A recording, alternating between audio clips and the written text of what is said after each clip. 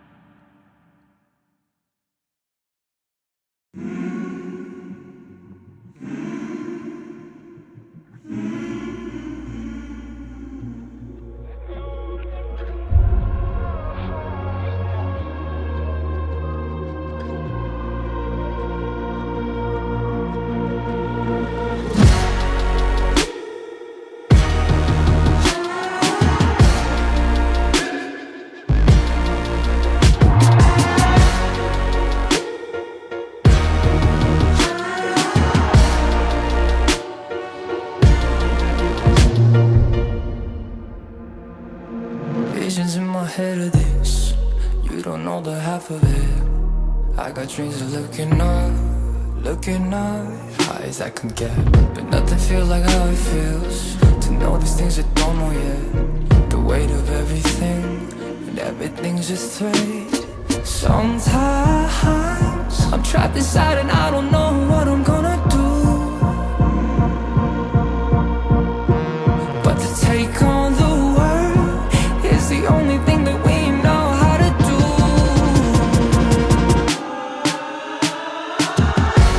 I've got dreams of finding out what all of this is for. It's you and me, and everywhere we go it leads to an open door.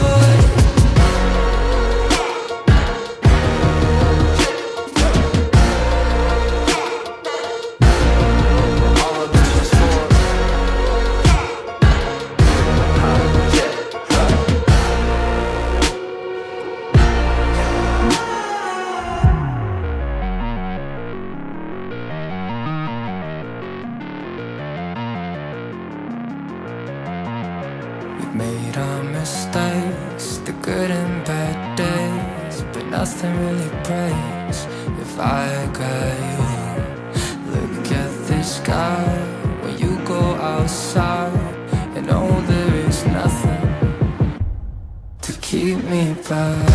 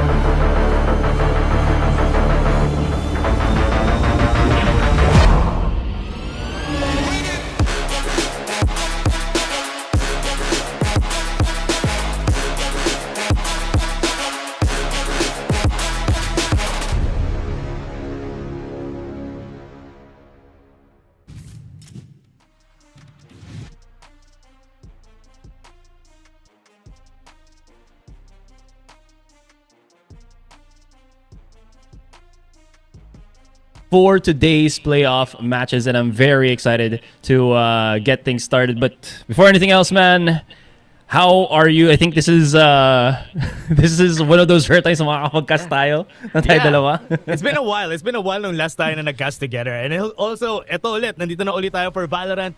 And it's very fun to see na now at night makikita natin itong mga players natin na maglalaro. We've seen them on the local qualifiers. And now, this time naman, maglalaban-laban na sila ulit. And now we're in the playoffs nga pala nitong tournament natin. Yeah, absolutely. And nakita natin kahapon na, again, malakas pa rin ng mga Pilipino. Jade Lions were able to defeat Trinity and move on into the upper semifinals, which is incredible para sa atin. But now, today is going to be a different discussion na rin. This is, medyo cozy kasi tayo ngayon cozy days kasi umuulan na ulit sa Pilipinas. But, True. diba? Oh. But, yeah. Sorry, I just wanted to finish lang na today is going to be quite interesting then because it is going to be another fight for the other Filipino team, and that is going to be Oasis. And the interesting part about it is because they're the team that actually came out of the replacement qualifier. Sila yung isa sa mga teams na nandun sa bottom 4 on each of their respective groups. At sila nanalo out of the other 4 teams in that particular replacement qualifier. Kalaban nila Alter Ego, Zipto Esports, Roy Esports, and they were able to beat every single one of them, I believe, na 2-0 ang matches nila. But of course, before anything lang real quick, also guys, stay up to date with our of all Southeast Asia and Pacific news on our social medias. Valorant Esports PH on Facebook, YouTube, Val Esports PH on Instagram, Valorant_PH on Twitch, and of course at Valorant Esports PH naman sa TikTok. And again, I gotta say, this is going to be an incredibly important match ngayon para sa Oasis. Yeah, for Oasis lalo na dahil nga galing nga sila dun sa replacement qualifier. Ito rin ay isang revenge match nila against Fancy United kasi sila yung isa sa mga team na tumalo sa kanila during their group stages, which is why this time kailangan nila labanan sila. And parang na-check talaga yung Oasis during that time. So I really want to see how much they've improved. Especially, ang kinagandahan pa nito, 2-0 lahat ng matches nila. They've been playing flawlessly during their last time na nakita natin sila sa replacement qualifier. So it's a good sign for Oasis. Yeah. Ramdam mo yung parang nabuhay kahit paano yung Oasis dito kasi I don't know. It felt like last time na nakast ko sila, it felt like they didn't really get the flow that they want, or maybe lang talaga nagkaroon lang sila ng chink in the armor, so to speak. Sabi mo na, diba? They lost the Fancy, they lost for Looking for Home, but this time bumabawi na nga sila, taking out all of those pretty relevant names then in that qualifier and allowing them then as parang second life na nila ito getting into the playoffs. And at least good then once you get into the playoffs, may second life ka rin kasi syempre double bracket or double elimination bracket din tayo dito. Yeah, and it's a good thing rin sa kanila na ganito yung mangyayari for them. They're gonna be fighting back and they will be changing the tides dito kasi hindi rin naman biro yung mga nakalaban nga nila, as we said, during the other the replacement qualifiers that we've had. So they might definitely be able to do it this time around. Kaya I'm excited on what they're gonna do here. Pero Fancy United, they remain very strong, which is kind of scary. Yeah, absolutely.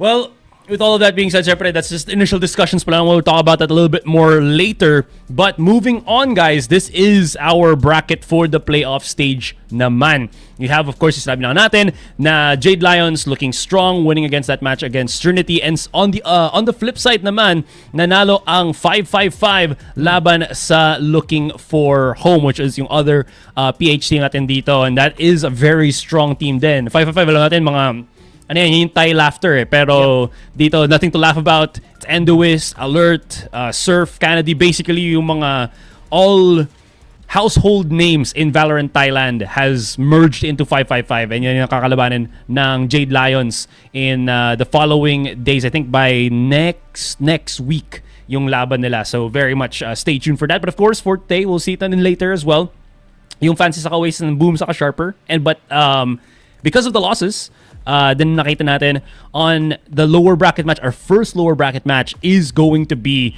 Looking for Home at yung Trinity. This is what we're talking about na yung kanilang second life nga, Dash. Yeah, pretty surprised about what happened dito sa mga teams na to na napunta na sa lower bracket. But this time, this will surprise us kasi makikita natin ang Fancy United at Oasis na maglalaban for the first match. Boom Esports and Sharper naman for our second match. And as we've seen, yung Trinity kanina, sila yung nasa lower bracket right now. Sharper Esports yung isa sa mga teams na tinalo nila during the group stages. But these two teams na nasa game number 2, hindi rin sila biro kasi I wanna see how this matchup will go.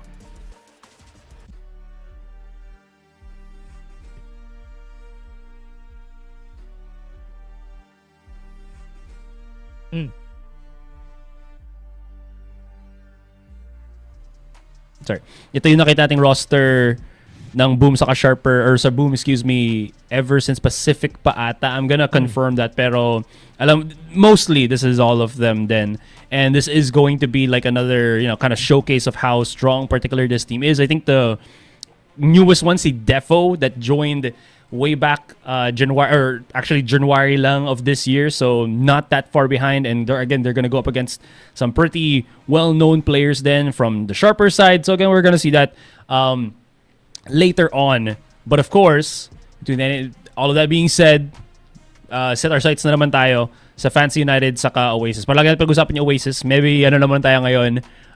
Fancy here na surprisingly, kagaya sa mo, di ba kanina na nanalo sila sa Oasis and everything. Yeah. Even before that, they actually haven't taken, I think, any kind of intense beatdown dito sa mga laban nila sa Split 2. Most of the matches that they've kind of played are all, if matalo sila, it's always close 2-1, or they win their matches 2-0, 3-0, and that's been like the flow right now for Fancy United. And this goes to show kung gaano kalakas ngayon yung team na to. Yeah, they have been on this high. Itong Fancy United Esports kasi they have been winning almost all of their matches recently, like consecutively winning it. And that is also sometimes a formula na minsan nagiging mahirap dahil nga they might be lax dahil nananalo sila, pero Fancy United isn't that type of team. So we have this player, si Bucute, si Fisho, si Nia, si Twilight, tsaka si Yes I Can, yung nasa side ng Fancy United. Yeah, Yes I Can, of course, siya yung kasama si Fisho dito. I believe yung parang household names na sa Yes I Can, or sorry, it's not Yes I Can, but yung Fancy United roster. They've been with the team, I think, I feel like 2 to 3 years at this point na rin. Maybe more. Ganun na sila katagal. The first time that we saw them was nung wala pang Pacific, nung Southeast Asia pa lang, and they were really putting a lot of pressure. I think what's good about this team is they also kind of defined, I feel, yung way that the Vietnamese region is known for. Dati explosive entries lang and whatnot, with the young talents. Pero now it's all about that fluidity of the team with that aggressiveness, and that's something for this next team kalaban nila, Oasis Gaming, has to watch out for. Yeah, Oasis Gaming has Marquis, Latham, Tesseract, Whitecat, and Zind. And this team, ito, very excellent talaga tong team na to. And with what happened recently, they have been really on a high then dahil nga they have been winning their games, and I would love to see how they will transform that into a way para manalo against Fancy United Esports dahil this is their second time facing against each other. Yeah, and they did take that loss 0-2 against Fancy United. And like how you mentioned then, I think this team has really elevated itself. Nasabi ko na to every single time I've casted Oasis, but picking up Whitecat is just chef's kiss for the team. He is such an incredible duelist player for them. He's only been here a few months, less than 6 months with the roster, and he's already putting up some insane numbers. And he is one of the player matchups na meron tayo dito ngayon. Sure, he is going to be matching up against Nia, that is, of course, a insane duelist in his own regard. Pero Whitecat, I think, has really shown that he's not just yung parang one-trick pony na duelist dito. He might just play the Neon because that's the hotness ngayon, di ba, sa meta natin. But the way that he plays it with the team is what's more important, and that's what's allowing Oasis all of this options as a unit to kind of take to kind of just use different plays to what they need. That's how Whitecat kind of operates. He allows them to do those kind of things. Yeah, and one thing that is really good, just for everybody to know about these stats, is this is also because of the fact that Fancy United has been winning most of their games, which is why you can see high ACS, high KDA, and on the side of Oasis, they've lost a bit of games then. That's why medyo mababa yung sa side nila. Pero just looking at them toe-to-toe, I think these two players has really good impacts on both of their teams in their respective styles dito sa mga team nila. Yeah, now of course, players to watch out for para naman dito sa Fancy United is Bakute. He has again, kind of proven himself as that duelist slash sentinel player for the team. Nakita natin yung kanyang well-known na Phoenix dito, but he's also known for the Vice, and he has put up some pretty great numbers, actually bigger than Nia himself, which is kind of a testament to how good he is as that secondary entry for the team. Yun yung parang role that he excels at, and his 1v1 potential has been really showing in the matches that they've played. Yeah, and especially this game, yung game number 2 nila, this was the Vice Lotus game na meron si Bakute. He was clutching up a lot of rounds dito sa match na to. And I think that's the reason why we should put respect on the name of Bakute, dahil nga he's flexing a lot of roles. He's awesome on the Vice. So it's gonna be scary, especially pag nakuha uli nila yung Lotus dito sa game nila. Of course, the next one naman para sa Oasis dito is si Sladom.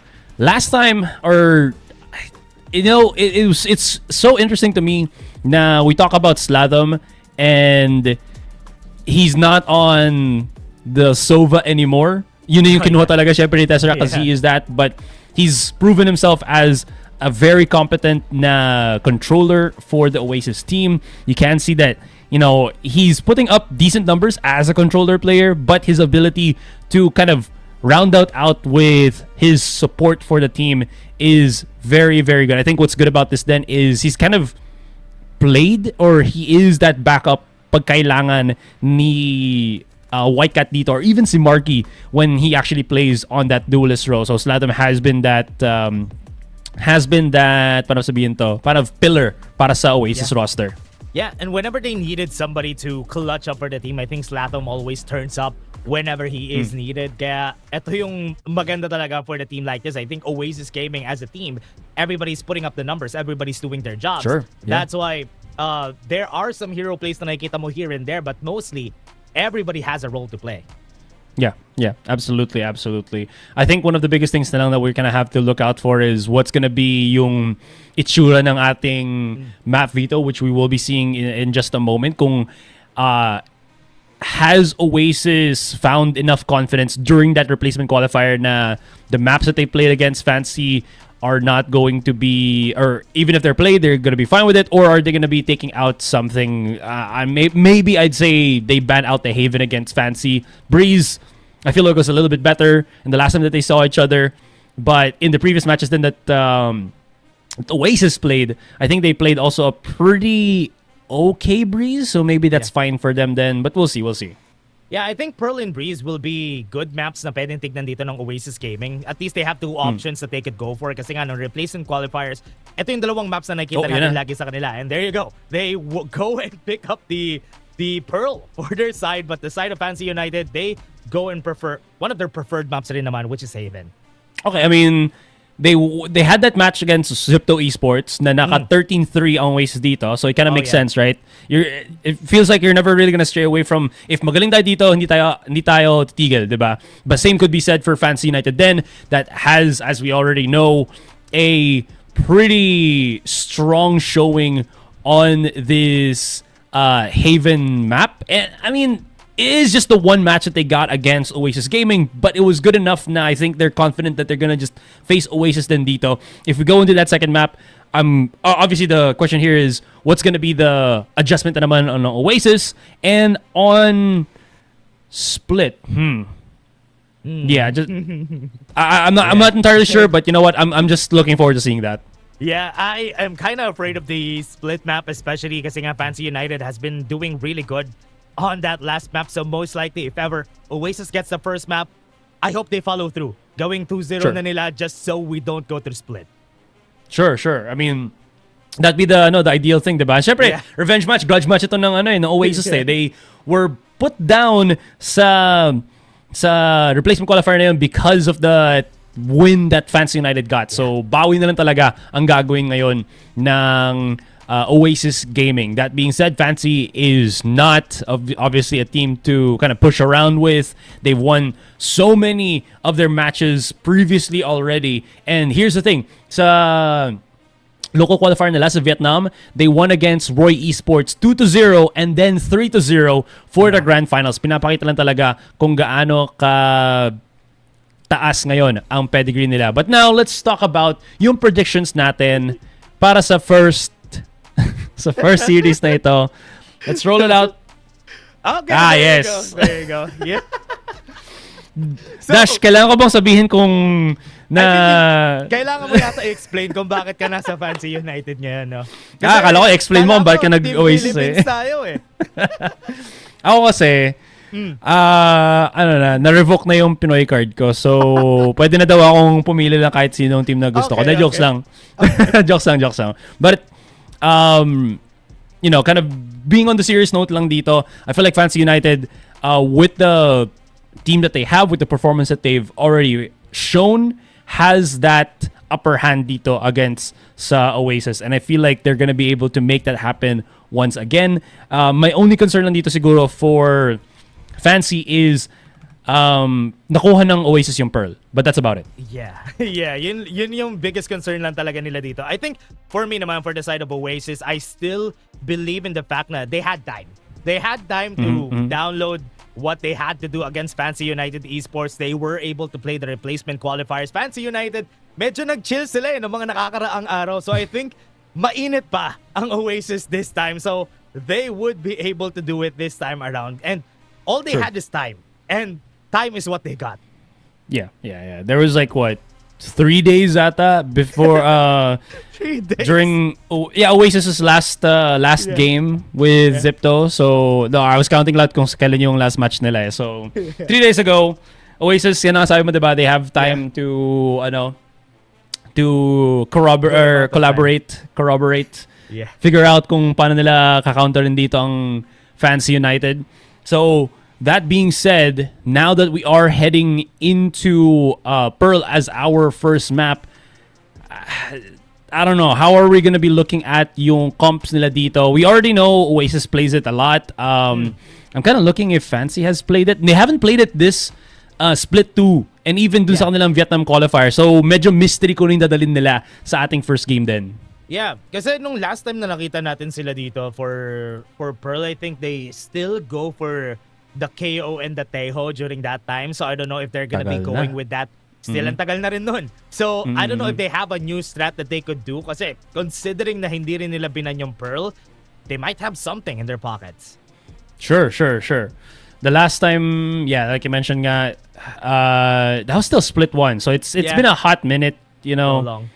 Yeah, I mean, it's a few months. So, but dami ng changes na nangyari din sa map natin. But like you mentioned, I am pretty curious. I think hindi na mawawala siguro sa Nia, just gonna be playing din yung kanyang Neon dito. But there's also a chance that maybe they actually bring out yung double duelist then, because we have been, talking about yung capabilities ng player dito na, the other player ng Fancy, which is si Bakute. Yeah. So that could be something din na gagamitin nila. But you know what? All hands up in the air kasi syempre hindi natin malalaman din up until we see yung agent selection dito ng first game natin. Yeah, I want to see what they're gonna be picking. Sana may bago tayo makita for them. I hope they will be bringing something else kasi surprisingly, even with the people have been talking a lot about the Neon nerfs that has came already. Nandito na siya. So nothing. I think there have been some changes, but at least some teams have opt out of going for the Neon, pero some teams are still going for that Neon, which is honestly really good pa rin sa nakikita natin. I think this 2 teams still goes for that Neon. Yeah. Ano pa rin eh, I think the ability to just isolate a site and then, kind of force someone to go for an unnecessary pick as if it's either gonna be a defender or whatever, we'll kind of see na lang. Then I believe we are heading into agent selection in a bit. So, hintayin na lang tayo na onti dyan, guys. For now, again, it's just going to be a bit of a mystery din kung makikita natin sa mga teams natin dito. But, yeah, okay. Yeah, wala, hintayin lang muna tayo ng onte. Okay. Kala ko pupunta na tayo dun sa sa agent select natin. I think we're still waiting to go for that agent select dito sa games natin. I am kind of thinking on what is gonna be next year for the teams. I hope they have something new kasi I think the attack side of I think the defender side of Oasis Pearl game has been pretty good, especially nagda-double sentinel sila dito most of the time with the chamber also on their side. So I hope we see that again kasi it has been pretty effective for them. Sure. We might also see maybe more ano rin siguro, Jet and Waylay come back into play just because medyo bumagal na rin yung I feel like yung output dito ng Neon. So that could be a factor then. That being said, we do know that Neon plays a pretty mean Waylay. So that's kind of something. Okay, I got an update lang. We are just waiting for one player, I think. Maybe just technical issues lang naman. It is what it is. Pero syempre, ayusin natin yan. Once that happens, we're gonna be fine naman. But I am pretty excited by this. I think Waylay is still in a pretty strong spot. And Pearl, I think, is a really good map to kind of utilize or take advantage yung kanyang kit that she kind of brings to the fight, right? Yung ability niya to just kind of dip in and dip out very quickly, get that quick information. Kung ayaw nyo, just go around the next site, and if naubos mo na yung utility ng kalaban mo, even better for you.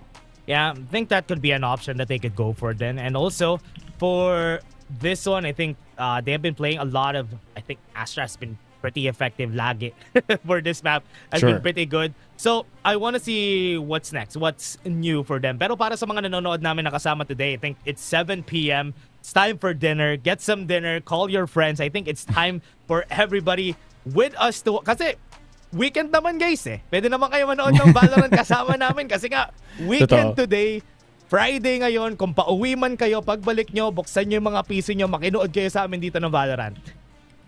Totoo, guys. And syempre, ano naman, dun sa mga dyan interested in, at least you can, steal some plays din dito kung nag-try kayo mag-climb the ladder, right? So, definitely things to kind of watch out for lang din.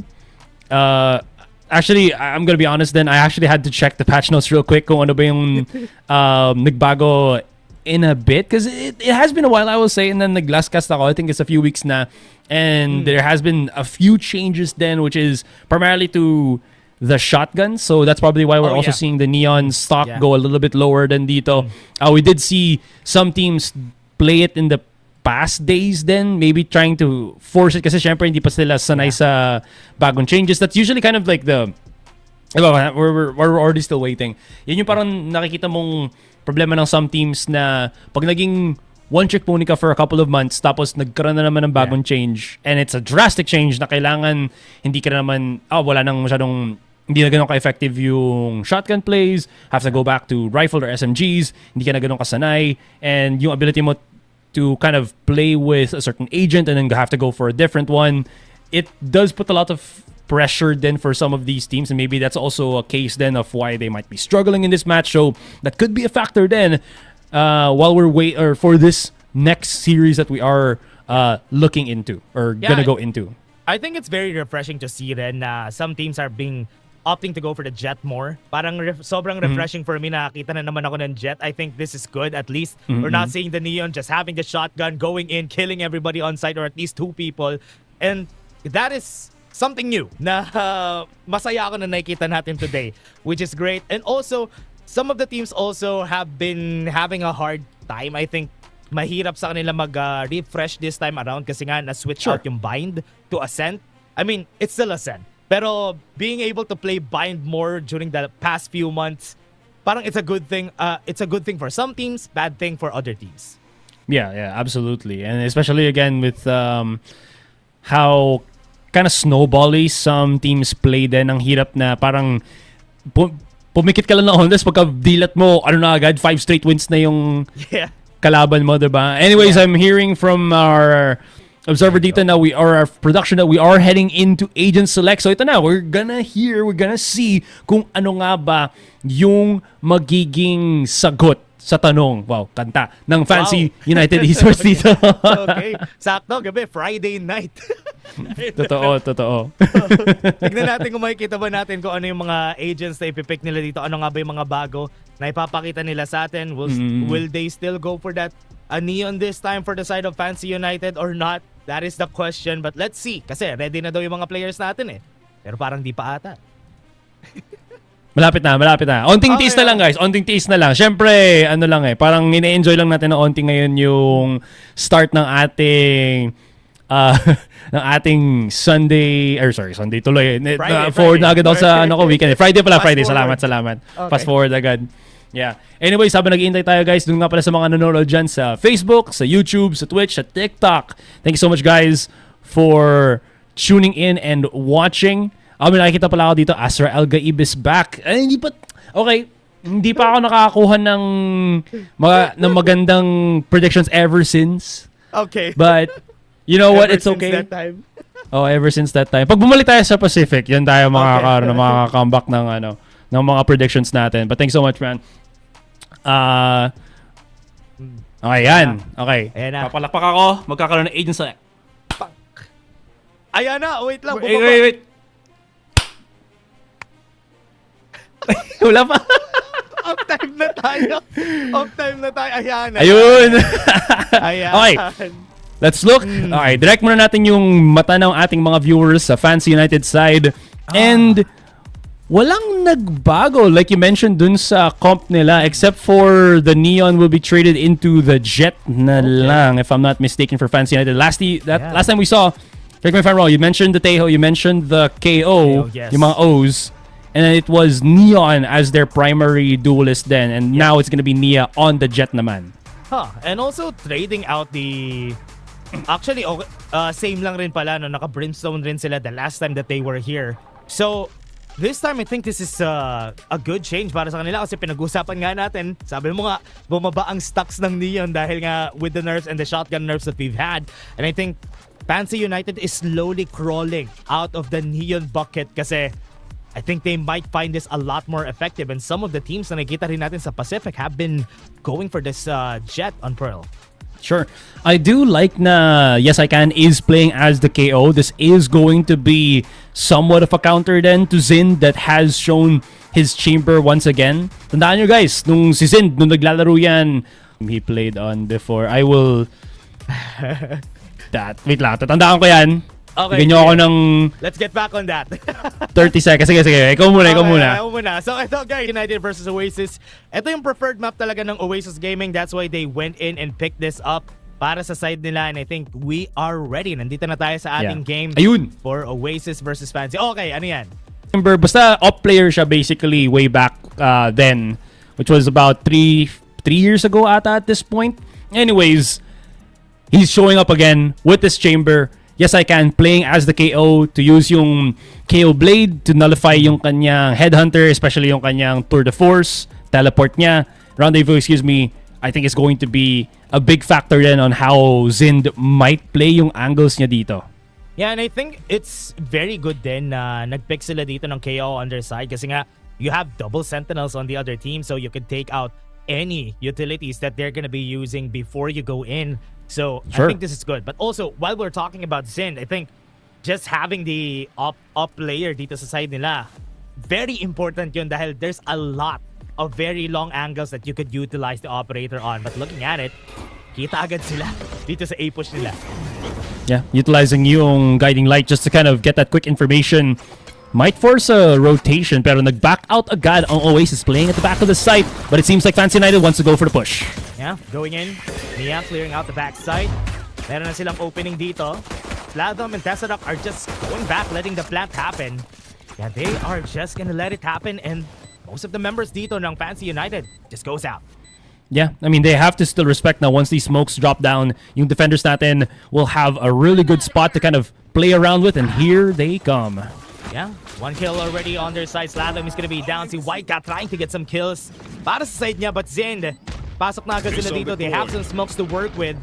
They might be able to stop them with this lineups. Ang dami nilang lineups on their side. They're buying some time. and they're taking as much time as they can, and they have to push it. Oasis, they are being forced right here.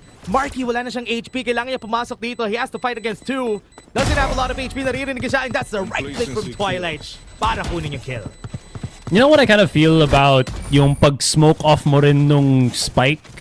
Well, to be fair, I feel like Oasis didn't know that Fancy had some lineup set plays doon, or maybe they expected it was going to be a little bit later then.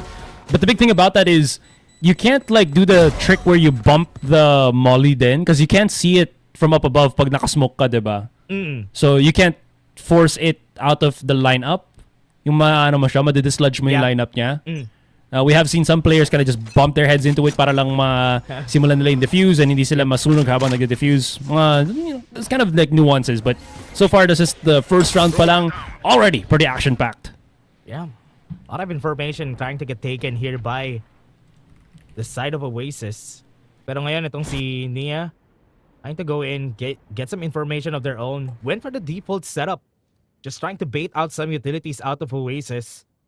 Wala rin namang guns itong kabilang side, kaya trying to go and push for the art, and I think ito na yung magiging push nila. They have heard that there's nobody here, kaya pwede sila mag-A push.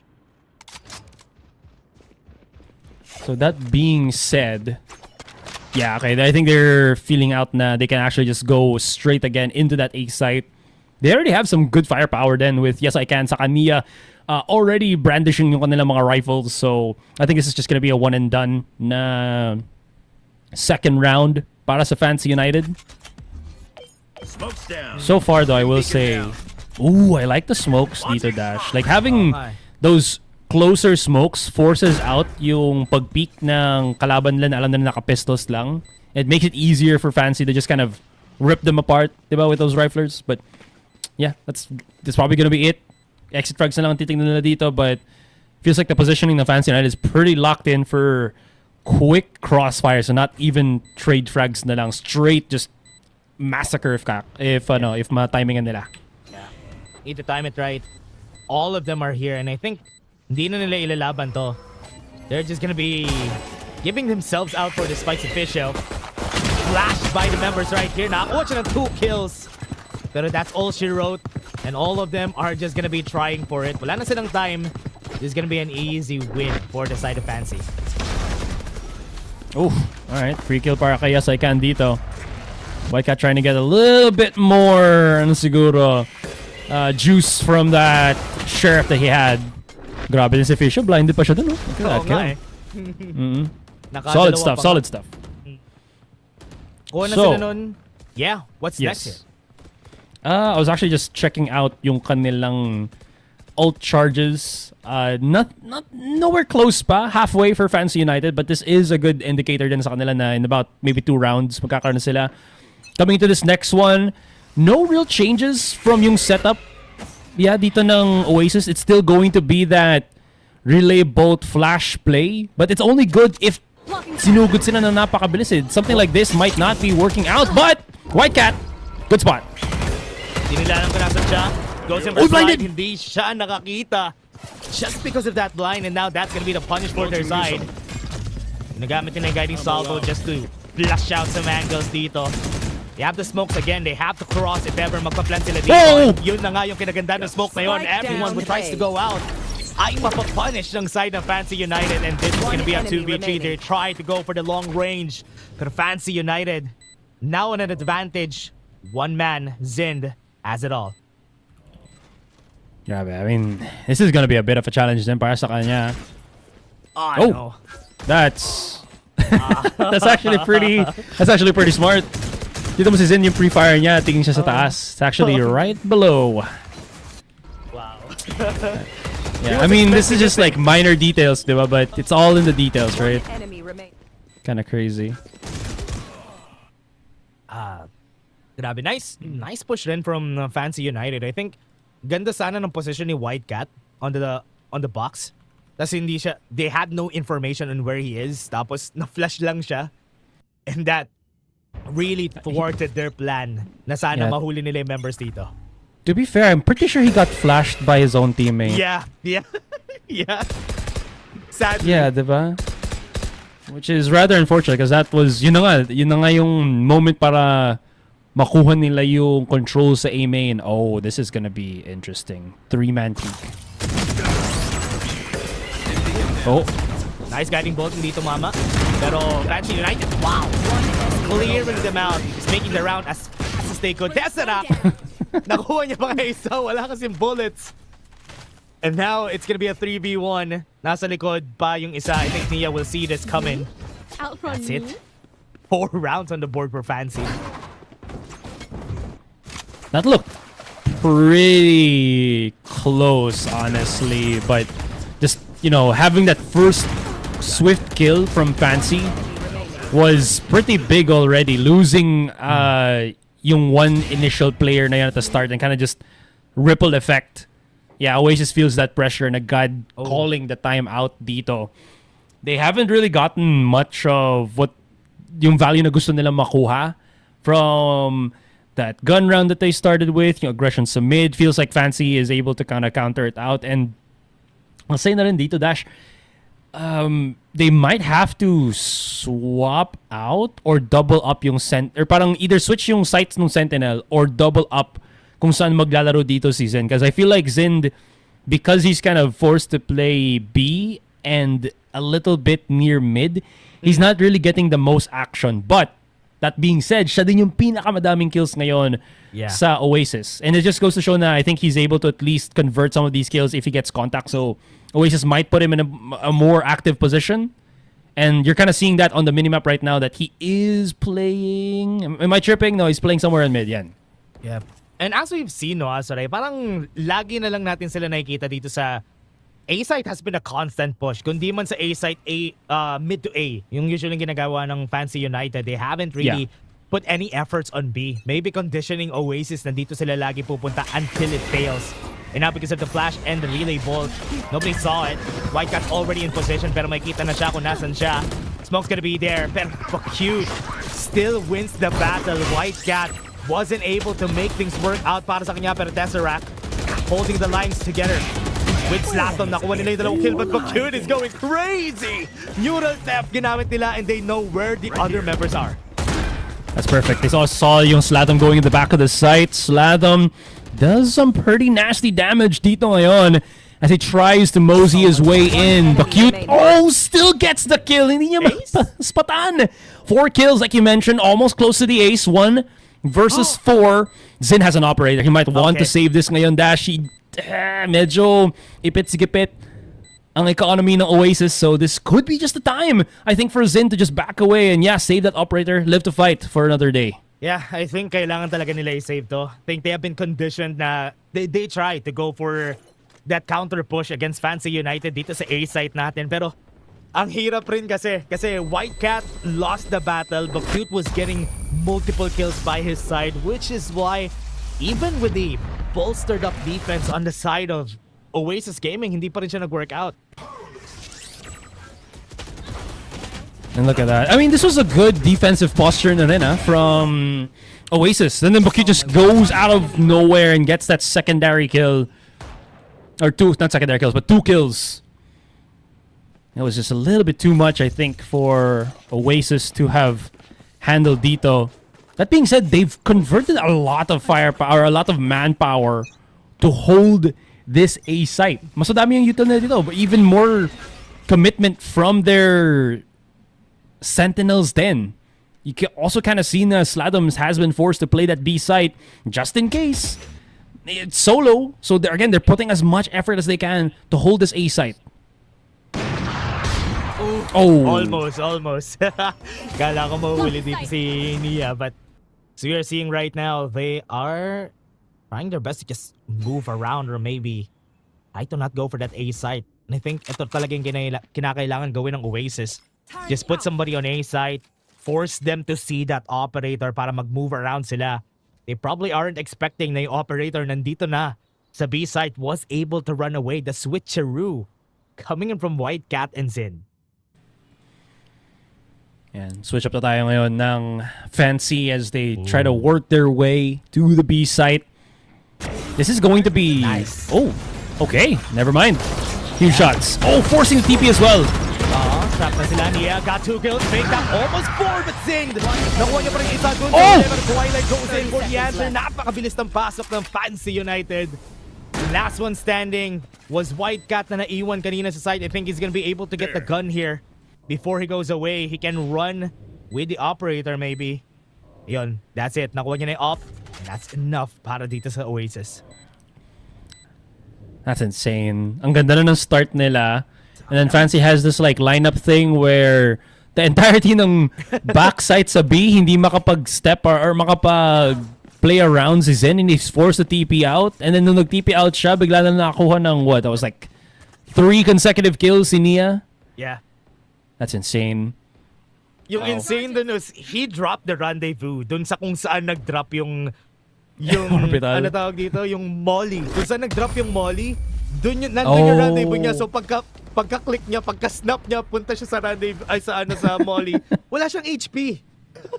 Tapos may orbital pa nakasama. So, ang hirap. Ang ganda ng lineup ng Fancy dun. Ayan, Yeah. You see it. But look at this. That's an insane flash though too. From Yes I Can. He got 2, I think, players in that contact then without also flashing Mia. So nakakuha na lang siya ng string of kills that just led to another round win. And Fancy United, tuloy-tuloy ang kanilang pag-arangkada dito sa laban natin ngayon. It is looking a little bit grim, but still persevering pa rin ang Oasis. Oh my God! Oh my, nanalo sila ito. Pero ito na si Whitecat getting some kills for their side. And that is what they needed all along. Nakita pa ng Seekers itong isang tao dito. It's able to see Bakute. He has to back away a bit. Dito sila kung nasaan yung kanilang spike. So they have to fight it out. Trying to get information as much as they can. Tinamaan nila kung nasan si Fisho. But Whitecat is in position. Naka-operator siya. It will be a hard push if Fancy still wants to win this. With Tesseract being there, basically everyone naman dito sa Oasis already holding the spike. Fisher's gotta have to get like an insane start of the frags dito to make that happen. Nice start. Guiding Light was there. Tesseract getting a 4K just to turn things around at ibalik yung laban na to para sa Oasis. Yeah, solid stuff. Yun na pa rin kailangan ng Oasis eh. Mamatay si Zind sa simula para lang expect ng tao na wala nang nag-hold sa A-main. It was a bait and switch, lure, and it works out. Dash, it works out para grabe, isang talo ng round agad. Nag-time out ang Fancy United. Hindi natin pwede hayaan tuloy pa to guys. Kailangan natin matigilan sila bago magsimula. Kinakabahan na agad, man. Isang panalo pa lang yun One round pa lang yun ang panalo dito ng Oasis, pero they had to stop the momentum right there and then kasi nga with what they did there, they thought kasi na Oasis is gonna do the same thing. Get Zind, makita siya ng kahit na sino, there's not gonna be any follow-up and mapo-force yung rotation to B side.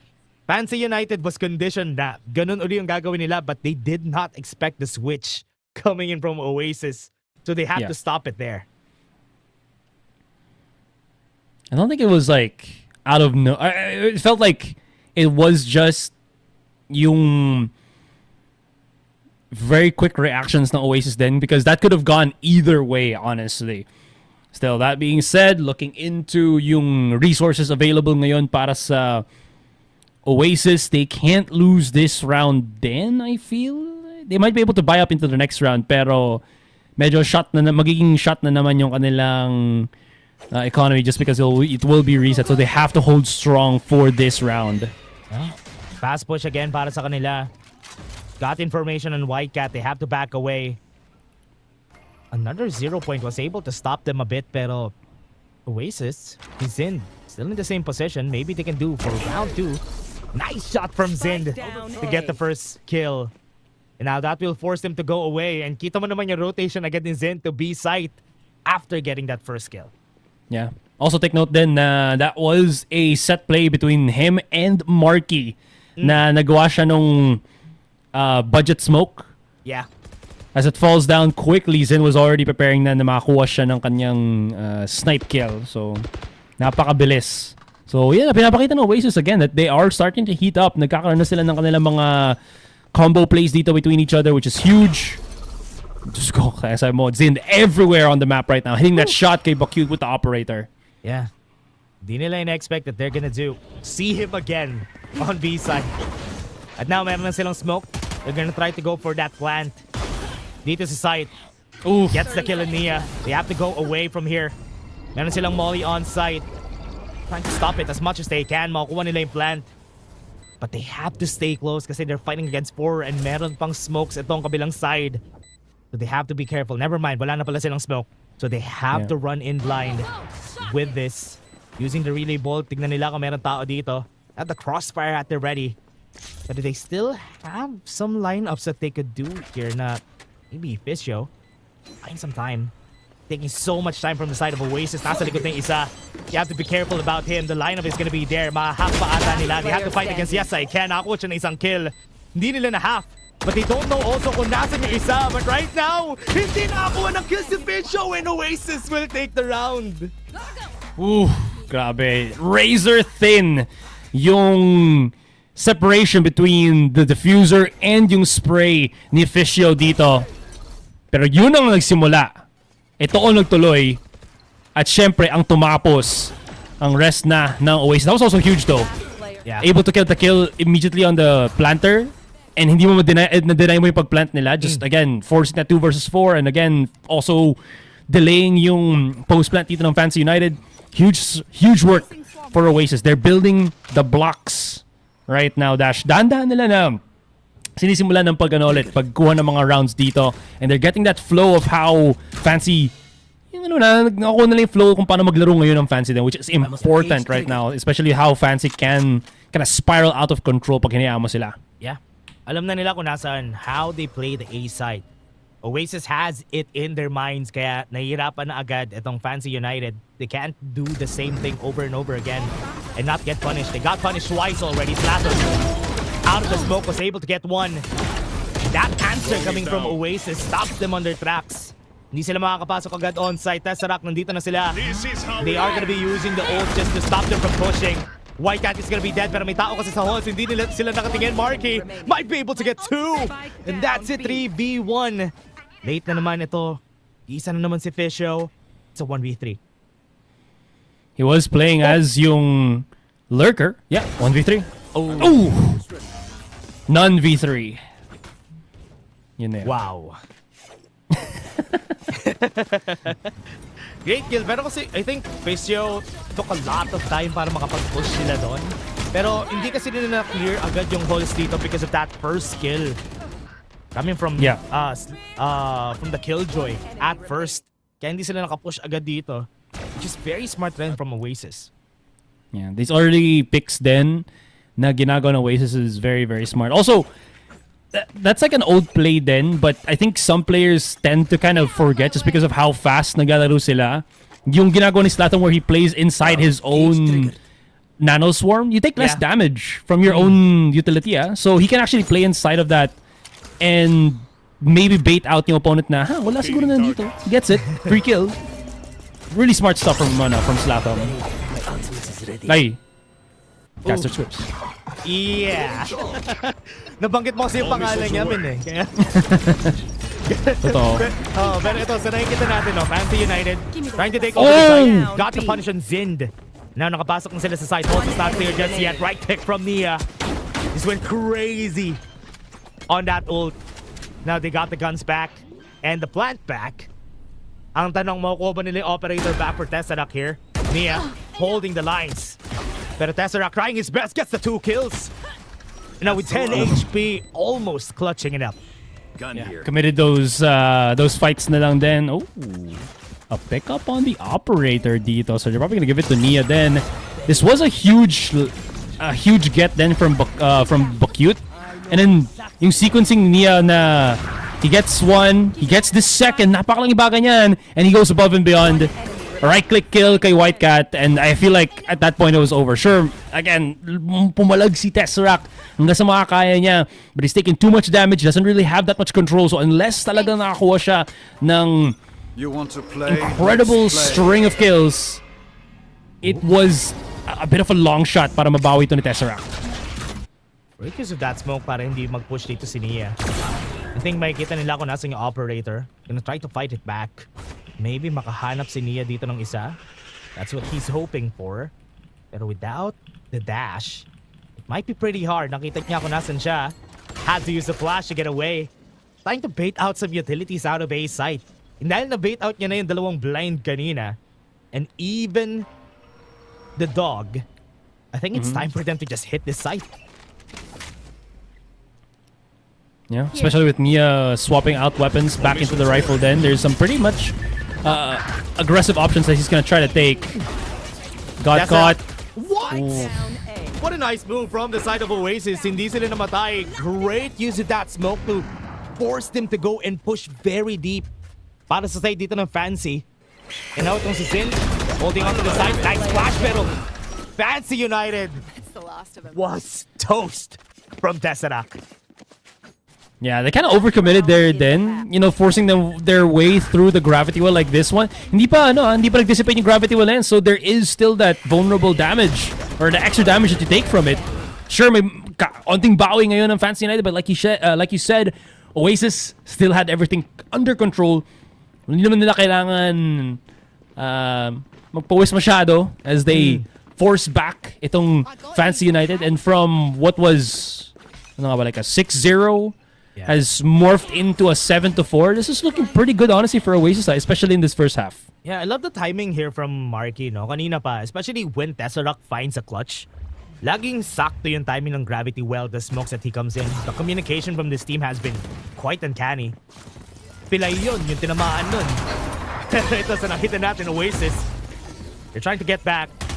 Deeper yung smoke na nakita natin, pero nakita kasi yung battle kanina doon. But Tesseract again was able to stop them on their tracks bago pa sila makapasok sa site. Talo din ng Tesseract magpuesto.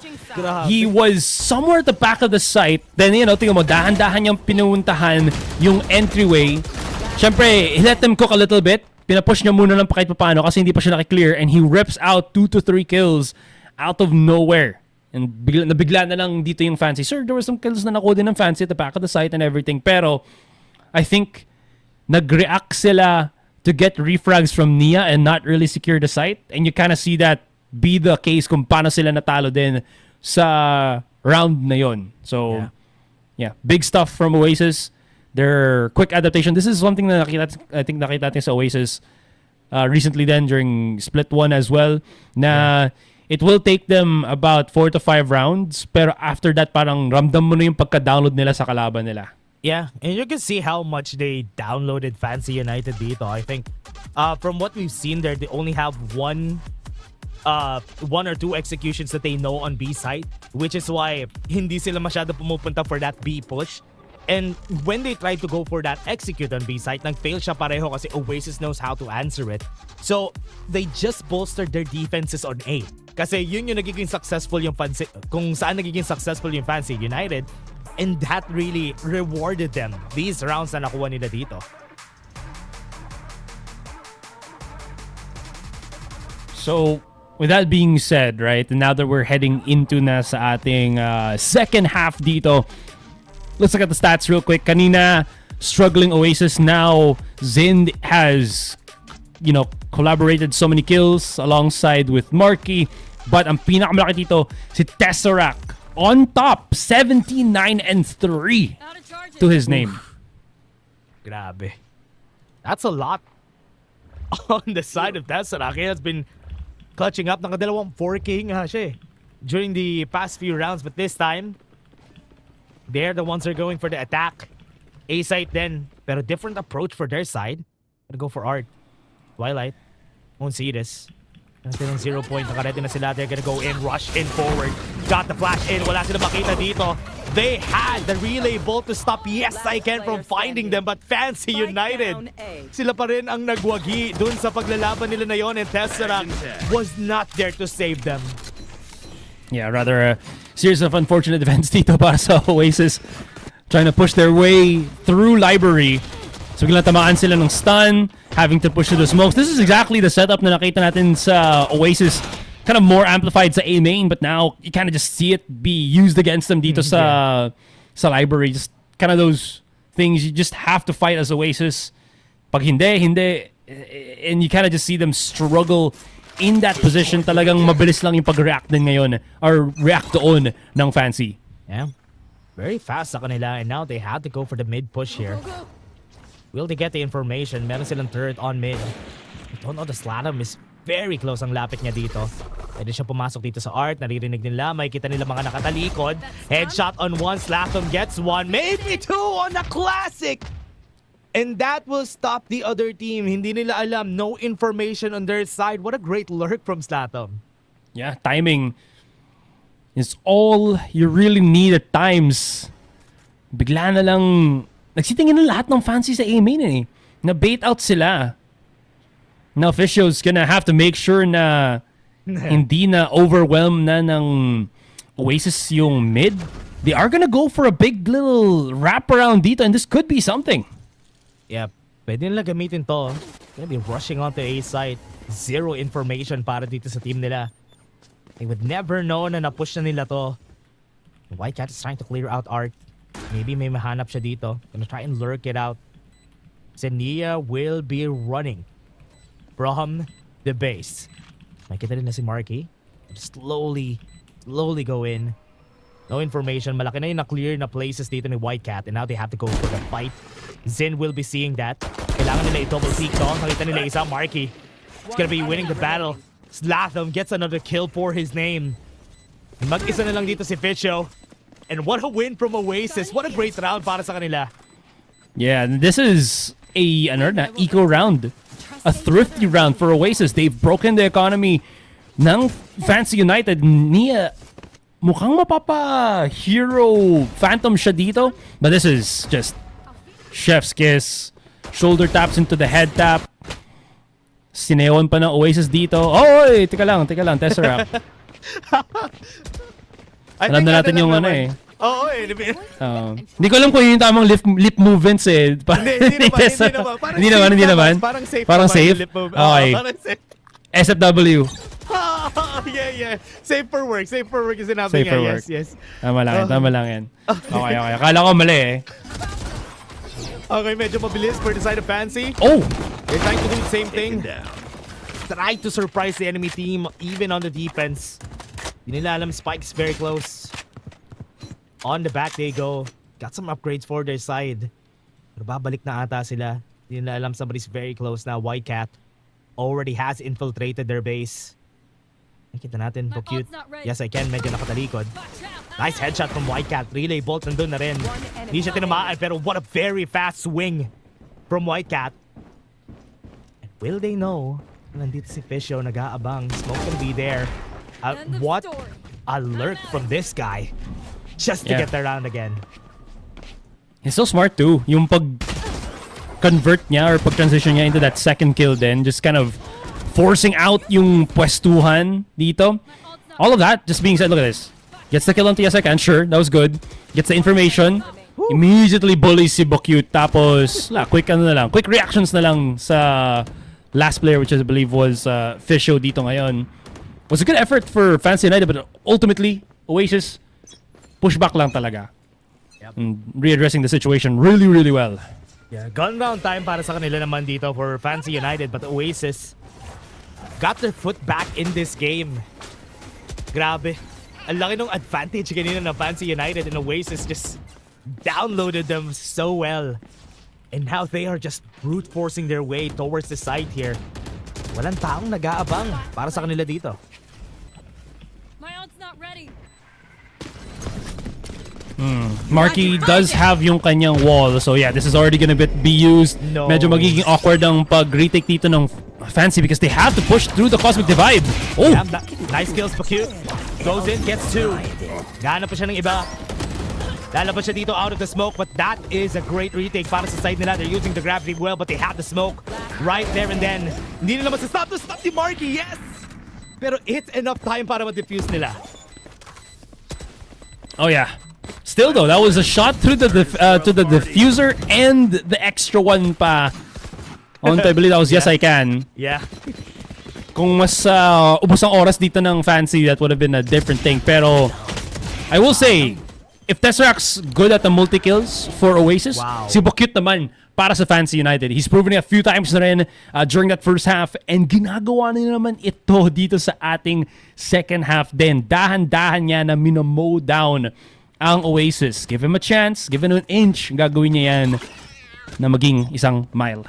Yeah, I think mag-iisang Pero I think this small opening na meron sila dun sa dugout on that cosmic divide was the reason why nakalabas kanina dun si Bokyut. And that really led to him just getting those 2 kills. And look at so confident, just moving out of the way from the flash. Out of yes, I can. Pero nakasagot pa rin naman ang Oasis dito. Yeah, it's... Losing Nia though, baka mahirapan ng... Or excuse me, losing Zin though, that might reduce yung lurk potential ng Oasis, because Zin usually is the player that loves to go for that, pero mukhang maging split na lang sa kanila for the meantime. Oh, I love this double stack para sa Fancy. Okay. Di nila na-expect yung angle na yun. Whitecat had to pop his ultimate. Pwede siya pumasok dito. Pwede sila pumasok actually. They have the smoke right there. And now, nilabasan nila yung dalawang smoke nila. Naka-ready sila dito. On any stragglers na pwede pumasok on their side. Force the ultimate. Baits out some utilities. And they can double dip again para dito sa side ng Oasis. I think that is very worth it para sa kanila. But they are stopping Oasis from going for that plan. Nice swing out from Twilight. Sakto out of that smoke. And that really benefited the team. And now they are just gonna kill them. And Fancy, nakuha nila yung round na yun na naman. I gotta say, you know, even if may back and forth tayo na nakikita dito between Oasis and Fancy, napakadami at napaka-impactful ng lineups at timing ni Fischio. Yep. Sobrang ganda ng timing ng kanyang molly after nung orbital strike, just to again deny yung pagplant ng Oasis. And Oasis at that point were just forced to fight. Yeah. Wipe out opponents and maybe get the plant on the spike, pero hindi. Yep. You could see Oasis thinking, no? Nung time na yon kasi, nakita niya yung ulo. No! Nakita nila yung ulo. That is not good. Nakakuha sila agad ng isang kill for their side. And now that is gonna be way harder. Sinabi mo rin to kanina, Asaray, na he's gonna be the one doing a lot of the lurking. But with him down pretty early on, there's no threat of that lurk anymore. 100%. Still though, through all of that commotion din, nakapag-plant pa rin ang Oasis dito, which is step in the right direction for sure. Whitecat playing a closer position. Takes a bit of damage, pero at least being able to heal back up is gonna be quite important, especially na nandito na ang rest ng Fancy United. Taking their time. Nia. Wasn't able to get the shot though, pero nakita niya na rin to. But the second time around, nakuha niya na si Sladom. Whitecat playing very close out of the smoke, tries to slide it out. But Marky, against 2. 2v1. Timing's just there. Pwede sila pumasok and Nia clears it out for their side, and that's gonna be a defuse. Grabe. I think we also saw it for dun sa pag-observe dito. It felt like a perspective ng Oasis na, okay, after this first kill, now that we're concentrated na, look at this. Parang hindi mo makita kung nasaan yung Fancy. If you're on the Oasis side, the heck are you gonna do? Tignan mo, even Whitecat, medyo napahinto siya na onte kasi he's trying to, I feel, process muna kung nasaan yung kalaban niya. Because it felt like hindi nila makita kung naasan yung Fancy at that point. And nafa-force yung Oasis na mag-react na lang rather than, you know, fighting on even ground, which is not good for din dito for Oasis. Yeah. At that point, parang hindi nila in-expect na mas maraming tao dun sa Arc. They thought na mas maraming manggagaling dun sa spawn or the side of Fancy. That's why nung time na yon, Whitecat could have been in a great position if yung mga nakaping na yan right now from on your screens, everybody nakikita nyo yan. Kung dun sana lumabas yung members ng Fancy United, it could have been better for Oasis. Pero lahat sila lumabas sa Art na nagulat din sa si Whitecat paglabas niya. Totoo. I think this is just how you're gonna have to react sa Fancy United na parang hindi yan parang they're just a team na bigla na lang susulpot hindi mo expected, kailangan mo na lang mabilis mag-react or kailangan mo masanay sa tempo nila. Kung hindi, it feels like palagi na lang sumusulpot kung kailan hindi na kailangan. Yeah. I love the off-timing plays nila dito. I don't know if that's like how they're really forcing the way, pero yung nakikita natin is basically like that. Medyo off-time yung pasok nila. They had to force them with the Armageddon. Force them in Oh! the area. Hindi nakapag-dash out, pero si Nia, nabuhay siya for a bit, but Zind was able to get 2 kills. That's gonna be good for their side. They tried to go for the swing more, but Twilight saves them from that mistake. So, nasa likod si Slatom. Makikita niya agad yung what? Still gets the 4K in the end, and Fancy now on match point. Match point. Right. Ba't Yeah. ganon? I think it was, sabi mo na nga, it was a tailwind na bumangga sa pader. Yun ang naging problema doon. Kala mo makakataka siya pero hindi pala. And then na-force na yung Oasis to just keep fighting. Actually, I take it back. I thought that was Oasis na nag-mistake sa pagdash nila, si Nia pala yun, pero somehow binawi pa rin to ni Twilight. Yeah, hindi ko alam, Asoray, kung it was a mistake that was... Yeah. Or is it a mistake at all, is the question. Kasi... I feel like that's a mistake, man. Kasi I feel like- Oasis mag-commit Na parang, uy, nagkamali na siya, we have to commit this. Hindi niya naging rason kung ba't nanalo yung Fancy. I think at some point sabihin natin na, stuff happens and then ano ka na lang talaga, kailangan mo lang mag-adjust. Yeah. Yun na lang yung pinakita na lang ng Fancy na mas magaling sila mag-adjust. Kasi grabe kung champion natin na pinalano yun ng Fancy. It was all planned. I call Bachelor of Science BS. Yeah, Bachelor of Science. Yeah. Totoo. But here, with what we've seen now, nakakuha na sila ng advantage on their side. No? They have to run away. They're committing a lot of ultimates from the side of Oasis para makapagbayan ng time. The Cosmic Divide was won, and Zin also with his ult, the Tour de Force, is just helping them to just take this. Kinain nila mag-clear out. Oasis is trying to clear it out themselves. 1v2 on their side. But do they have the time? I think wala nang time itong si Fisho. He has to fight against 2 people. Has to tap it again. He wins the fight, yes. But Oasis will take the round. At least, nakakuha ng round itong Oasis. Yeah, but they all died too. Kahit si Sladom kinain ng buhay ng Event Horizon ng Spike Explosion. Yeah, let's look at that once again. Such a nasty fight talaga si White Cat dito. Last player standing. Couple of refrags ang din pero mas mabilis na nakapag-push out ang Oasis kahit papano. And it's at that point though, I mean, wala, it's just trade for trade.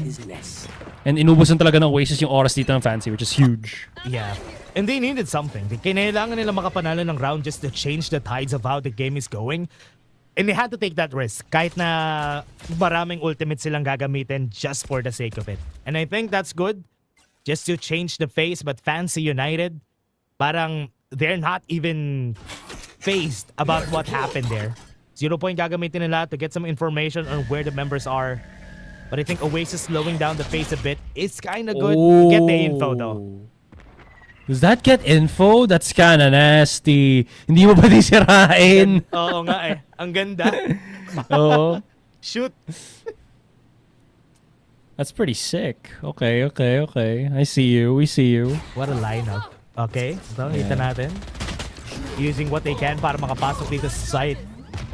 And Oasis stopped on their tracks. Hindi sila makakapasok. Kailangan mo na makapasok ng dalawang nasa art dito. That's gonna be 2 kills already for Marky. Kailangan sila mag-back dito actually. But what a nice waterfall from the other members right here of Oasis para makuha nila yung site. Hawk out. Yeah, really just forcing their way dito.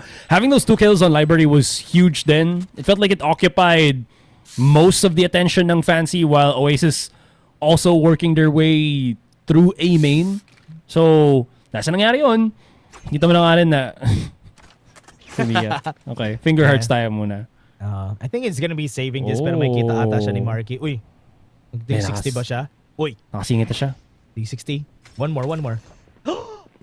Hindi niya alam na nakita siya ni Marky. Oh, what? He still gets the shot anyway. Uy. Okay. At least yung operator hindi na save. Oasis. That's good. He's already getting forced. Corralled into a corner dito from Nia. This was huge though. Yeah, Marky getting the 2 kills agad. Slatham parang naging lure para sa kanya. Bait and switch. Good stuff, good stuff. Oasis still in the fight. And I think, yeah, they've broken na yung economy kahit papano ngayon ng Fancy United. Yeah, I think that one round na nanalo sila using all their ultimates was a good investment para mapunta sa point na to yung Fancy United na they have to be forced to save one round just for them to clear out the next. So, Oasis Gaming trying to go for the default, maybe baiting out information dito using Whitecat as the bait here for the team. Alam niya may camera dito, so he's probably gonna be baiting that information out. Most of them are at B. Ginagamit pa rin nila yung cam just to see. Now with the smokes being turned out here, all rotating ulit kasi they probably heard some members here from Fancy United na pupunta dito sa kabila. Yeah, I think that was Latam's job as well. Kung bacha nandun sa alley din kanina. Yeah. Probably trying to listen in if he can maybe pick up an audio cue, sound cue na nag-rotate na dito sa B yung players ng Fancy United. Oh, Fisho! Nakita niya. Walang takas. Hindi rin siya makakaalis dun eh. So, yun na. Binigay na nila isa. Already know where one is. But I think this is gonna be just an easy round for them kasi they had to force them. Kailangan nila mag-retake dito and they don't really have a lot of things for them to go with. And with the relay bolt, that's gonna be a kill again for Oasis. That's 2 kills. Twilight na lang yung nag-iisa dito. They know where he is. It's gonna be another kill. Maybe find something, pero no. 10-12 and we're close as it is. And maganda to para sa Oasis. Yeah, ubus oras lang muna talaga. For the meantime dito para sa Oasis din. I mean, it was just a risk that Fancy took at that point na nag-commit sila dun sa B side. Pero syempre, it is what it is moment. Now, Fancy using yung kanilang huling timeout na din. Pero this is, again, with reasoning behind it na ito na yung kanilang gun round after the save. So, nag-iisip na paano na magagamit to ngayon. If ever hindi sila manalo dito, I think it's gonna be forced to an overtime possible. Kasi some of them would not have the full guns by the next round if ever they lose this. It's a really good position for Oasis na maipanalo na itong next round kasi that is gonna be a good thing for them. But just looking at the ultimate resources, meron tayong neural depth na naka-ready for Bocute, so they just have to be careful about that one. And Orbital Strike could be ready rin pala for Fisho. Well, I mean, Fisho's, like you mentioned nga, Twilight as well din Pwede na siya magkaroon ng Armageddon niya. So, there is some potential options in terms of ultimate abilities dito ng Fancy United. They can secure 1 kill, 1 orb. Napakalaking bagay din yan. Ito na, nagsimula ng round natin. Medyo ugs pa yung ano natin ngayon. Yeah. We're still, narinig pa rin natin, pero yeah. Kasi nga, man, pag paano daw, party daw to pag nanali Oasis. Ito na yun eh. Kaya naririnig pa natin siya eh. Okay yan, wala na. Ito na. We're back in the game, everyone. And ito sa nakikita natin, I think Oasis will be trying to go for that mid push. Parang ngayon lang nilang ginawa, and that's gonna be the first kill against Nia. Sees two, but that is gonna be the trade coming to their side. Maganda ito para sa kanila. Yes, I can. Alam na nila kung nasan yung isa. But they just have to be careful on this rotation. Pero maganda na to para sa Oasis. At some point, do you even want to fight this for Fancy United? Kasi ubos na naman pera nila eh. I mean, they could give up yung... Wait. They can't give up this round. I know everyone hiding. Or they can give up this round, but... Oh, Bocute's even gonna be using the ultimate niya. So it is going to be a fight talaga from Fancy. You don't want to give that chance to Oasis anymore. Oh, yan na. I think this is gonna be the time para itry nila labanan to. That's a wrap. Gonna be the one that they're gonna be seeing from up top. Kita nila with the neural depth. They have the information, pero di nila alam kung nasan si Tesseract. So that's not gonna be good. That's gonna be a kill, and that is what we said. Possible na mag-overtime to kasi nga They don't really have a lot of eco for this next round, so broken buys for some of their members.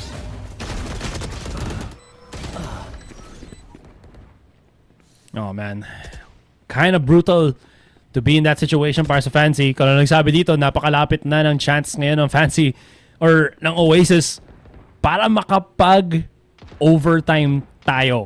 But with all of those deaths, then Fancy have charged themselves up. Kita mo na nga, Orbital Strike, Armageddon, available for Fisho at kay Twilight. And these might be some key ultimates na pwedeng bagalan, tanggalin, kontrahin ang strats ng Oasis.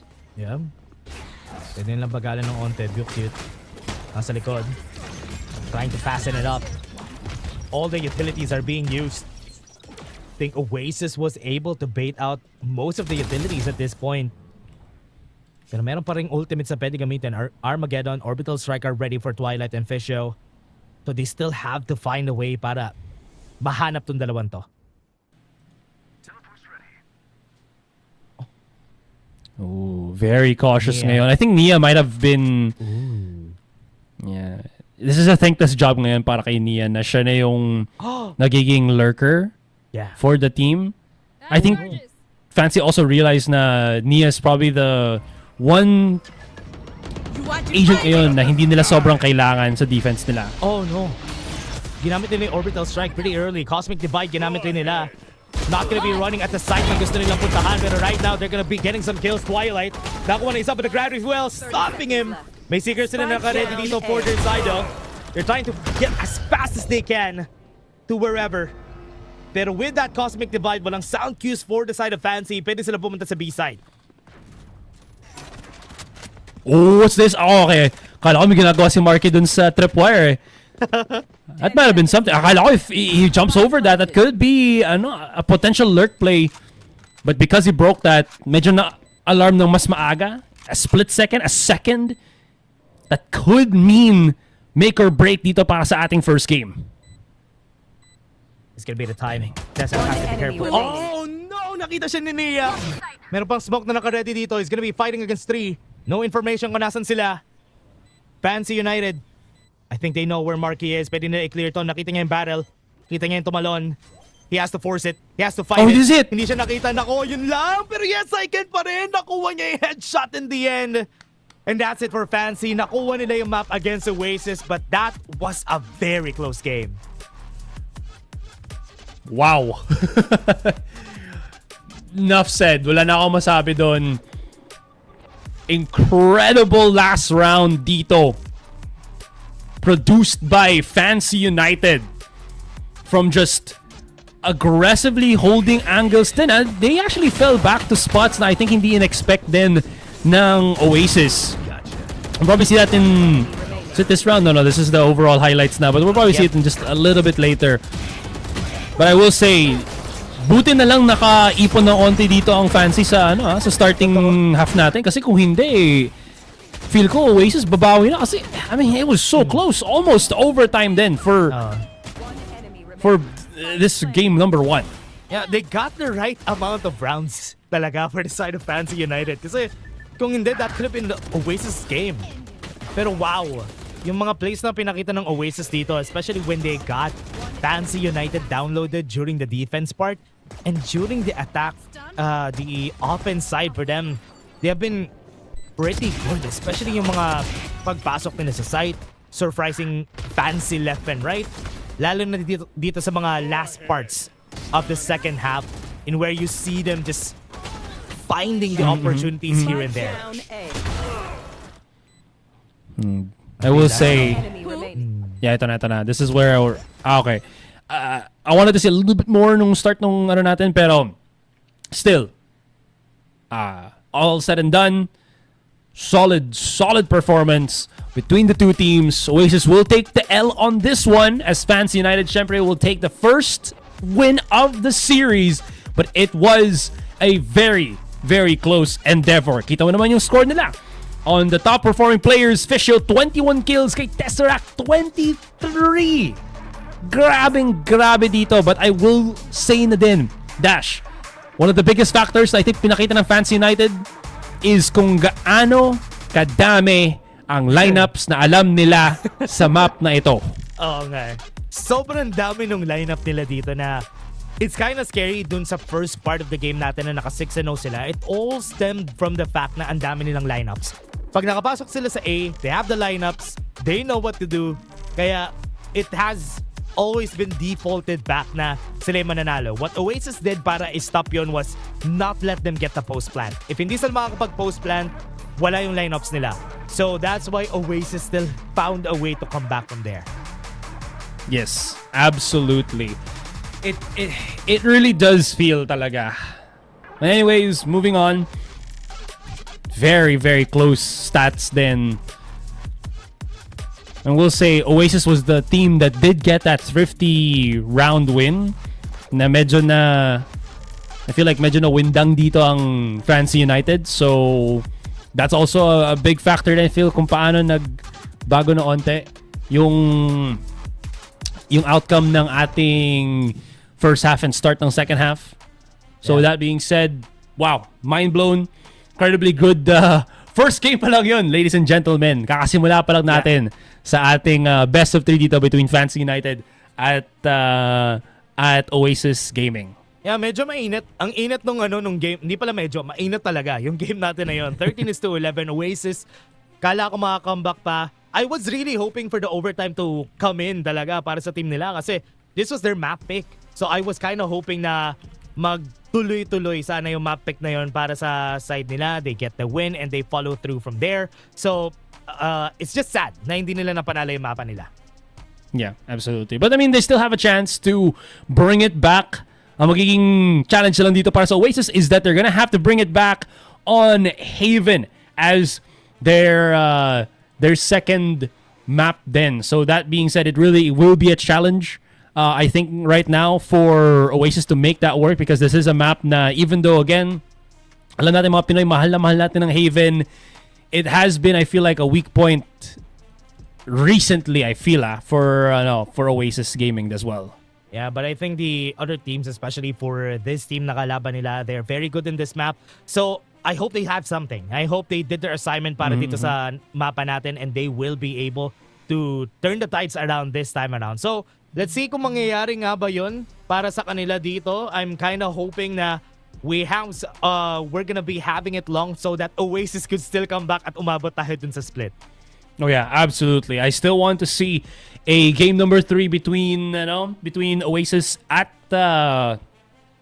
Fancy United and see what more lineups na mapapakita sa atin dito ng Fancy din kasi my mind is being blown right now kung gaano ka legit ng lineup performance ng Fancy United. Anyways, guys, we're gonna go on a quick break. When we come back, game number 2, Haven. Again, best of 3 between Fancy United and Oasis Gaming. Don't go anywhere. We'll be right back.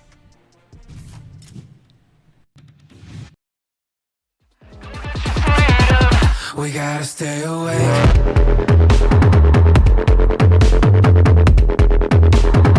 We gotta stay awake.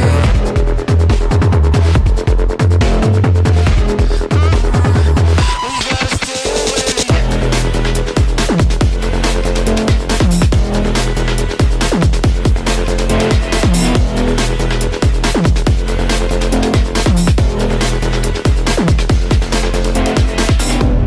Falling again. Eyes wide open. Go get your freedom. We gotta stay awake.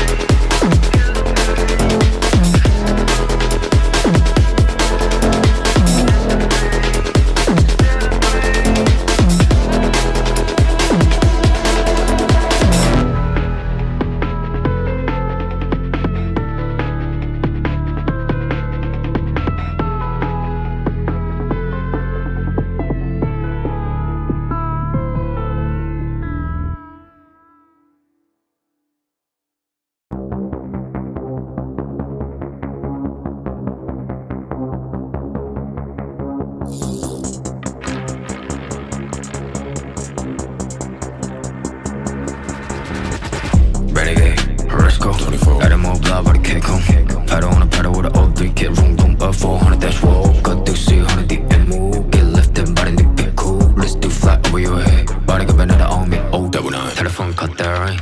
Shout out my son for the rain though. I don't want cut my lane. Running fist fire, ain't scared no rest.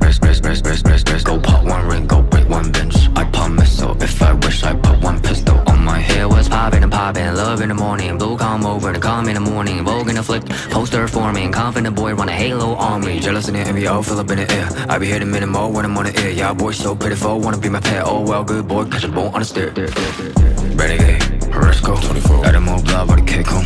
Pedal on a pedal with an O3, get room, boom, up 400 dash roll. Cut through C100 the MO. Get lifted by the new big cool. Let's do flat over your head. Body got another on me. Oh, skittle my life. Great bad flavor. Take all the vibes. Right side center. Pesky side.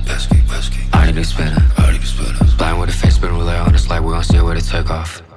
I am the chosen one, that's how I feel. I ain't tripping on rewind. The blessing I got from the angels around me are really some A1. I am the chosen one, that's how I feel. I ain't tripping on rewind. The blessing I got from the angels around me are really some A1. Renegade, 为心将我包围。Renegade， 弄我自我击坠。雨落下，扣紧我外套。一辆车穿梭在轨道，你不想。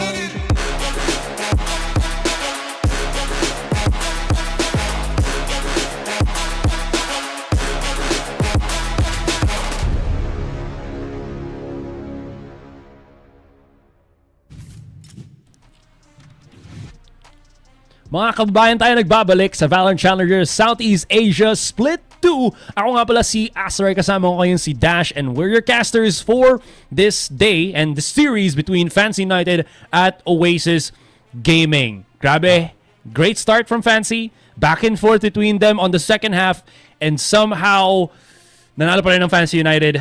Oasis did a very good job, fighting back, pero in the end, Fancy got themselves a nasty round with great utilization ng orbital strike at Armageddon na meron si Fisho at si Twilight. Yeah, grabe yung paggamit nila ng utility dito for the side of Fancy United Esports. And I think yun yung biggest reason kung bakit sila nanalo this time against them. Pero what's really sad about this for the side of Oasis Gaming is that they're fighting against a team that is really good at Haven. So this could be one of the challenges that they have to face this time around against them. Ang tanong na lang, tignan natin kung saan nga ba sila nakapwesto dito. Digging dirt on them and then some. The assists were unreal, the stats were unreal, and now we're gonna go into the Fancy United map pick. Yeah, and this is where things get super interesting. Yeah, because Haven, I feel like, is just one of the stronger maps for narinig natin Fancy yung United. ating mga One thing's for sure, though, kababayan. is really Nasa kabilang kwarto kasi sila kaya how we see them moving around and taking up Medyo space thin yung on walls Pearl is kasi something to namin expect dito. on Mapper as well. You have the mid area completely in the control, regardless of whether it's attack or defense. They have the flanks covered, and pero malaking shoutouts nga pala have a good read of where sa natin na si Dax at si Tash Bani na nandun nga pala sa sa English broadcast. Yep. Sila yung English casters natin. Okay. You're here guys dito sa Tagalog broadcast natin. Tagalog. Pero yun, nakikita niyo yung pintuan going sa back, tabi going ni back. Asoray, yung pintuan na yun, nandun sila sa kabilang kwarto. Okay, going back, sorry guys, na sidetrack lang kami, na derail lang kami na onti dyan. Kaya sabi mo na nga, this is, I think, a stronger map para sa Fancy United. Pero, here's an interesting, I think, stat then for Oasis Gaming, that Oasis themselves are also pretty strong on Haven in the local scene. Yeah. They've won, I think, twice na against Jade Lions. They've won against other PH teams then. Recently nang din to. This is not like overall track record para sa nila, but also recently na, which is the important fact then. So, I mean, there's a chance to carry that over into Southeast Asia. Pero syempre, alam natin na ibang-iba ang tempo ng paglaro ng Fancy din. So it will be a challenge nonetheless. Especially na, again, Fancy are the ones that are on the 1-0 scoreline ngayon. Yeah, that's sobrang laking confidence booster talaga pag nagkakaroon ka ng gano'n na 1-0. I think they'll be much more confident. And kita naman natin yung utility usage ng Fancy United during that game. Now that they have a breach on their hands and also the omen for that paranoia, it will be way harder to just rush into the side para dito sa side ng Oasis Gaming. They have to think about every step dahil nga yung retake will also be pretty hard or pretty strong from the side of Fancy United. I don't know. Ako kasi pag nakakita ako ng breach, kailangan may pampalag ka na breach din eh. It feels a little bit too oppressive when you have that breach neon combo dito sa Haven. Yep. I don't know. I mean, I do like the double controller then just because it does give you a lot of obviously smokes, you know, to play around dito sa Haven then. But the biggest thing is hindi naman nakakatigil ng kalaban yan. So there has to be some active play na makita sa Oasis na hindi takot yung hindi sila magiging complacent na pag nag-drop sila ng smoke, hindi na-expect na mag-push dyan ng Fancy. We've already seen proven na Fancy loves to push through those smokes then on Pearl. And that's probably not gonna change din dito sa Haven. Yeah.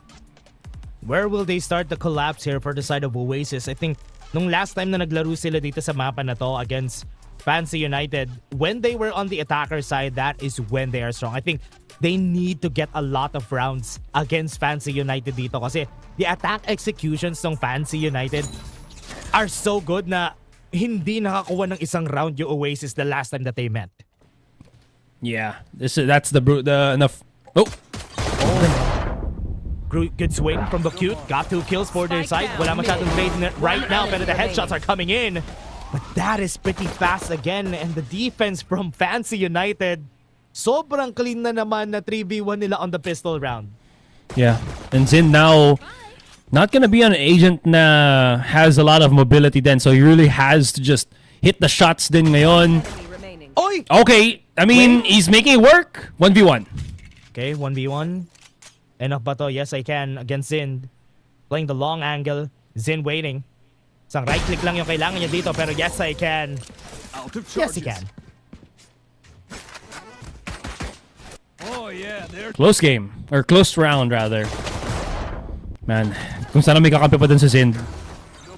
The could have been, should have been moment. It also, I think, is such a underrated play na both teams actually just tingin lang sila sa mid. I feel like there's so much control na binibigay ng mid-peak na yon. Sure, it feels like risky, pero once you have those smokes and you kind of get that starting peak as the defenders, tas may support ka ng kakampi mo, I feel like it's so doable for you to make something happen. Yeah. It gives you a lot of space. Oh, my boy. Really, Bolt stops them on their tracks para pumasok sila dito kay Twilight. Oh! But that was a great use of the aftershock with the slow from the relay Bolt kanina. Yun yung rason kung bakit hindi sila nakatakbo agad. Now, just Marky and Zind. Wow. Zind run away for his life dito. Nagpakita na siya ng bullets niya. He's getting chased down, but they gotta be careful as well. Oh no, he's just running. Talaga sinusulit niya yung ano. Kailangan niya gamitin yung Nano Swarm just to run away. And now nakita na rin siya from far away, pero Zin just making sure na may damage pa sa economy dito ng Fancy. You know what? That was a lot of effort and he still got a kill. Value para kay Zin. True. Kahit pa paano. Pwede na. I think nakuha niya rin si Twilight, which is pretty nice, pero sayang hindi nakita sa highlight yung play. Yeah. But the sicker play from that one is yung double aftershock kill ni Yes, I Can. Yes. I can. Yes, he can. Yes, he can. Yeah. And it's hard to also, kind of line that up. Whether it's just, ano ba yun? Luck favors the prepared, right? Yeah. Those kind of moments dito. And this does elevate Yes I Can then in a way because he's already halfway para sa kanyang Rolling Thunder. So there's value in getting these multiple kills at the start of the round kahit man, after the entertainment value din niya. Will he be able to get that though is the question. Nia, 8 HP na lang. Gun round for the side of Oasis. It's gonna be a bonus for them. I'm out of here. Sa nakikita natin there, really going for that A push. Pero naka-rotate na rin kasi yung members ng Fancy United dito sa A side. It will be pretty hard. Pisyo, kita na siya. See where Marky is. And dahil nakita nila Marky, trying to bait out information para mag-rotate dito yung members ng Fancy United.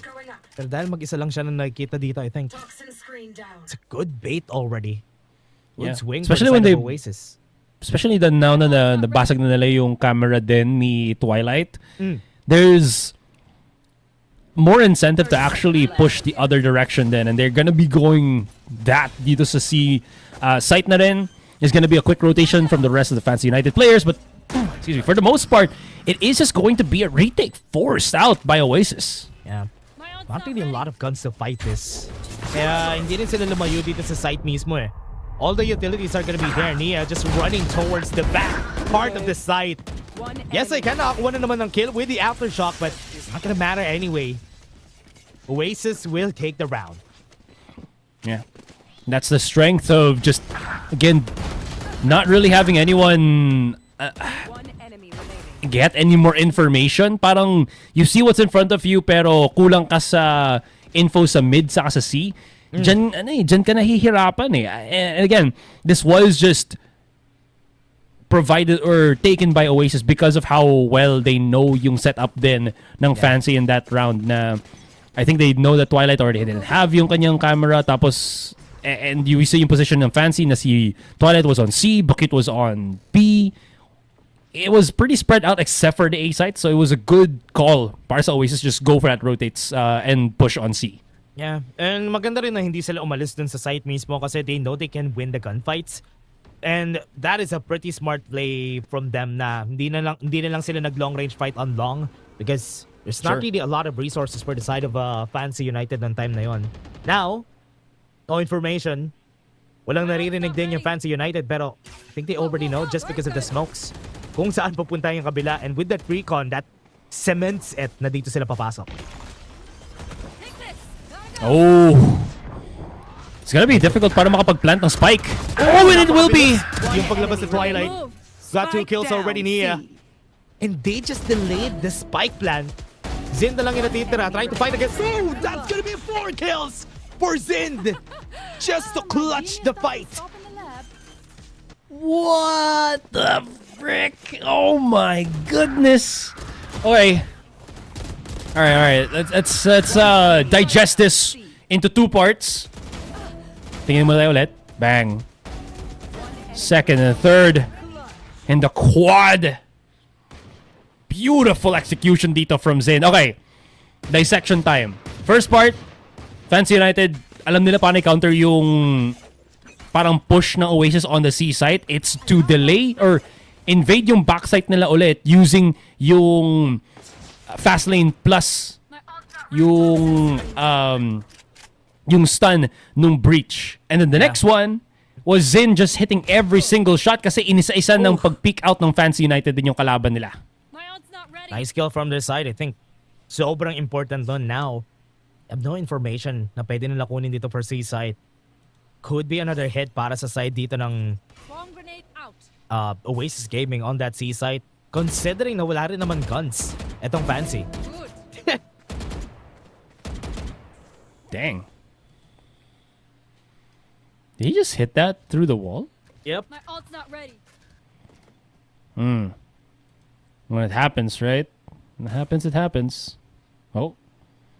Slado might actually go for a peek again, pero so far, Oasis Gaming looking to be back in control na naman dito sa match natin. And this is earlier than what we saw before. I don't know, refresh vigor. 30 seconds left. Handa na silang pumalag.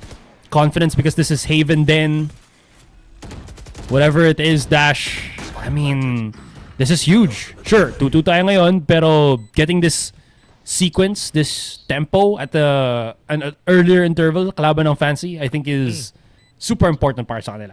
Yeah, I think this is the understanding of Oasis dun sa last na meetup nila. Yes, I was able to get the shot anyway. And meron siyang hawak-hawak na shotgun if ever somebody tries to go for the peek against him. Hindi nila alam yon. Great swing from White Cat para i-secure yung round na to. Cute is gonna be the last one. Probably just gonna be waiting for the last shot here if ever. Pero nakita siya out of that smoke. So Oasis is gonna be taking that round. What a round from Oasis. Great start and pasok dun sa B-side. And a lot of resources saved up as well dun sa last round din na yun. Okay, I was just looking at yung mga replays natin. So far, medyo asim, parang ano lang, medyo maasim plays from Fancy kasi eco round din nila. Might as well, di ba, na they take use of angles and whatnot. I think Fancy also realizing na medyo mahirap na mag-play safe sila against Oasis na naka-double controller on attack. So they have to be a lot more proactive, similar from what we saw nung pistol round din. Kasi, even on that pistol round, Zind is already heated up, hitting every single shot that he needs to, which is, I think, too much for Fancy to handle pag hindi nila tinapatan na maayos. Yeah. Fighting the long angles yung ginagawa dito kanina ng Fancy. I think Marky, with the spot na meron siya dito sa A site, just gave them information na walang tao dito from the side of Fancy United. So Oasis Gaming could just go for this. Called for the rotation. Dahil isang tao lang yun nandito, hindi na nakita si Marky kanina. I think Nia could stop the push from happening. Smoke lang dito na. And they're trying to get information out of the site. This is gonna be a full retake para sa Fancy. That's just gonna be how it's working out para sa kanila.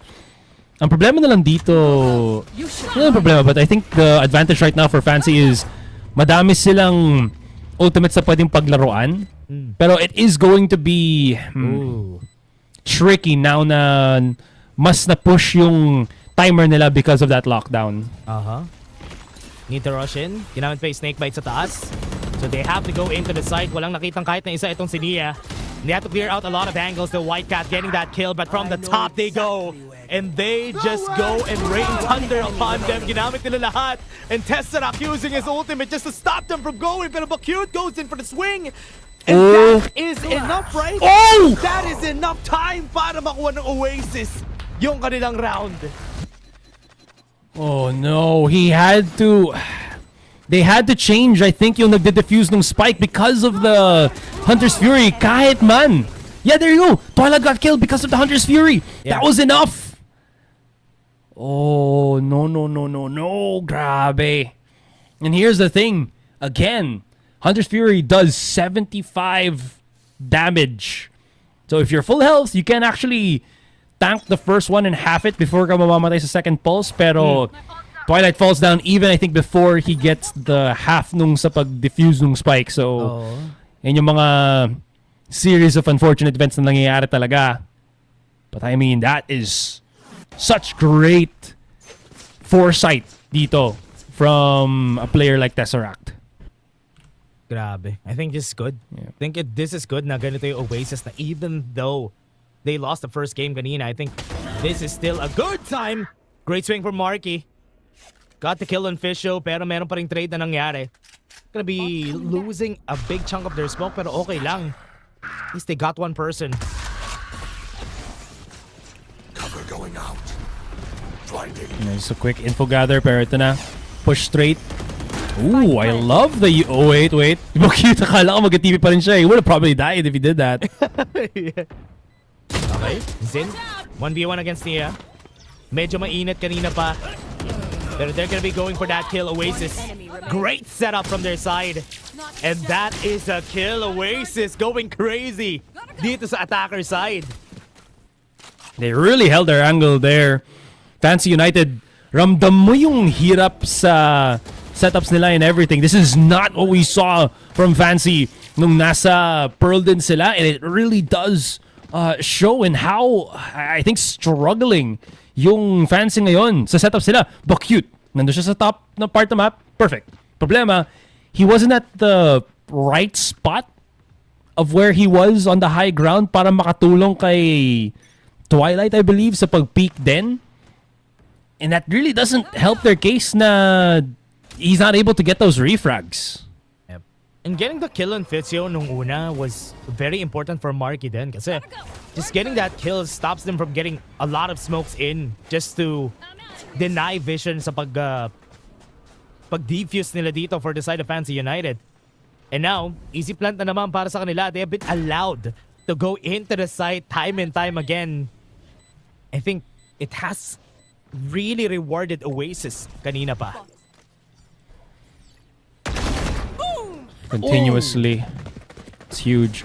Big flanks though coming in from Fancy United. This might give a fighting chance para sa kanila. But they could just really go the other direction and push the back of the site then. Viper spit right in front of them. Ito na, mahihirapan pa sila lalo, especially with the Viper ultimate in front of their faces. Yeah, kailangan nila pumasok. They have the flash on their side though. Pumasok sa loob dito yung isa. But with Fisho getting the kills on their side though, they might be able to clutch it up, Slatham. Mag-isa lang dito. Do they have the time? Yes, they do. No. No, they don't don't think so. have it. Oh, again, it's about the same amount na naman of time remaining. Galing ng ginawa ni Sladom doon para lang makaubos oras. He didn't have to play to kill. He played to win. Yan ang gusto natin makita ngayon from the rest of the Oasis players. Ayun natin mo, he just hid. Yeah, he didn't really have to peek for a kill. And you had two choices there kasi may smoke din sa taas eh. Pwede rin siyang dun siya sa taas na gano'n sana eh. Nag-shotted step eh. So, they had to think on where he had to go. Oh man, Oasis is playing this so smartly. And I think it's been very good, pero the really good combo again from the side of Fancy United nung nakita nila just a bit. That setup again, gumana na naman for Fancy United. Finally, they get themselves a play. And they're leveraging din yung yung paggamit nung fault line dito nung breach. Yeah. To take these more aggressive fights. I think they're trying to realize na, we actually have the more aggressive comp if we take that una tayo sa laban natin. I mean, sure, it's not the be-all, end-all for sure para sa Fancy United, pero when you get these opportunities, it's gonna be incredibly helpful. That being said, syempre, Oasis, I feel, still has all the cards in the book. Ooh. Spatan nila on that boost spot si Bakute. But yes, I think Oasis still have all the cards in terms of control dito sa ating first half, at least for now. Yeah, they dropped the shock dart din dito sa C kanina just to clear out the tripwire. Pero wala kasi din yung setup. So, I think they don't know that they cleared something here. Marky, when yung tripwire dito sa A site, they had some noise on C kanina. So, do they know that that's just one person na nagtanggal ng tripwire kanina? Kasi they're hanging on the map. And this B site is pretty much open. So, pwede sila pumasok dito. Nakaabang naman din si Yes I Can. He does have yung kanyang fault line and maybe the aftershock to kind of counter it out. Bakute, what? Kita siya ng recon ball. Papasok na sila dito. White Cat's gonna be there. Denies. They haven't planted for yet now. though. Hindi sila nakapag-plant. Dito sa likod si White Cat. Got the kill on one. Pero nakita kasi ni Twilight. Oh! Dahil siya ngayon. This is possible. Fisho. On to the backside. Nandito pa rin sila. Tries to go for the swim. Slatum. On his 2v1. Twilight. On his feet. Mag-isa. Doesn't know that this is close. But what a very close angle kay Slatum. Great round again para sa Oasis. Damn, what does it feel like? Yung mga setups si Twilight are actually helping out yung case ngayon ng Oasis Gaming. He threw yung Cyber Cage, which actually kind of forced Slatum to go and look for Fisho, I think. No, he was already inside the cage. I take it back. Pero grabe, sobrang in the moment kind of decision making na naman, and it seems like Oasis are the ones that are really getting this working para sa kanila. You do see that Fancy then are kind of forced to hold these awkward angles na walang makakatulong sa kanila. Maybe it's because of just how well yung setup ng Oasis have been. Pero dahil dun, hindi maka crossfire, walang better potential for refrags ang Fancy United dito. So, it feels like Dash, nangyayari dito na pupuwersa na yung Fancy mag-solo play kahit malapit sila sa isa't isa. Parang kailangan nila mag-hero plays palagi. Parang hindi nga natin nakikita na may trade system yung Fancy United on their defense setups kanina pa, no? Parang True. Wala, laging mag-isa lang yung nasa site. There's only one person. Parang lagi silang nag-move towards sa kung ano gusto gawin ng Oasis kanina pa. And that's also because na bebait rin kasi sila out of their own utilities. Yung mga trippers na natatanggal from the site na ginagawa ni Marky pag nag-lurk siya. Kaya laging na-force yung hand nila na mag-overcompensate by rotating to that place. Yeah, it seems such a trivial thing then, pero My ult's not ready. it's kind of building on itself. Tuloy-tuloy na nangyayari ito. And because of that, Oasis, sila yung nakakakuha ng advantage. They're not gonna say no to that. Hindi sila ayaw. I will say na din, yung amount ng commitment ng Fancy sa pag-hold ng C site, I feel like is very, very minimal din. Most I think nakita natin mid and A eh. But yes. That was a smart play. Small thing lang ginawa ni Twilight. Shock dart, binato din sa C-site. Tinanggal niya. Oh no! Kita siya ng recon. That's gonna be a kill on their side and make that 2. Nag-swing pa kanina dun si Twilight. So Oasis, man advantage siya naman para sa kanila. And with that, they see everything out of nowhere and book cute. Very low HP at this point. Mapapahirap na yung round na to para sa kanila. They're gonna be rushing papunta dito sa A site. At walang tao na naman. Nakakatok na sila. Bukas na yung pinto eh. Alrighty, they're setting up for post-plant positions na naman para sa Oasis din. Fancy, Fishio, Bukute. Already on the site. They're trying to be on the site pero napakahirap at this point. Yeah, kulang sila sa control. Might as well save na lang nila ito para sa susunod na round natin. Last round of the first half. Next round, by the way. Dahan-dahanin na lang nila at least for the moment, for the meantime. There could be a save angle na lang talaga for the side of Fancy kasi they needed the guns para dito sa next round natin. That's why they had to save it. And they aren't really wealthy at this point kasi they've been losing a lot of rounds. Round before the switch. Kaya Oasis, wow.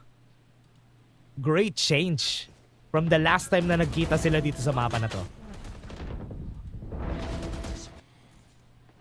Really a different pace then. All and I think a lot ng nakita natin din dito is yung performance din ni Zin. Dahan-dahan siyang rile up, I think, ng Oasis from that 4K clutch na ginawa niya a couple of rounds ago. I feel like he plays like such a strong position at this point na siya yung parang lurk pero siya yung clutch player and at the same time siya din yung may setups or yung nagko-control ng mapa dahil siya yung killjoy. So right now, si Zind, he's kind of the undisputed lord of the land ng Haven for this first half just because of how good his presence has been, and he's been kind of forcing Fancy United na maglaro na lang sila doon sa portion ng map nila at wag na silang lalabas. Sure, nakita natin dito may one round na ginawa yung Fancy na nakapag-push out sila, but yun lang yung round na yun and then wala na ibang nangyari after that. Oh nga eh. This is gonna be hard, no? Ang hirap for Fancy. This is gonna be their last round. I think getting one more round here is important. Kasi sa attacker side nga sila malakas, yes. Pero sobrang dami nang na-bank na round kasi dito ng Oasis. You could see them just forcing their hand here. Now, you could see the compensation from Fancy United. Every time they see utilities being thrown around, they really rotate out of the way. But that shot out of the smoke, out of nowhere kay Nia. Nakuha na si White Cat. Cover going out. What a bait and switch dito para sa Oasis.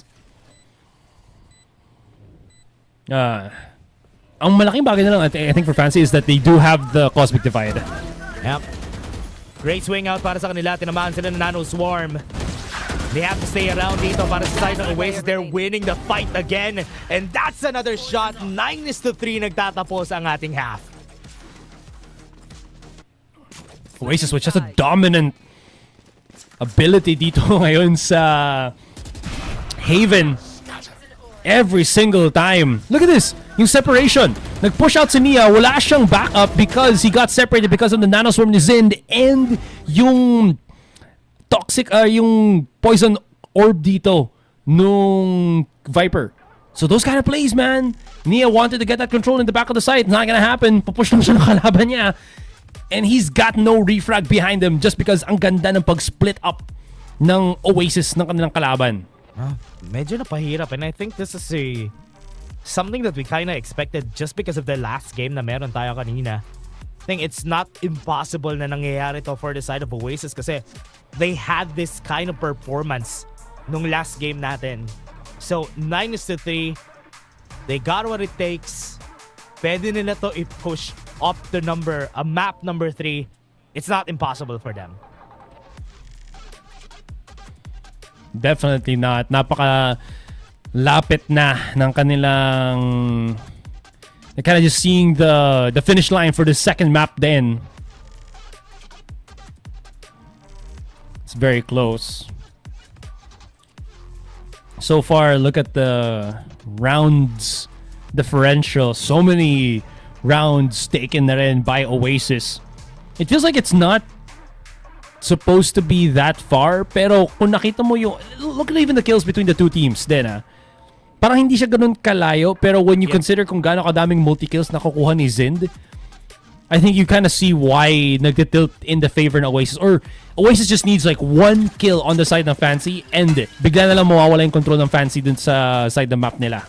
Yeah, and we can also say na there were like 2 or 3 rounds in where Fancy United naubos nga nila yung Oasis pero they didn't have enough time to go for that defuse. And that is also the reason why you could see that Fancy United doing the right thing. Pero hindi nila napapanalo lagi yung round kasi they're taking so much time kanina.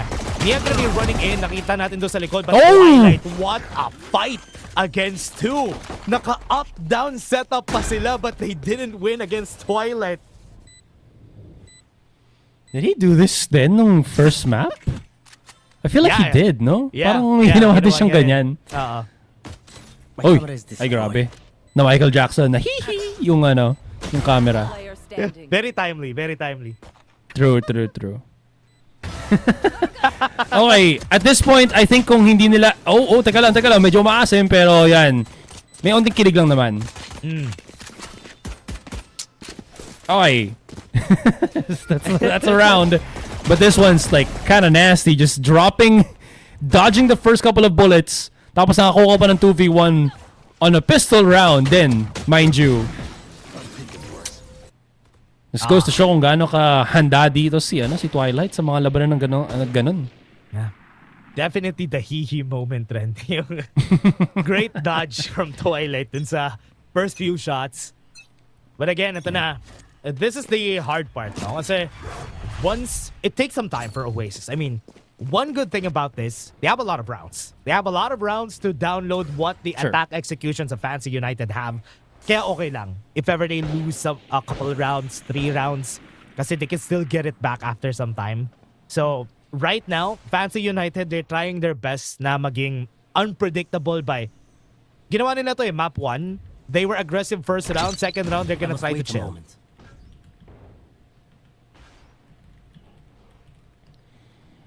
Okay, for now, it's just a slower approach I think from Fancy United dito. They're aware na because of the smokes that Oasis have access to. Potentially, baka maipit din sila if they're not really careful. So they're trying to get as much information as possible. Nadahan-dahan nila. Wow. No way! Tesseract! Pistols lang talaga. Huwag na kayong bumili ng rifles. Kanina pa to yung ginagawa ni Tesseract na to. Winning the No pistol. way. With the pistol on hand. Gets the shot again, but Twilight stops it on track. Pero si Zin kasi nasa likod na rin. Trying to get his hands on this Guardian. Pero kailangan niya kasi mag-cross. But cute. Waiting. On the wings. Gonna go for the swing, but the headshot from Zin, nakuha niya na naman yung kill. And ito na naman, Oasis on the defense. Might be winning a gun round against Fancy United. And hindi pa niya nagsastop ito. Have the guns, remember, Zin has the tools. Nasa likod na naman. my The timing is God. perfect. Oasis, nakuha na naman nila yung round na to. What is happening? Again, Oasis finding yung mga these one-off kills. Tapos nagko-convert siya into big ones. Twilight gets a first pick. Biglang nakuha ni Zind. Dumami yung nagfa-flank. Si Bokyut. Grabe. I think Fancy United, wala namang masama sa ginagawa nila na they are trying to stop yung pag-overwhelm ng Oasis sa site with the flanks. Pero Oasis is also aware of that and pinapunish nila yung pagiging proactive in a way din ng Fancy United. Yep. And yun yung ginagawa dito. I think it has been quite effective for them. And while I'm saying that, that is a punishment from Fancy United dun sa aggression na ginawa dito ng Oasis Gaming. They weren't expecting na gagawin nila to kasi they don't really have any guns on the side of Fancy. Pero they had to force some guns on some of their members, which is why they won that fight. Here.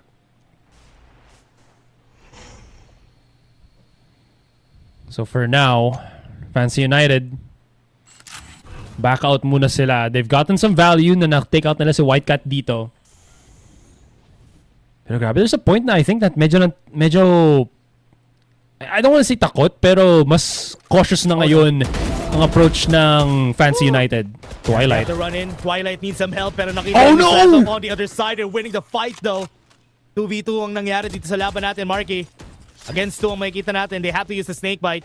Kailangan nila mag-swing na mas malayo dito. Dodges the blind. Pero nasa likod pa kasi yung isa. They have the spike on their hands. Wala silang information kung nasan si Zin. 30 seconds left. Okay. That's what you kind of needed. Ito yung mahirap ngayon. Kaya sinabi mo, kaya sobrang kulit gumalaw niya. He has to figure out kung nasa nakapwesto si Zind. Zind, napakita niya na kaya niyang i-clutch yung mga gatong klaseng sitwasyon eh. Oh no. Possible. Ooh. Nakita siya. Goes in for the swing again. Pero sa nakita natin dito, yes, I can already. Waiting for that crossfire the whole game. At dito nila ginawa from the side of Fancy. Wala, iniwasan talaga niya. Dahan-dahan talaga. Kailangan eh. Just goes to show how much I think respect they have sa capacity ngayon ni Zin that he is on this hot streak. One enemy remaining. Huge pick then from Nia. Great bait and switch para makakuha ng picks or ng kills. Yes, I can. Medyo okay yung simula pero Oasis back with Zind having yung kanyang hero Vandal. Oh, isa lang. Oh, Tessera can put some damage here. Now they know. No. Okay, at least Fancy United, medyo na-check na nila kanina pa itong si Oasis dun sa mga ganong plays na ginagawa nila. It has been working for them pero ito, meron na namang isa. Pinakatago na naman sa smoke na hindi nila nakikita. Goes in for the swing pero bilis ng comms dito ng Fancy United after losing a lot of rounds from that. And this is the post plant naman for Fancy. Oh, cute. Yan, na-realize niya agad na medyo, teka, kitang-kita ako dito back out muna tayo. Wait, he TP'd again! He double dipped! Oh, no. You don't want a double dip, man. Oh, Rolling Thunder. Any kills? 1. That might be good enough dito. Oh, the TP across per na amoy dito ni Fisho and 1 more kill for the triple as he knocks it down. Fancy United, makakakuha na naman sila ng isa pa. Nice kill para sa kanila and dahil dyan, Fancy United try to fasten up the game kasi nung binapagalan nila, I think Oasis found some openings on their defense. Pero ito nakita naman natin, there were some tries from Oasis to surprise the side of Fancy United pero it didn't work out.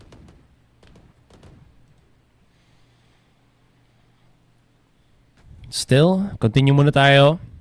Because of all that shenanigans, nakakabawi na kahit paano ang Fancy United. That being said, meron pa rin Pambawi dito ang Oasis. That being said, again, medyo pumapalag ang Oasis pero masyado silang nag-overcommit then Dash and they have lost a lot of players in the span of like 20 seconds ng start ng ating 17th round. Sobrang bilis lang para sa kanila nito. I think this is good. Nia and Bocute. Oh no, I think they're not gonna try for this. Dahil doon, the 4v2, they have to respect para sa side dito ng Oasis kasi wala na rin naman silang guns on the next round so they just had to save it this time around. Kailangan na i-back out na lang muna ito. Still, yung pag-force ng fight ng Oasis are holding a much more forward angle, forward position doon sa A main. Proved to be read by Fancy United. Yung kasing galawan din eh. I do like the plays kasi there is that breath of confidence na nakikita natin sa Oasis kaya hindi mo sila masisisi sa galawan nila.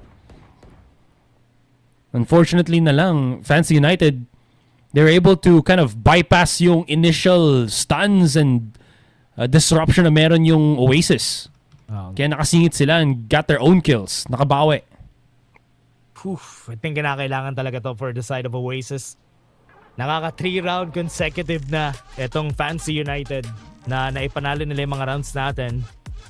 And from what we're seeing dito, Fancy has been hitting A side consistently, no? Ng mga past round natin. Yeah. And because of that, I mean, it has made this kind of, turn out between the two teams. So, that being said and all, medyo nabibridge na ng Fancy United yung gap from what was, ano ba to? I think it was 3 rounds to 9, 7 to 10 na tayo. Yep. Fancy's doing the same thing na ginawa ng Oasis nung Pearl map din. Dahan-dahan. There's a lot of pings right now then for Fancy on the minimap on C. But there is a lot of bodies on Oasis on C as well. So they kind of know both teams. May alam silang hindi natin alam. Meron nga. And nakikita natin yung mga ping na to, no? I think this is where they want to go for the hit. Kanina, one thing na maganda dito for Oasis, they realize na they might change things up. Tinatry nila mag-A kanina. They can slow things down kasi ginawa nila to sa atin nung kaninang game. So they're doing just that. I think Oasis has a nice read about this. And ang dami nilang tao na nilagay dito sa C site, which most likely was the original plan na gusto i-hit dito ng Fancy.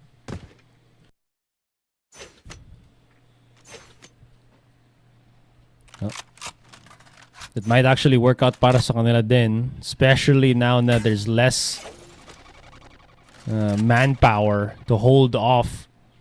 Ooh, that recon dart. Tapos tignan mo yung pag-rotate ni Tesseract to the C site as well. Oo nga. Gotta go! Shortcut! Oh no. Narinig ba nila yung fast lane? I think they already heard it. That's gonna be it. They should have. Yan na. They're gonna go for the rotate already. 30 seconds Try to left. bait out. Kasi they had no information then. Di nila alam na nasa C site yung mga members dito ng Oasis. And they had to use a snake bite to stop them from pushing. Remember, meron silang Killjoy ult. They're using it right now. They have to use the Cosmic Divide themselves. Pero ito si Zin nakakuha siya ng kill from Twilight. Out from so far away. But right now with this, they had to go and fight it. Nakita natin dito, they had to get the lockdown down. And now Fancy United, bumapasok sila. But White Cat is standing pretty close. With this, they're pretty safe. They can try to go for the fight. Papasok na sila dito. They have to clear the smoke here. Gamitin nila yung relay bolt pero masyadong malayo ata. Though, 2 on the opening para sa side ng Fancy to take the round. You see that? Nagkaroon ng 2-man flank yung Fancy dito to push B. Yeah. Zin gets the first kill pero nakasingit dito si Fisho and broke the lockdown. So hindi na force out yung other players ng Fancy United na nasa A site. Yung mga kanyang kasing galawan. Again, Zin probably didn't expect the second player to come through and break yung kanyang util. Or maybe he was kasi he was still holding B. Pero naiwasan lang just because of that well-placed Cosmic Divide para may onting freedom of movement dito si Fisho din. Yeah, and you can see how close they were playing. They were gonna get eaten. If hindi mag-workout yun, kakainin sila nung lockdown. So, they knew that it's gonna work. But right now, Slatham, very close. Nice use of the paranoia to the relay bolt. Pero makakuha pa sila ng kill is the question. Not yet. God. What a great use of that fast lane to stop them from seeing. No information silang nakita doon from the side of Oasis. Still, with the paranoia swing out ni Slatham, napatay pa rin siya ni Bakute. Bakute just knowing the angles. Wala. Di mo kailangan na makita kalaban mo kung malakas ang kutob ng damdamin. Iniisip ko if Ano if that's the right words na dapat pagsamahin. Pero yeah, sure. Kung malakas ang feeling, parang si Twilight. Kasi ang kanyang hiling ay si Marky. And ito nakita natin, nakakuha sila ng kill. What a headshot from Tesseract. Pero that is still gonna be around for Fancy United. And parang ganun na lang. Asuray, 9-10 na tayo. You know, bang, yes. Like you said, niya rin. napakabilis. Oh, it was Fisher that got the picks. Sure. Pangano lang, tagasalo lang ng isang bala yung other player ng Fancy United dito. But yes, 9-10. Wow. Oasis Gaming have been put to a screeching halt in terms of the round wins. Kailangan nila makabawi. They still have some buying power pa rin ngayon, Dash. So, there's still something that they can use. Ooh, I like this. They might not be aware, pero buti na lang may tripwire. This also is forcing out. I don't think it's a force of the hand ng Fancy, but they have made the call to push immediately dito sa B-side. Yeah, rush in nung narinig nila yung tripwire na nasira dito sa likod. And what they need to be scared of is, ito especially si Whitecat. Twilight is still at the back. Pwede sila pumasok dito. They had to use their relay bolt. Smokes are down. Kailangan nila humanap ng position dito on the connector. Twilight was able to get the kill on Whitecat. Could have been the flank na hinahanap nila, pero Tesseract nakakuha siya ng kill with the ultimate. Now Zane is inside. Pero itong si Twilight is still in position right out of B main. And mag-isa na lang to si Tesseract. Nakaposition silang dalawa. Great crossfire. If ever tinry niya ito, he has to fight against two. Kailangan niya i-clear yung dalawa and wala siyang makita kahit isa. Goes in for the wide swing from Twilight, and that is equalizer para sa kanila. Yep, 10 apiece on either side. Grabe, Whitecat really pushing his way sana, his will into. Unfortunately, kinapos pa din. Ang daming resources committed dito ng Oasis. They even committed yung ultimate ni Tesseract and still it wasn't enough. Ang daming kills na kayo natin favoring Oasis doon sa kill feed through all of that confusion na nakita natin, but still somehow Fancy coming out on top. Yeah. This is not good for Oasis. Sinasabi natin kanina during the start of this half, okay lang, ang dami naman nilang round eh. Parang okay lang. Pero now it's not okay. 10-10 na tayo. And ito na, mahirap na to para sa kanila. It's starting to look bleak para sa Oasis. Now they don't even have full buys on some of their members and they have to sacrifice this round, but they have to do a play to make use of this to surprise Fancy.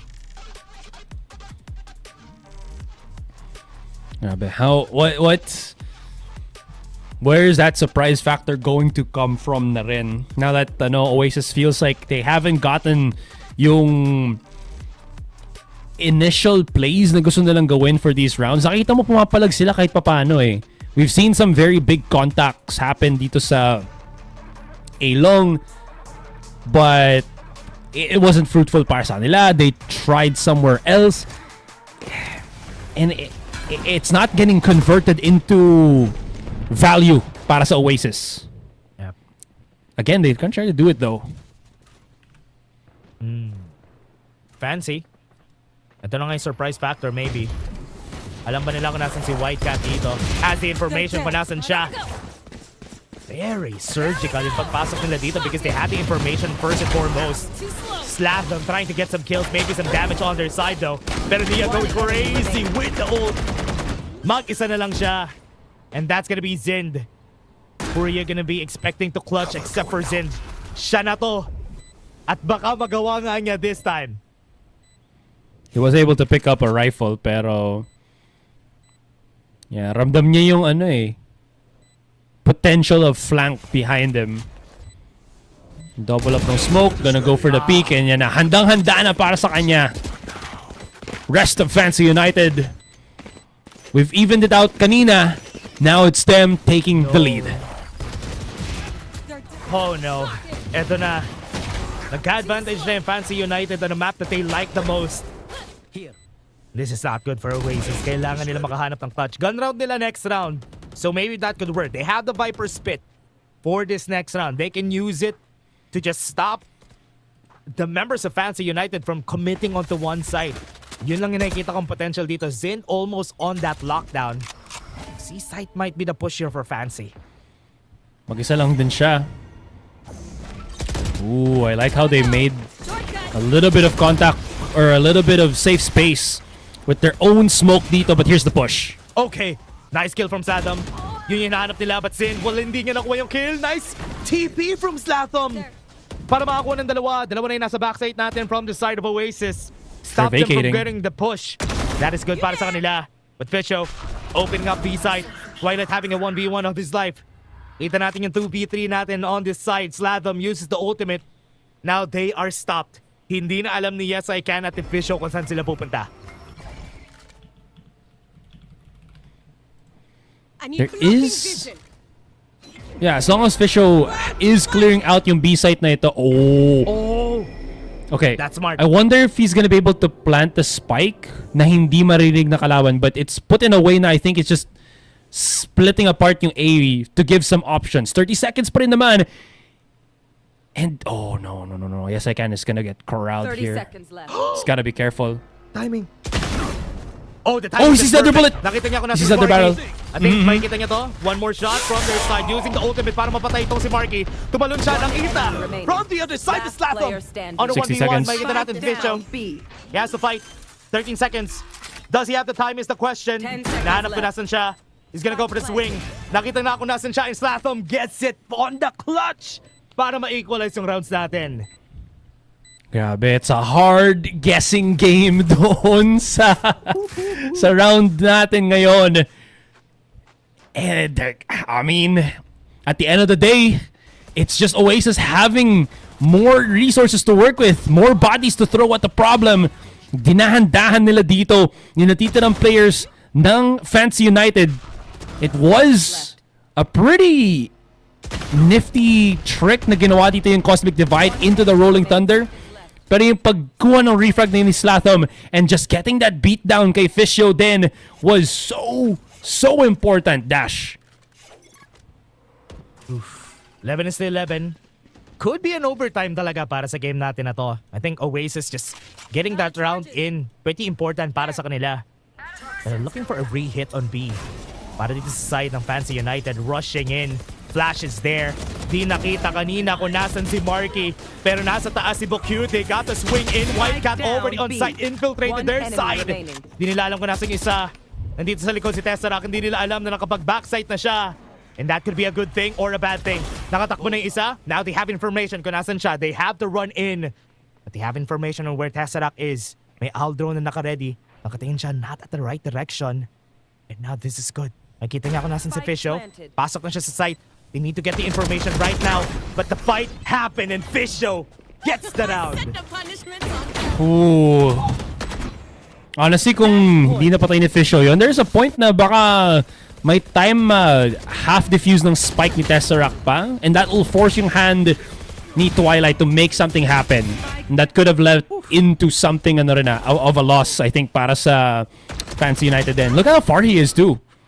Grabe. Insane rin yung play ni Bokyut nung round na yun. I think the smokes really helped him para makahanap ng mga pickoffs right out of the top of B. There. Wow. 12 is to 11. Could be an overtime still. Pero look at that. Wala masyadong guns si Oasis. Pero they have the lockdown and the Viper Spit to use. Take flight. Enemy mark. Yan. Quick info lang muna para sa Oasis. Dahan-dahan na minamarcha ng Fancy United itong A-long. A quick little back out then.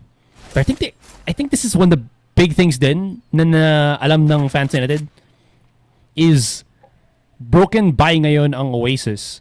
They just want to bait out as much smoke and info utility from Oasis para lang mas hirap sila sa kanilang decision making. Or I don't know, maybe just go straight push C-long. Why not? Yeah. Timing is just perfect here. So White Cat, yung nakita kanina, they have the tripwires on A side if ever tinry niya dito pumasok. So with that, they're gonna go in. I think maganda yung position dito ni White Cat. Having the stinger on hand could be a surprise. Could be good or bad na pwede mapunta sa Fancy. 30 seconds left. Pushing into B might not be the best thing then. Lalo na nandyan si Zen at yung kanyang lockdown. Gotta push. You gotta go for it. Masisira ba nila? Oh no. Oh no, parang di yata nila masisira. That's not gonna be a good thing para sa kanila. Oh! Lockdown has been destroyed. Pwede sila pumasok. White Cat goes in. Nasa site na siya, but Cute already in his position. But Oasis not stopping anytime soon. 2v4 yung laban natin na to. But they have to be careful about the positioning. Slatham nakakuha siya ng isa. They have to fight this. Twilight mag-isa. And that's gonna be it. Overtime. Tayo. Wow! Just napakaganda ng sequencing ng Oasis. Zind knowing na if he just delays yung kanyang paggamit ng lockdown just ever so slightly, mapwersahan dito na sumugod ang Fancy United na i-try nila na palagan pa itong B-site na to. And Fancy, I think they made the mistake, man. Mistake na nag-commit sila sa fight. 20 seconds remaining knowing na yung Oasis dito on the broken by.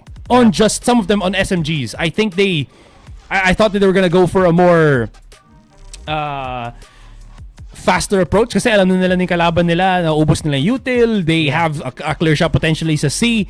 And they went for B. Oh, I mean, again, hindi na alam mo yung setup ng kalaban nila, but still, that was putting it down to 20 seconds. I think didn't give them a lot of options to rotate around. Yeah, they give them the fighting chance dun sa nagawa nila na yun. And I think that's not gonna be a good thing here for the side of Fancy United. Could have been their round dahil nga broken by, but this time, overtime, could still potentially go for Oasis.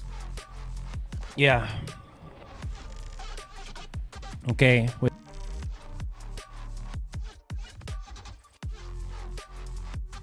This being the case, we're gonna have ourselves our first overtime ng gabi. Look at this. 19 kills on Yes I Can, Fisho, saka Cute. Na nakakatuwa lang. Fisho also the player na has the least amount of deaths in this game and the highest amount of kills. Lagang batak na batak ang kanyang KDA. Here we go. Oh, Slalom. Okay. Medyo na pop shot kahit papano. Just a bit of a welcome wagon lang, I think, because Oasis is back on attacking side naman ngayon. Slow down para dito sa Oasis. Making them think like yung ginawa nila nung sila yung nasa attacker side kanina. So this is gonna be a very tough one for Fancy. With the damage on Cute, be careful about this start na meron sila. Takes out the tripwire. Twilight. Very close on hand. Merong drone na makikita siya. Will they actually commit for it? Twilight! No! Tinamaan siya sa ulo. Out of that door. He really wanted to go for a back out sana, pero yun na nga. Na-trace back lang siya to sender ng Oasis din. Medyo nag-gravitate na ang Fancy on the other side of the map. Pero wala dyan ang Oasis. Marky already has the lineup. I think inintay lang nila kahit papano. And yan na. Commitment, execute. We go. Oh. Go, go, go. Yeah. That might be a factor for a retake para dito sa Fancy. Yeah. They had to commit a smoke dahil dun sa nangyari na yon. Medyo late pa ang pasok dito ng Fancy. Don't know na may snake bite doon. I think hindi pa nila naririnig from kanina. now pwede sila pumasok. Gonna go in. Goes for the swing. Marky nakita sa likod. That's gonna be a kill for Fisio. And now left alone na nandito on site. Makikita nila. One more person they have. The try here. Hunter Spear ginamit nila. Pero that's gonna be 2 kills out of the Hunter Spear. That's big. And now kailangan nila i-stop ito. And now that's Hamper. Yes, I can. Remaining. And they're gonna try for it. Bishop. Nilalabanan niya yung dalawa. And I think he's gonna win it. And that's gonna be a defuse for Fancy United. How does... Paano ba nangyari yun? Naka-double kill na naman. Switching sides. Gamit ang Hunter's Fury. Tapos, nakapag-defuse pa din ang Fancy United.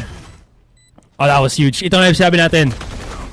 Na nawala yung Vipers, yung smoke na yon, nalagay sa bubong.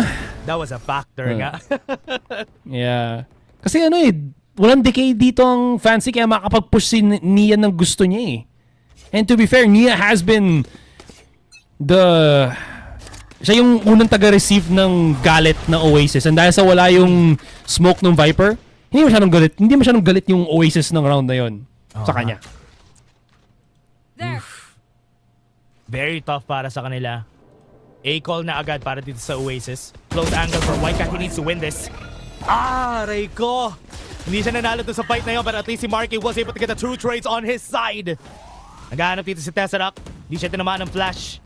Do they know na marami ng tao dito on site? They're gonna try to go for the swing here. Yes, I can. Was able to win against 2 people. And that's gonna be it. Fancy United gets the 2-0 and wins this game. No stopping Fancy United dito. The win streak continues for Split 2. They were pushed. Talagang tinest ng Oasis ang kakayanin ng Fancy United, pero pinakita nila kung bakit sila ang representative, one of the representatives from the Vietnam region. Pinakita nila kung gaano ba katindi ang coordination nila. It really didn't amount to the lineups here on Haven. It was more about yung sequencing plays nila, and they really showed up, Dash. They really showed up din. Random natin to. On the flip side naman para sa Oasis, lots of insane individualistic plays. Ganda ng map control. There were some points din na overwhelmed lang sila. Ang pinakitaan din sila ng Fancy on how gunplay should really look like. Kagaya niyan kay Twilight, kagaya niyan kay Nia. It really was a back and forth. Nga lang, at the end of the day, at the end of that overtime, pinakita ng Fancy that they have that stamina to keep going. Yeah. And that was a very close and long game na nakita natin dito, no? Kasi Oasis really, as you said, they showed up. They played really well. Dito sa dalawang mapa na nakita natin, they made it so close against somebody, a team, na tinalo sila last time na nagkita sila. And it was almost a win din for them kasi the score lines were close, 13-11. Ngayon, 14-12. So, yeah. They really did their homework out of the time that they were given. Yeah. Evolution na naman ng Oasis Gaming dito. Pero syempre, at the end of the day, isa lang ang matutuloy sa ating upper bracket, and that will be Fancy United. Tuloy ang laban nila. Zind really showed up in this game then, having so many I feel like instinct kills. Yep. He was just able to clear a lot of angles by himself. Tapos bigla na lang getting that 4K. I mean, I do miss him being on a duelist then, pero he really does set the standard for being a parang transitioning player in terms of yung kanyang roles. And he's been on this role for a couple of years now, but you still just have to be amazed at how he can perform at this level for such extended amount of time then. Yep. On the flip side naman para sa Fancy United, stat-wise, parang hindi to yung in-expect ko na magiging stats nila na sila yung mas madaming first kills. Parang Oasis yung dapat nun nakakuha nun At least here for this second map. And nakita mo naman dito, no, for the side of Oasis, it's very important para sa team na to yung mga post plant na nagawa nila during their first half. Kasi every time nakakuha sila ng post plant, it was given to them like on a silver platter ng Fancy United. Kasi they're always allowed to get into the site, get the post plan. Kaya nakarami sila ng rounds kanina eh. And parang yung Fancy United was a bit scattered nung time na yon. Okay. So with that, yan na. Tapos na ang ating first series of the night. Congratulations dito sa Fancy United for, again, getting nearer into or getting deeper into the upper brackets natin for our tournament. Then I don't think we'll be showing the brackets just yet, but this means na nandun na sila sa upper semifinals na then Oasis Gaming will be waiting na lang at lower bracket round 1 kung sino yung matalo sa match ng Boom Esports at Sharper Esports. Mamaya ang kakalabanin nila for I think this is next week. Pero syempre, masyado tayo looking into the future. Still, kudos sa Oasis Gaming. Great performance overall. I think even though again, na-predict ko na mananalo ang Fancy United dito, I didn't expect it to be this close between the two teams. Oasis, kaya sabi mo, Dash, nag-level up na naman sila. Pinakita nila that they did great amount of preparation in the short amount of time na na meron sila, right? I think it was only like 3 days, 4 days lang ata para makapaglaban sila dito sa Fancy United from that last game that they had played against, I believe that was Zipto. So, that being said, incredible performance overall. Anyways, we're gonna go on a quick break, guys, dito sa VALORANT Challengers Southeast Asia. When we come back, again, it's gonna be the next series. My name is Asser, kasama ko ngayon si Dash, and we'll be right back in just a bit.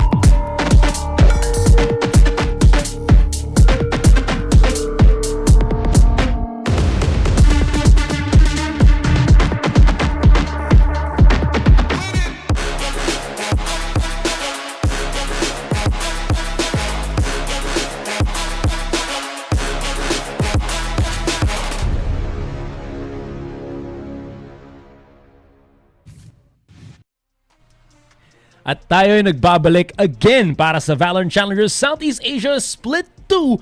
Ako nga pala si Asar, kasama ko ngayon si Dash. Kakatapos lang ng Fancy United at Oasis Gaming at ngayon naghahanda na tayo para sa ating next series na BME Esports naman laban sa Sharper Esports. Yeah, I wanna see kung ano yung gagawin naman dito ng Sharper Esports kasi nga BME Esports comes in as the favorite dahil nga they got 2-0 during the group stages nila. Hindi pa naman sila nagkikita dito sa Split 2 pero this will be a good time to see. Mamakita natin how Sharper Esports would tackle this team kasi what's hard about this is they lost against Trinity nung last na nakita natin ang Sharper Esports. Yeah, and that is how do you mention this? That is a relative blow, I would say, sa Sharper Esports then because I think Trinity, kahit man, you know, they are a pretty high-performing team then from, believe, Mongolia. This Sharper is a team na you don't really expect to lose often in Split 2, right? But I mean, that could be just lang Trinity having their one big round, or one big performance output sa isang series nila. I don't know, but so far that could be an indication that maybe there's a chink in the armor for Sharper Esports. We'll see.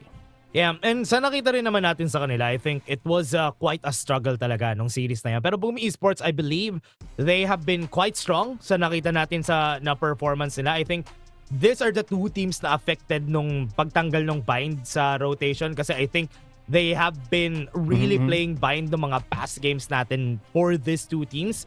But it's okay. It's ascent naman na pwede nilang puntahan this time around. Sure, fair enough, right? And I've been seeing a bit of Haven actually get thrown into the mix then I think specifically para sa BME Esports dito. Sharper also, I think like a lot of the older players na nakita natin has a lot of experience na rin on that particular map. We've, you know, kind of seen this time and time again, and we will see an iteration of Boom go up against Sharper once more. And again, these are teams or these are players individually that have that Pacific experience, that long-standing pedigree na rin in international scene with PTC from the Sharper side, Kadum then from Boom, of course we've seen them in Pacific before. Anyways, that's gonna be at least parang starting point I think para sa series natin dito. But like you mentioned, it has been quite a bit of time since the last time that the team themselves have faced each other. That was way back 2021.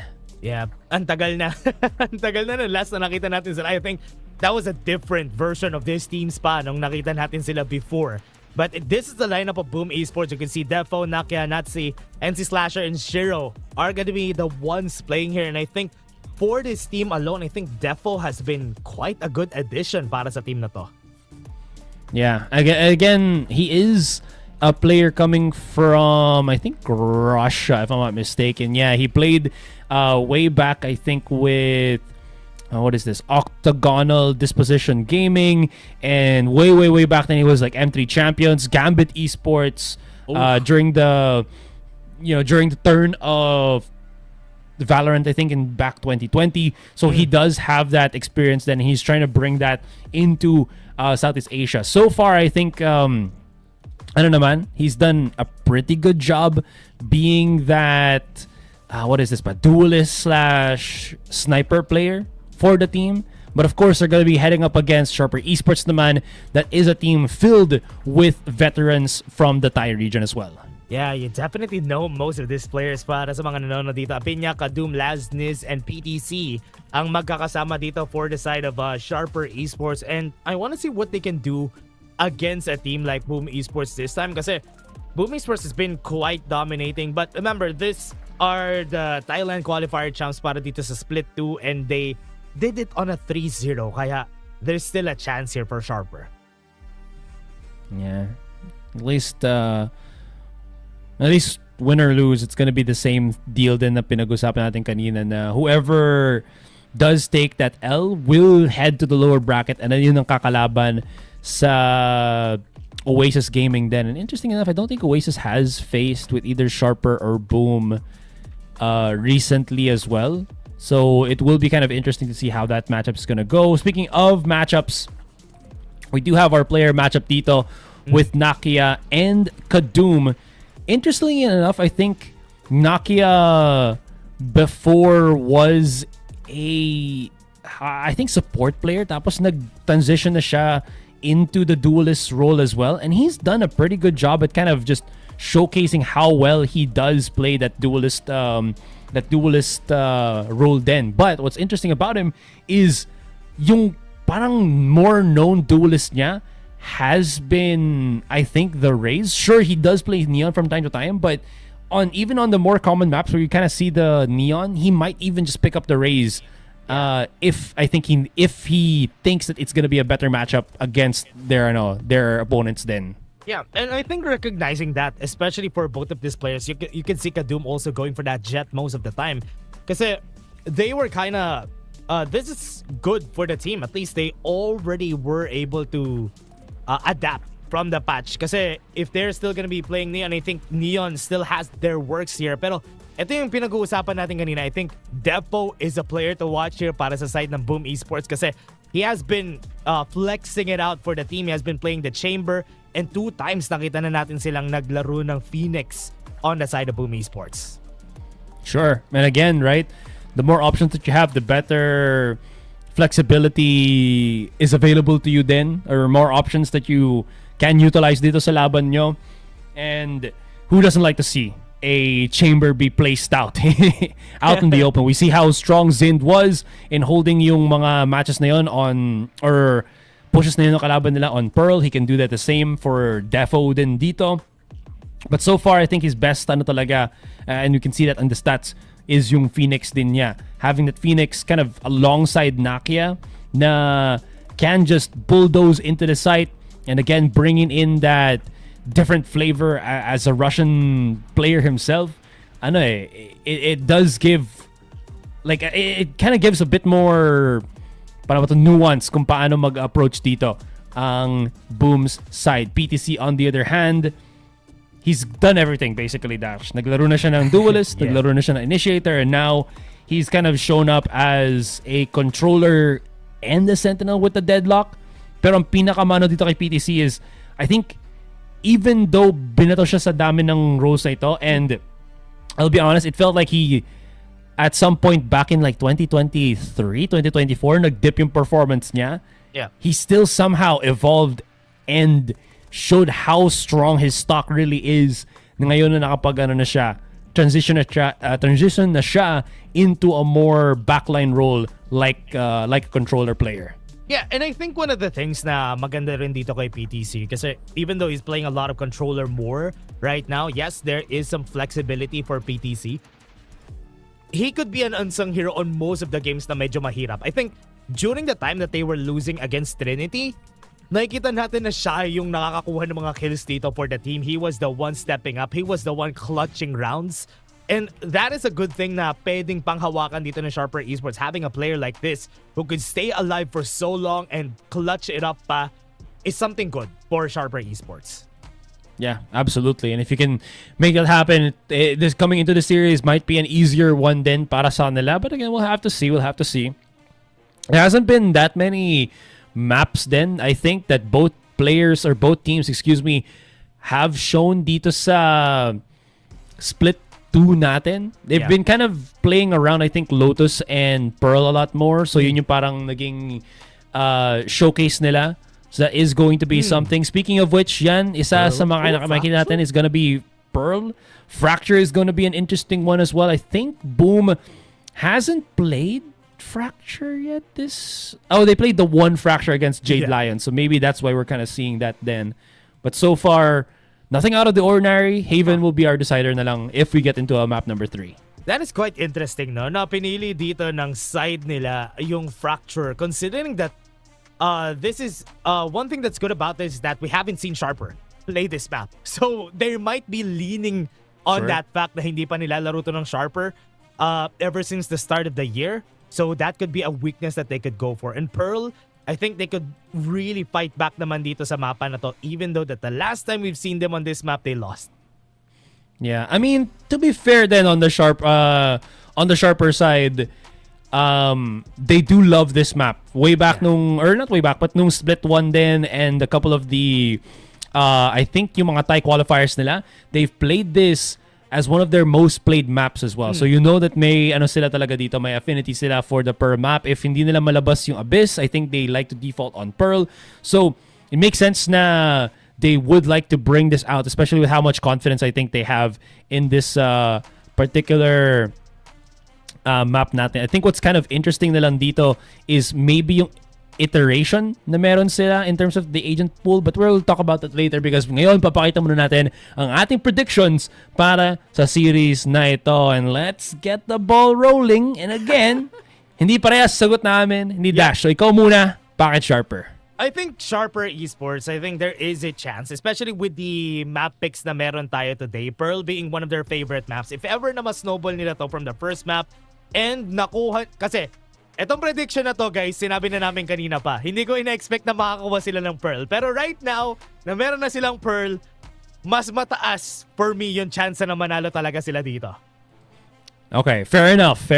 Para sa akin naman, para sa Boom, I honestly, I think this is still an incredibly developed team. Again, they already have that Pacific experience. It just really is stemming, I think, from that. And to be fair, they really haven't lost any matches at all in, I think, Split 1 and Split 2, not counting for yung kalaban nila sa Singapore, which was Rival Esports. And after that, puro panalo sila. I'm not really sure kung ano yung naging parang formula noon, kung ba't nanalo yung Rival, but Boom has shown na after that, it's just all wins all day long para sa kanila. And again, they are surrounded by incredible players on the roles that they are. I think one of the biggest players that you have to be worry about for Boom specifically has got to be Shiro on his support shenanigans. So we'll see that. Anyways, I think we are now going to be looking at yung ating agent selection. And there you go. Yeah, there it is. Huh. Okay, so sa nakita natin dito, na last time na nakita natin sila sa Pearl was the Neon and the Yoruba noong time nila na yon. So they changed it up with the Jet and the Phoenix for the side of Boom Esports, which is honestly a good upgrade, especially with the changes for those agents. So right now for the side of Boom Esports, this is good. But Sharper Esports, did they change anything from the last one? No, this is the same lineup na ginawa rin nila before. Yeah, I was about to say na this is, I think, one of the teams na mahilig gumamit nung Sage, and can't really fault them for that. Apinya does love being able to control certain positions dito with the wall. It gives him a bit of breathing space, especially on attacking side when you're able to isolate yung mga choke points with the well-placed wall. It is incredibly powerful. That being said, ito na tayo guys. First map is gonna go underway in just a little bit na lang. Sharper laban sa Boom. Yeah. Game 1, or rather map 1. Nandito na naman tayo sa mapa na to. We're back at Pearl. We're seeing both of our teams, their take on this map, what agents they're gonna be running. And at first, very early on, makikita natin agad yung Sharper Esports that they're going for a default here. It's time to get started for both sides. So whoever takes the win dito, we were talking so much about losses then. Whoever takes the W will be facing Fancy United sa ating upper semifinals. Mm-hmm. And one thing that is good here for our team, I think they are very good at making sure that the things are gonna go in their favor pretty well. Pero, nahinto tayo unti. Oh, okay. Maybe a slight tech issue lang. Onting sinok lang dito. At least nangyari yan sa simula ng game, hindi sa dulo. Kaya enjoy muna tayo dito ngayon. Kalma lang. Sa mga nakikinood pala sa amin guys, thank you so much for tuning in. Alam ko na again na ginagamit yung oras nyo para makinood sa amin dito, no? Sa Friday nyo. Pwede yung ilagay yung second screen nyo sa phone nyo habang may ginagawa kayo ibang bagay dyan. Diba? Sabihin Pwede ko kayo mag-rank kung game second din. monitor content man kami, okay lang. At least nakikisubaybay kayo dito sa ating Valorant Challengers and seeing how the teams are gonna be playing. Kahit naglalaro kayo ng Valorant at nasa second screen lang kami, okay lang. Okay lang. Kami yung ADHD stimulus nyo guys na parang background noise kami na pag hindi nyo kami narinig parang may kulang sa buhay namin. May ganun ka ba, Asaray? May ganun ka ba? You have to watch something every time. Like Yes, Oh, kailangan. no. I need to have some nandun na tayo sa point na yun. yun ba yung right term? Kailangan ko ng stimulus para may Yeah. To be productive or to do something, yes. ganun. Yes. Either kailangan ko nakikinig ng music or nakikinig ako ng audiobook or may pinapanood ako. Something. Yeah. This is... Wala, ganun na talaga eh. Ganun na talaga tayo eh. So ito, kahit The second brain monitor rot. content kami, tignan natin ang mangyayari dito sa game natin. Nagbabalik na tayo dito sa ating game, guys. At kita mo naman yung Sharper Esports, they didn't really change a lot. And diretso pa rin sila for that default setup, waiting for Lads to actually push this. Pero the A side could be pushed here. Camera taken out. Big information though. Nakita ni Natsen as well. They pushed up already into his crosshair lineup. Ganda ng one-way smoke! Still doesn't take lethal damage. That's Boom making a statement dito sa ating pistol round agad-agad. Forces them to go out. And ito, nakita natin, what a nice flash coming in from Defo. Pero, trap na tong dalawa na nandito right now. But Nakia has to force it.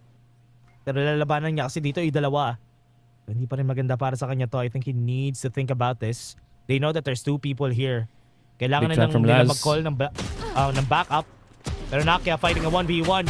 Winning a fight. But that's a nice edge at PTC. One enemy remaining. When they needed him the most, again, PTC goes in for the clutch. 30 seconds left. You can see the sa utak nila na going together on A site.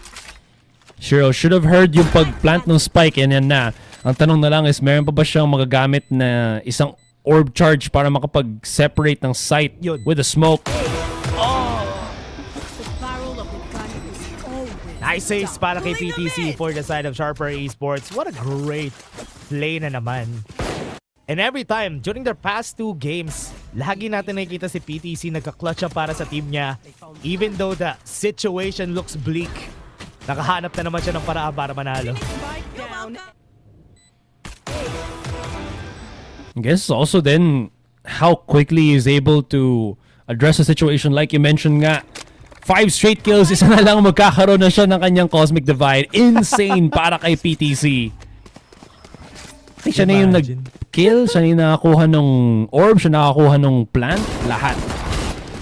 Oh no. Nice flash, PTC. Sakto yung timing na naman nila dito for the side of Sharper. No guns for the side of Boom. But Kadoom making a kaboom para dito sa side ng BME. Last player standing. And Shiro also falls down. Sharper Esports. Nice place para sa kanila. Yeah.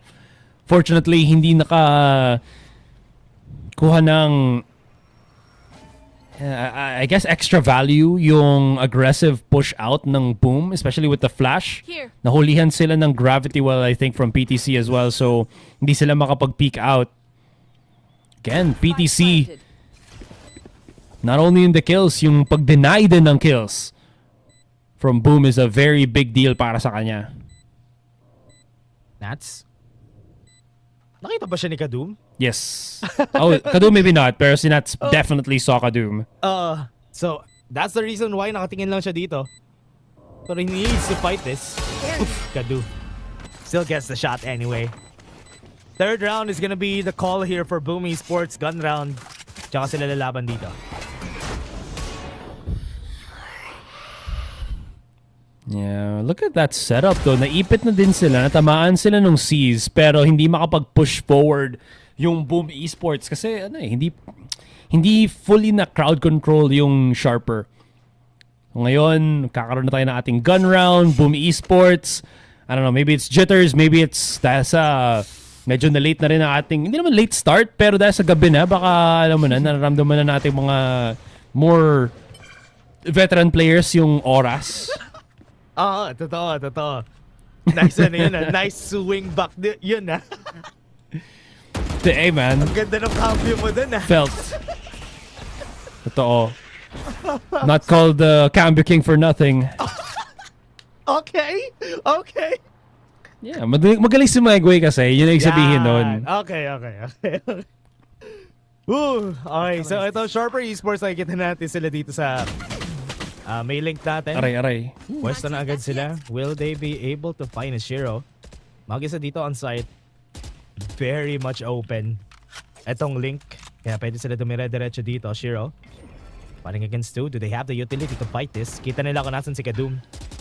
Drops the smoke para mag-back sila. Pwede pa sila dumiretso sa A actually. They can still go for the rotate, but Shiro pushes the smoke para makakuha ng 2 kill. Yeah, times it perfectly then.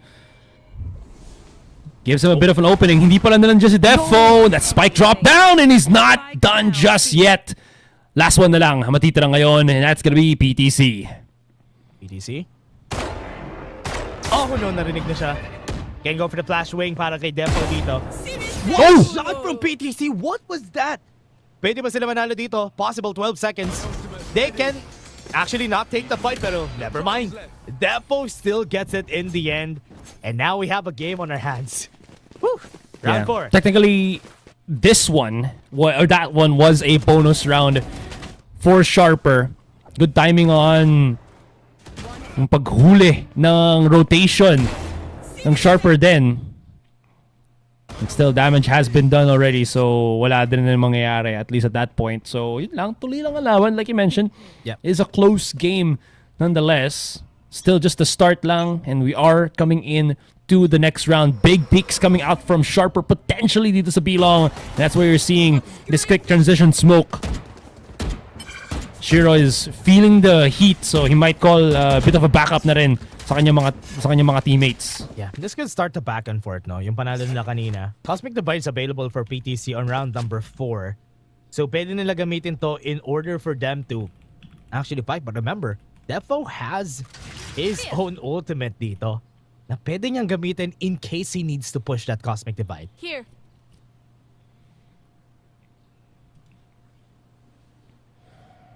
Could be nice to use that, especially in this round. Look at the setup for Boom Esports. What? I do like na, I think the last time, or yung last series natin on Pearl didn't really have that much info gathering, but because of the fade, iba yung nangyari. Oh, timing from Nats though, beautiful. What an insane cam setup. Yung nakita natin dito kay Nats. That's crazy. Yeah. Laz was able to get the kill here. 30 seconds And Nokia, kita natin nag-run it back na sila agad dito. Had to use it for Defo. Kala kasi nila magpo-push sila, but Sharper Esports had the right timing. Boom 20 Esports seconds. nasa likod. I think they need to rush this. Goes in for a nice splash out of the Cosmic Divide. down B. And Apinya na lang ang natitira para sa team nila. Pero the timing is just perfect. What a flash from Defo. Yeah, hindi rin nagpakita si Shiro, I think, at that point at all. Kaya napatingin na lang si Apinya sa likod niya. I don't think he knew where Defo was. Pero yan, looking into the replay, tamang-tama ka, Dash. I don't know, some of these players, they've got to the point, sobrang galing na aim nila na hindi nila kailangan i-train yan. Tinrain na lang nila yung mga setups nila. Yeah. And having those nasty little setups here feels a little bit too overwhelming at some points. Yep. Especially on the defense dito. Grabe yung setup ni Nats doon. I think they don't even hear kung saan nanggagaling yung camera kanina pa. They just had to run in. And until now, I think they haven't found that out. So pwede pa gawin uli ni Nats yun, if ever. So, for now, a timeout for Sharper Esports. Very early on.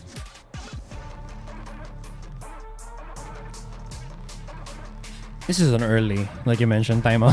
I'm surprised na that's how it kind of goes. But I guess it shows kung gaano ka-important yung early game swing for Sharper truly is. And that being said then,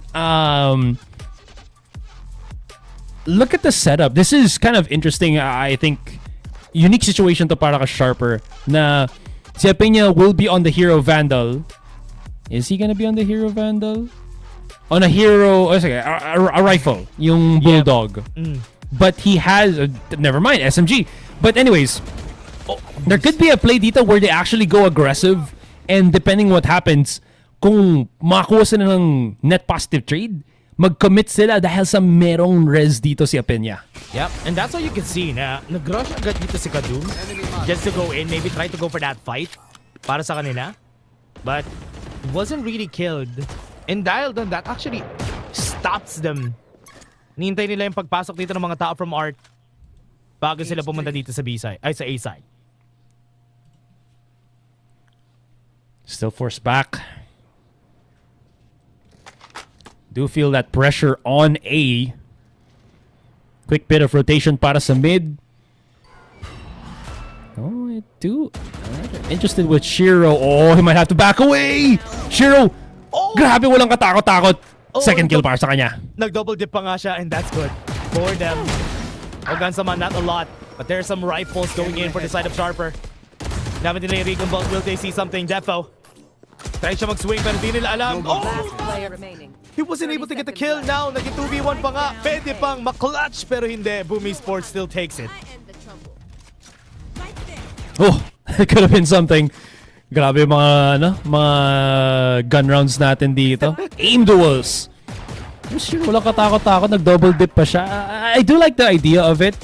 Parang, mas malaglalaro ka usually as a solo player, self-preservation ang habol mo, diba? But Shiro wanted to go for that re-peak dahil sa gusto niyang i-disrupt at slow down yung pag-push ng Sharper para may time pa or mas madalian yung pag-hold ng other players on the A side. The only danger I would see with that na ginawa ni Shiro is baka ma-open up yung B.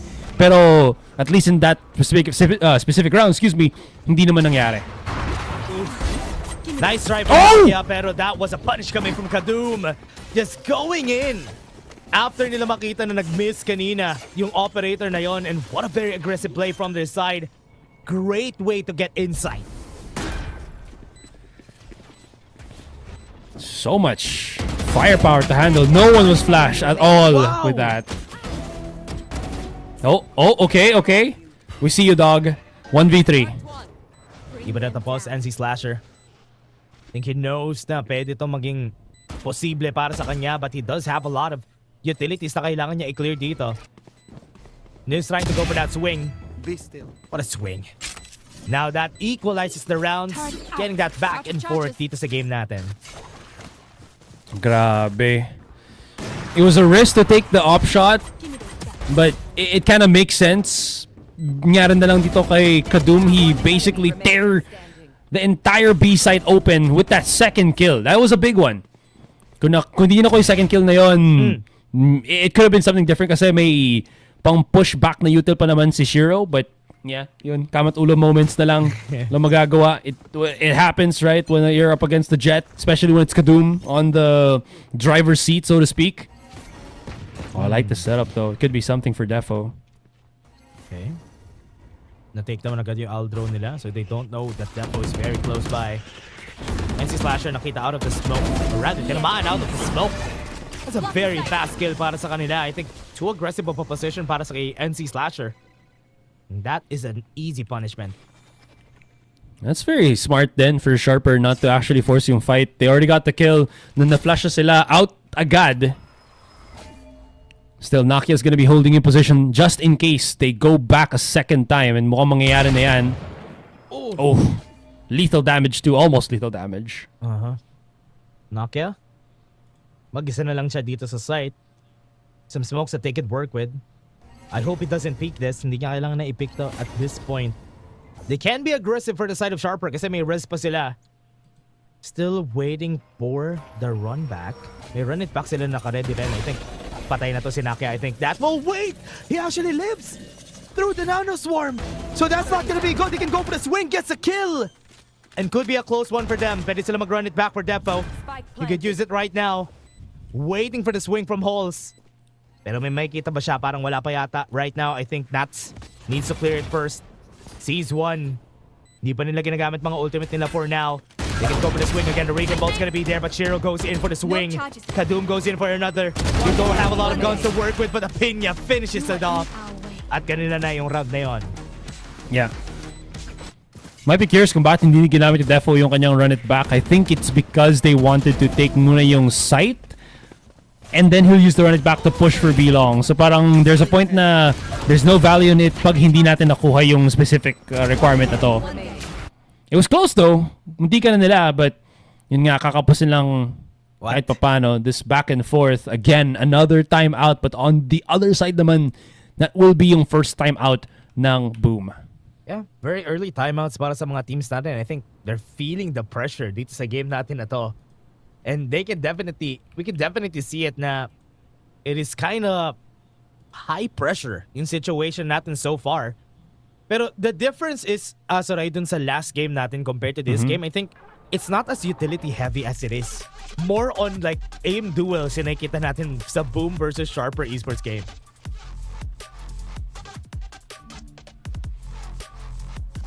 And I think I agree. Masyado siya, it's going back to that point na you're kind of just not kind of, but you are relying. I don't want to say rely. I think more is you're utilizing yung insane aim prowess ng mga players mo to create that opening then. Right? It feels like, kagaya sa mo kanina, yung last game or last series natin was kind of a mix of the two where may setup siya tapos may aim duel siya. Dito, aim duel dictates kung ano yung magiging setup mo. Hindi setup mo allows you to aim duel, parang ganun. Yeah. It's the other way around. Defo. Flash na naka-ready. First contact itong si Nakia. So tignan natin kung magiging successful ba sila dito. And try to go for a wide. So Aldron gagamitan na nila. They have to swing it with the flash. Nakita na flash ng lahat. And that forces their hand dito for the side of Boom Esports. What a play from them! And they got the bait. They were in the right spot. Kaya nakuha nila yung mga kills na yon. Wow. They've actually used the ultimate too. And you're right. Yan na nga. Aim duels that dictate kung ano yung magiging plays mo. PTC, kapit niya dito. Oh, so fast! Lightning fast reactions. Grabe. What a thrifty round for Boom Esports. Grabe yung round na yun. They were waiting for that Aldron to come in, not expecting. They were kind of expecting that there's somebody at the box, but not very close for the flash. Kaya yun yung nangyari sa kanila dito. Wow, what a play from them.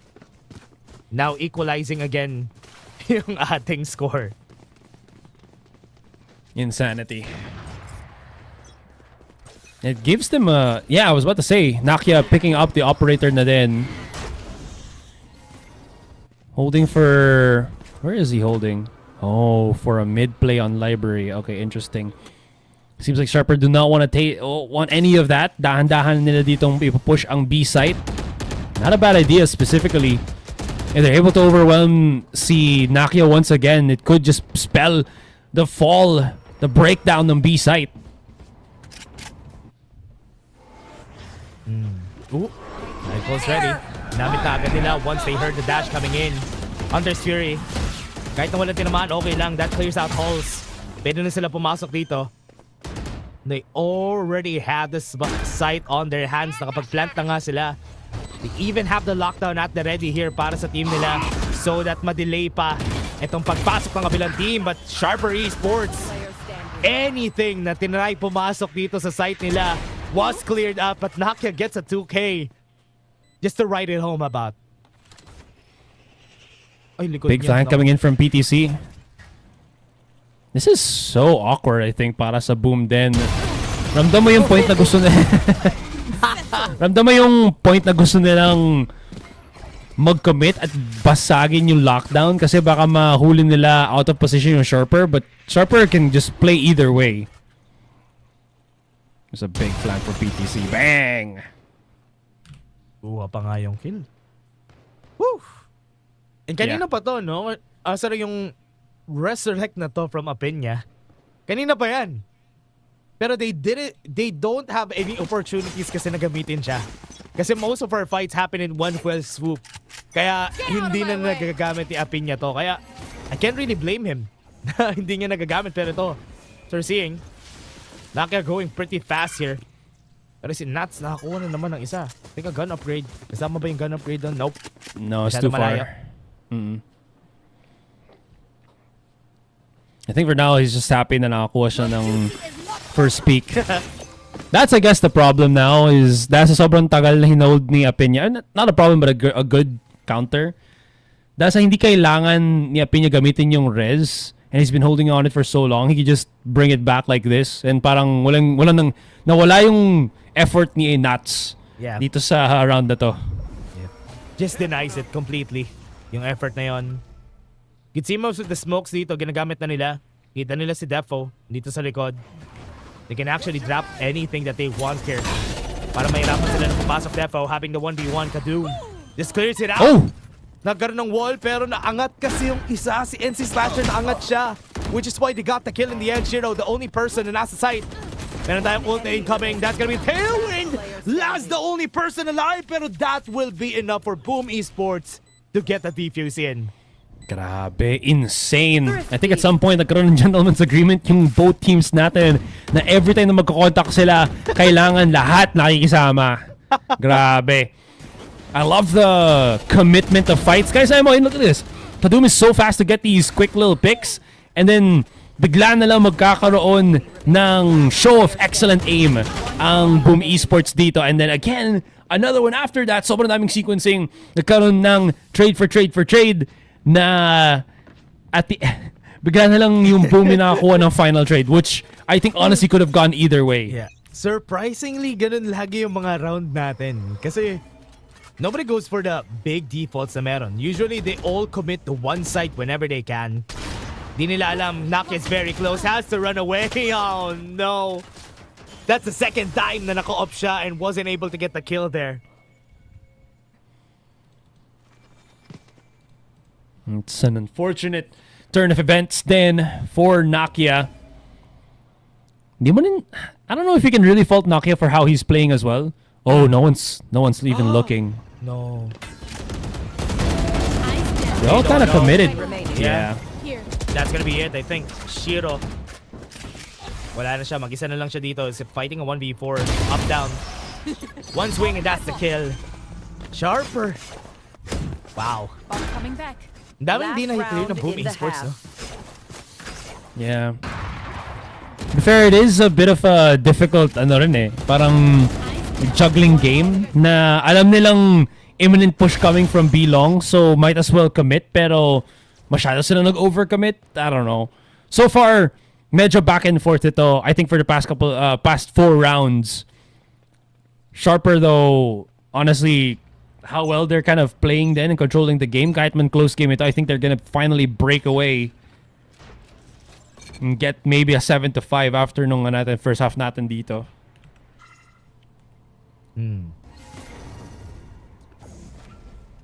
It's hard about this is laring guns kasi itong team na to. And they can get the gun upgrades, as I was saying. Pero hindi pa rin nila nakuha. Okay lang naman. But right now with Defo, going for the ultimate para makapasok sila sa sarili nilang site. Just to push them back away and try. That's gonna be good enough. They're gonna be going for the plant ba? Hindi. Magro-rotate sila sa kabilang side. Nat is gonna fall down and that opens up the site. Yeah. I like the idea dito. They know that they won't really have much time sa A site for a safe plant. Might as well go straight for B. Ang potential na maging problema na dito is Shiro is right there at the corner pero naka-cross out or naka-cross si PTC for the plant and a Cosmic Divide. That's huge. Okay, that's another Cosmic Divide. Yeah, kailangan nila mag-clear dito. That's gonna be a B that they have to clear and now nakita na yung isa na isolate yung isa because of the Cosmic Divides na meron tayo. But Kadoom, hindi pa siya humihinto dito. Hindi niya alam na nag-defuse na yung isa. Napatay niya isa, make that 2. Is this gonna be an ace? Kadoom will be going for this finish. Meron sila smoke na pwedeng gamitin dito. He's gonna be going for that smoke. Gonna try to fight back. Taking time. Kailangan i-commit ni Shiro. And he has time. Get this to a 6-6. Oh, stressful na naman. All boiling down to split decisions from either player. Yung nangyari kay Shiro na he had to how do you mention this? He had to drop down the smoke. I didn't know if it was the recalled smoke agad or yung full length smoke. He actually went for the recall smoke, the baby smoke, and na-force siya na mag-push out and just hope na makukuha niya yung kill na yon because he just kind of had to. Kasi if he went for the half defuse, I feel like Kadum will actually go and just commit to the fight, patayin siya agad, and maybe clutch the round. Grabe yung mga rounds natin, no? So far, lahat ng rounds natin, it's almost always a full commit from Sharper Esports or the other team around. Lagi siyang it's a 5-man fight na nakikita natin dito. And I don't know if it's a good thing for any of our teams. I think it's a way better trade for the side of Boom Esports dahil nga you have some rounds to work with now na sila naman yung nasa attack side. It's gonna be an interesting transition for sure. Getting into this next half natin na sobrang back and forth ng rounds din. Grabe, after all that being said, 6-6 tayo ngayon. Anything interesting in terms of like the buys? I think tama lang. Nothing really out of the ordinary, honestly.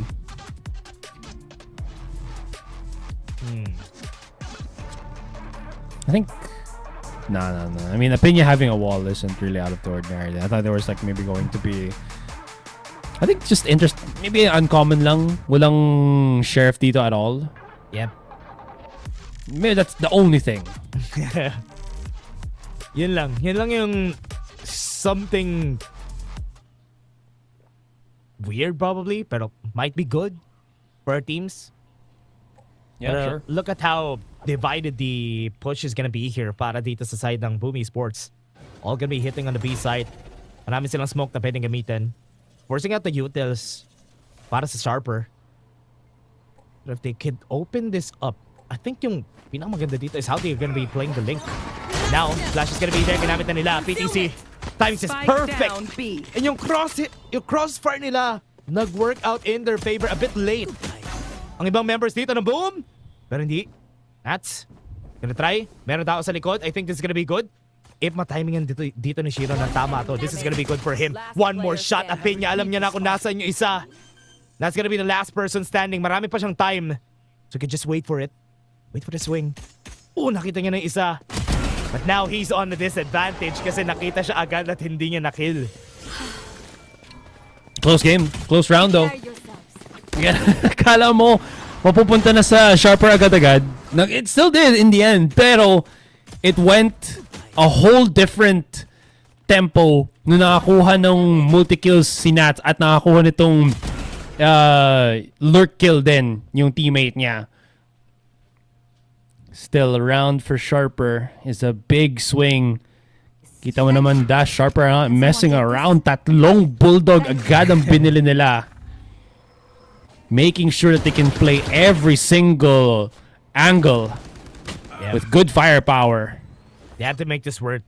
Yun lang talaga para sa kanila. Oh no, the punish was there. The Nano Swarm just to not let him go.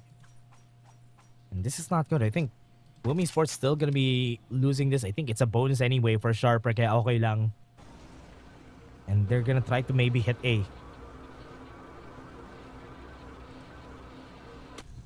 Spatan. It's good information for Niz at this point. Just realized, I think Niz is playing right now for Sharper. Oh, there he goes. He's gonna be holding the back of the site. No damage on him. Lahat ng binato pero won't really be effective. Tinatalunan na lang siya. No. Oh, I love that play though. But still, look at this. Multi-kills. Apinya could be in trouble and he is. Okay. Hindi pa tapos yung laban natin. I think they can still win this. 1 HP nga lang yung dalawa. Flash is gonna be there pero tumama ito si Kadum. 1 HP.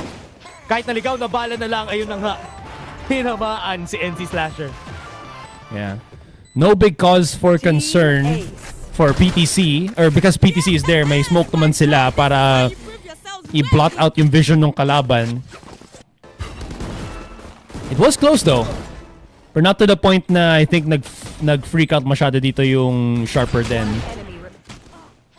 Damn, Kadum is just so good at tracing those back to the sender.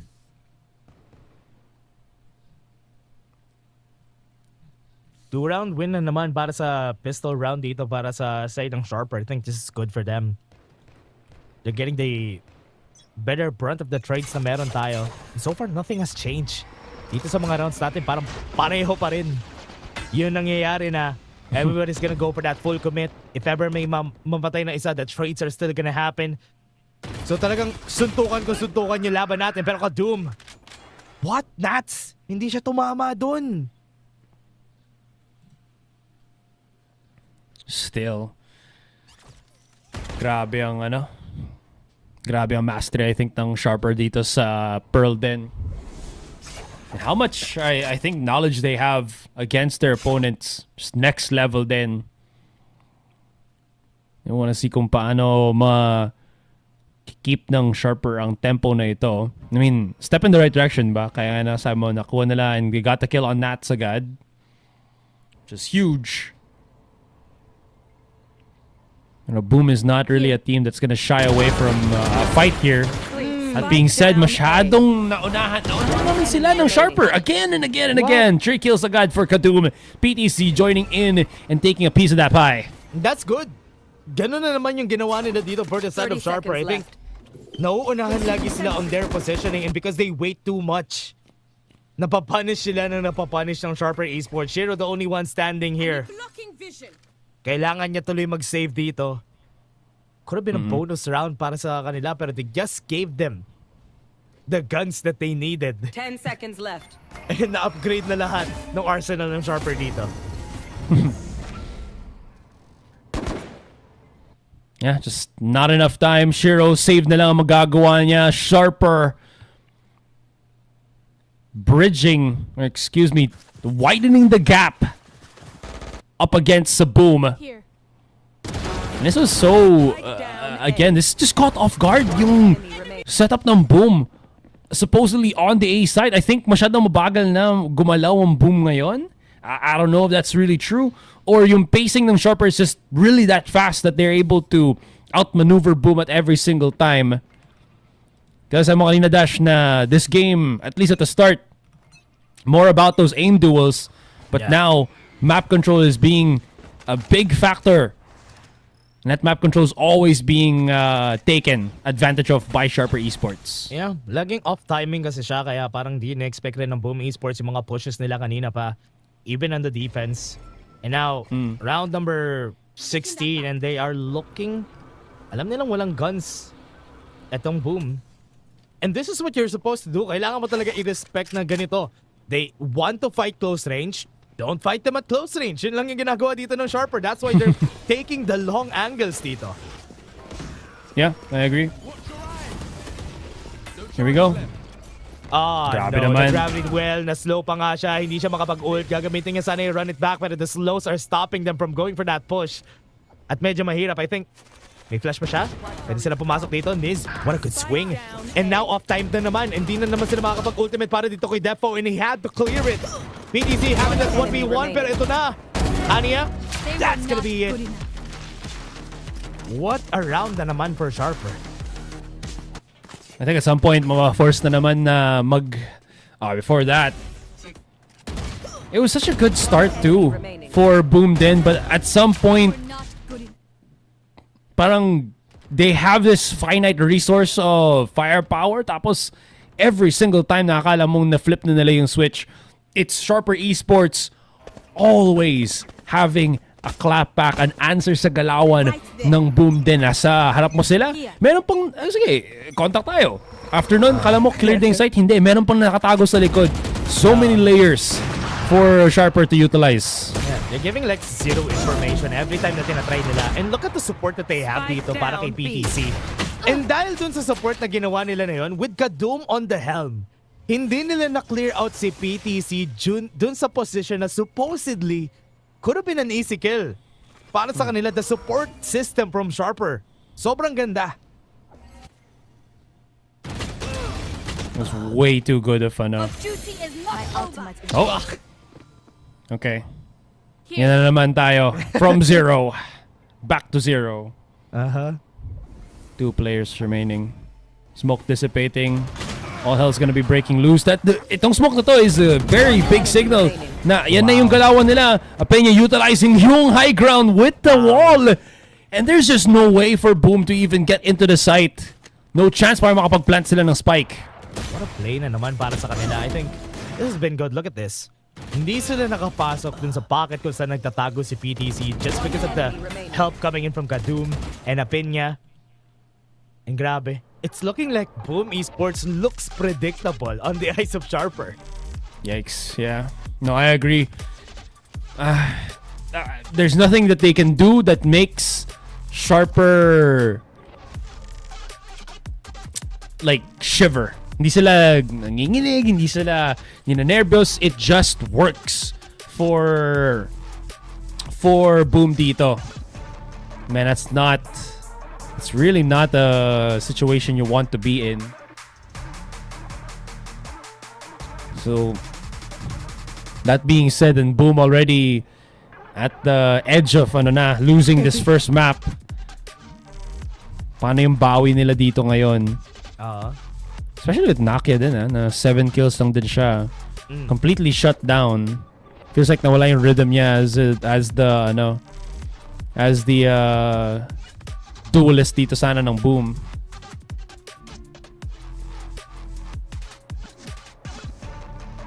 So nakita natin, I think si Defo is the one trying to step up dito sa team nila as the duelist kasi Nakia, mahirap minsan for Boom Esports if Nakia hindi siya activated, parang hirap makapasok para sa kanila. And you can see the struggle here. Kanina pa. What a shot on the head of Kadum. Sapul siya on the first shot, making him miss his crosshair. Kaya wala, hindi nila nakuha yung kill na yon. And now Apenya tries to go for the swing again. Namahan siya, not really a lot of damage para sa side nila. Pero that wall is gonna stop them from going for that push. Pero merong maliit na gap dito na pwede nila gamitin. I think Apenya is trapped here. And that's it. That is the combo na binato nila dito from NC Slasher and Defo. I like those pop shots. Aggressive shots para lang ma-force na hindi makabalik sa site si Apenya. He's committed dun sa pag-hold on the left, and here comes the follow-up sa push. Yeah, run it back. Gamit na nila. Got the gun anyway. That's good enough para sa kanila. Nakia gonna try to go for the swing, pero parang iniisa-isa kasi nila sila. Hindi maganda yan. And dahil doon, naubusan sila dito ng members na sana could have been better, could have been easier para sa team nila. And look at this. They're gonna try to go neural theft. Nakita na sila na Riton Boss. Wala siya nakita na kahit na isa. And Sharper Esports goes for match point. No way. Natalo pa rin dito ang Boom. Grabe. Yung nasabi mo, diba? Such a great start for Nakia. Nakakuha na sila ng follow-up kay Apenya. And then si Laz, okay, sure. Run it back, okay lang. Second kill, sure. That's a real kill. And then, wham, 2, 3, 4. Tuloy-tuloy. Yung overcommit nila, pa isa-isa dito. Not sure what Boom is thinking, Dash, pero... this ain't it, dog. Hindi ito yung, yung pwedeng gawin. Okay. I wasn't expecting na ganun yung gagawin nila. I thought they are just gonna be clearing the site. Yes, wala sila masyadong utilities sa pwede gamitin during that time, pero they could have played it safer kasi marami naman silang bodies to throw at one person sana. My ult's ready. But right now, as we are seeing here for Sharper, they still playing it safe. Mali sila, they got one trade, that's good enough. Barrier created. Oh. Interesting. Nats, hindi niya babasaging, yung wall. Not to alert their attention, but this also plugs him up for optional A main lurk sana.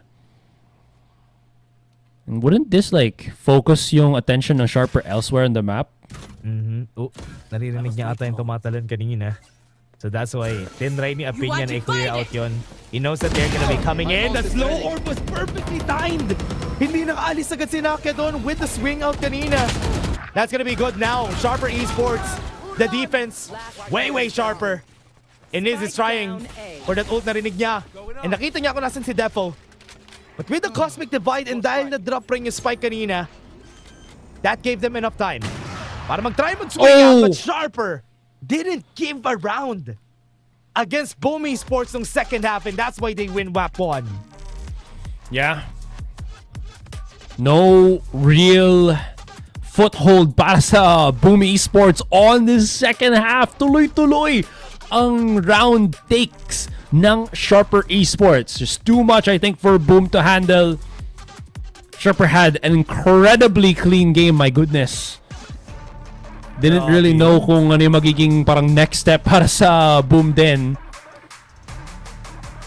This is just next level ngayon para sa Sharper. They are playing like a completely different unit compared to their opposition. And you can see na during this game, no, I think medyo nadala yung Boom Esports dito sa galaw ng Sharper Esports during the first half. And that's why during the second half, they thought na, we can do that again. Let's try that again. True. Try natin yung ginawa nila na we're gonna be finding a pick-off. Pag nakahanap tayo ng pick-off, gawin uli natin yung ginawa nila. But it didn't work out as expected para sa kanila. I think they are going into the site without using much of their utilities, kind of saving it in a way na they get punished time and time again na parang hinihintay ko na lumabas sa highlight pero hindi lumalabas mamaya pa ata. I think big factor din dito, and this is probably going to be I don't know, up for debate, is it feels like may setup parehas nung team. Yeah. Pero yung setup ng Boom either mas mabagal or just less polished altogether. Yeah. Parang pag nakita mo yung ano nila, uy, ang galing saan nun. Pero walang na-flash si Defo dito. Pero the intent was there. You know that it's gonna be working if it was done like 5 seconds ago. Pero 5 seconds after, iba na yung pwesto ng kalaban. The flash is gonna blind no one on the other side. And you're just gonna, I don't know, give them free kills basically. Parang ganun yung naramdaman mo. Where Sharper, kita mo na si Kadum, mag-updraft. Hindi free 2 kills, but he committed to getting 2 kills and he gets it. Mga ganun kasing bagay just really separated, I think, Sharper and Boom in this Pearl map. And I think it does get reflected then with how much of a disparity yung KDA natin is also kind of showing. Yeah. Aside from the rounds, double digits almost all across the board. Niz is gonna be the one that doesn't really get the most, pero I mean, he's a Sova. It's okay. Everyone else is getting like a ton of kills, and he's giving all that good information to sa teammates niya. Yeah. And nakita rin natin na merong parang simula pa lang nung first half natin, parang may already parang brewing problem na nakikita tayo for Nakia, for Boom Esports, kasi he was not hitting his up shots. He was trying his best to get the first kills, pero 2-3 investments yung ginawa dito ng Boom Esports pero hindi siya nag-work out. So that, kumbaga, yun yung first problem na hindi rin nasagot during the second half kasi he wasn't able to put out a lot of numbers para sa team niya. Sure. And that continues. Well, I don't know how the series is gonna, look better para sa Boom Esports. With that being said, Sharper brought such an A game for them. Kadum, syempre, gonna be the one to reap all the benefits. MVP of map number 1. Kitang-kita naman sa napakaganda niyang up plays, aggressive jet plays as well. Great rotations, all things considered. And it's just yung stats pa lang niya. Hindi pa din, again, parang pinapakita yung stat pa nung iba. Anyways, that's gonna be a great start for Sharper Esports for map number 1.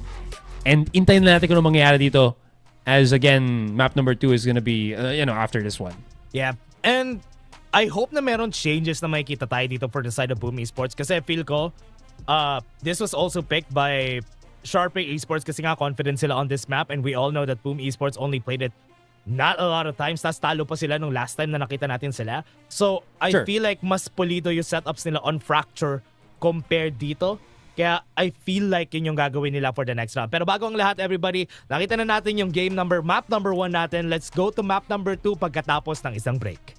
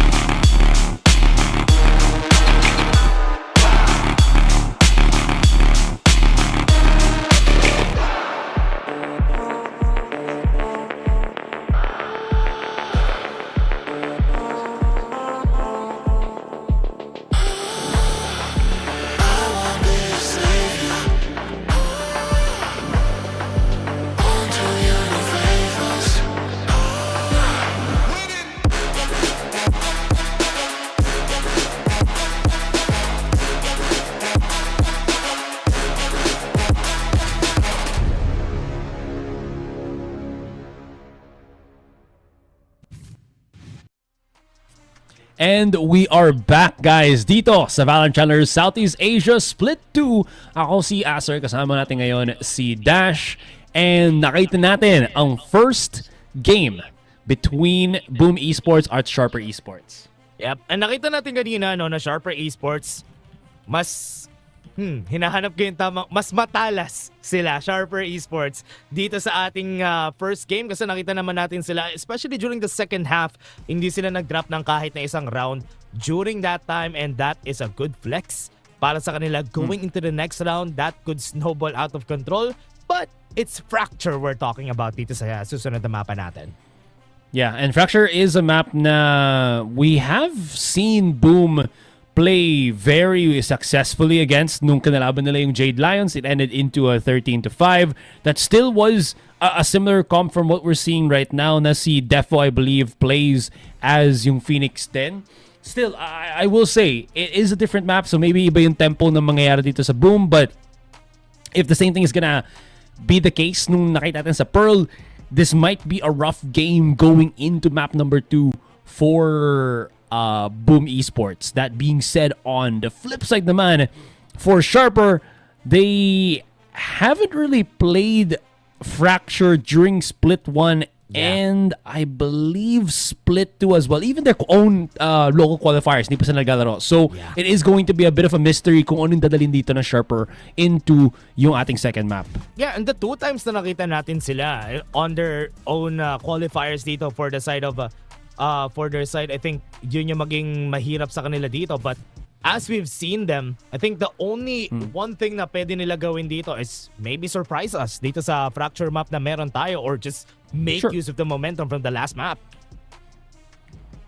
I am interested kung ano yung magiging potential na yon. I'm trying to kind of dig a little bit deeper dun sa potential map selection nila, but honestly sobrang tagal na since yung last na nakita natin na maglaro ang Sharper ng Fracture. Then I think it was like years ago as well. So ito na, what's gonna be yung kind of evolution ng Sharper dito? And the answer, okay, I mean, the Vice is the one that kind of makes me think the most, and I like it. Yeah, Vice on this map, I think especially for the openings na meron tayo, I think Vice is gonna be pretty effective dito and a bit more aggressive for Laz pag nag-defense sila later on, and also gonna be helping during the post-plan situation. Pero for the side of Boom Esports, they're still going for the double duelist on their side, so I hope Nakia turns up dito sa game natin na to. Yeah, I will say though, I think Vice is good on Fracture, pero I don't think Vice alone is good on Fracture. Kailangan may isa pang Sentinel na tutulong sa lineup nyo to kind of even out. Kasi it feels like, paano ba sabihin to? It feels like baka kapusin yung pagtigil nyo, and Vice isn't really that, how do you say this? Yeah, she's not your typical Sentinel kasi na like KJ or even Cypher na kaya mag kind of slow down the site. Sure, you have sheer and everything, pero parang one and done lang yun. And your opponents can trigger it and just leave it and then go back afterwards, right? Yeah. I think that's gonna be a problem dito once they go to the defense side. And we have seen that one time nung Boom Esports fought against Jade Lions. Ang lakas nila sa mapa na to. Nung nakita natin sila sa Fracture, complete domination yung ginawa nila against Jade Lions that time. So, I hope na merong sagot yung Sharper Esports dito. Especially, pwede sila mag-bank ng rounds dahil nasa attacker side pa naman sila. Alright, let's see. Simulan na ng ating first pistol round dito. And Sharper agad-agad titingin sa B. Kita nila. Di nila alam si Nats nag-aabang. Pero may nag-aabang din sa kanya dito. Wrongs are gonna be there. The timing couldn't be any more perfect. Shiro! Nakita na siya. 2 kills for Shiro. That's gonna be a good start para sa kanila. Nats was able to stop them on their tracks. Dahil lang rin sa 2 kill na nakuha niya na yon. And last one is gonna be Laz. Kita niya dito sa may taas. Tinamaan siya ng isa. It's a 1v3. Wala rin naman sa kanya yung spike, so he has to fight this. Oof. That is gonna be it. Relay bolt ginamit rin sa kanya. Tinamaan siya. He has to run away. But this fight is not yet over. Marami pa naman sila. And I think that's gonna be an easy take para sa kanila dito sa laban na to. He's gonna be swinging against 2. He's not gonna win it for sure. With 30 HP.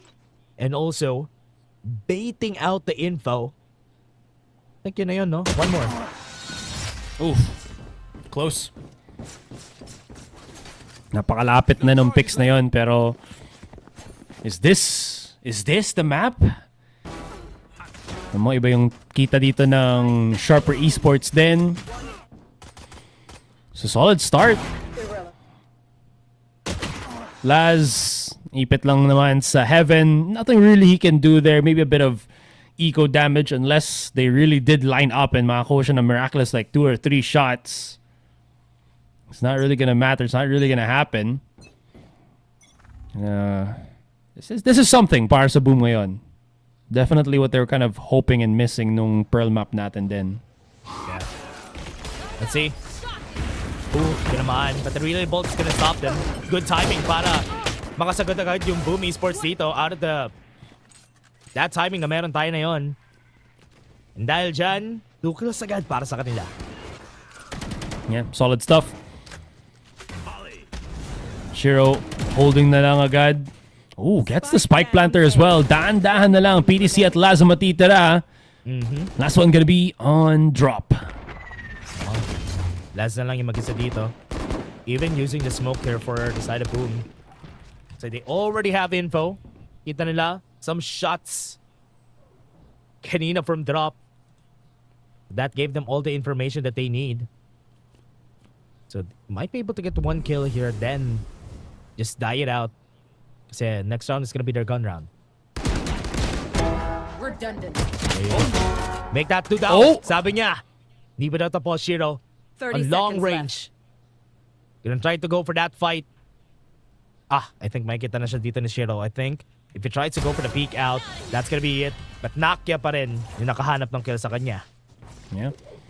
Gotta give some love to the bandit, man. Just never know when that gun's really gonna get yung big value. Yeah.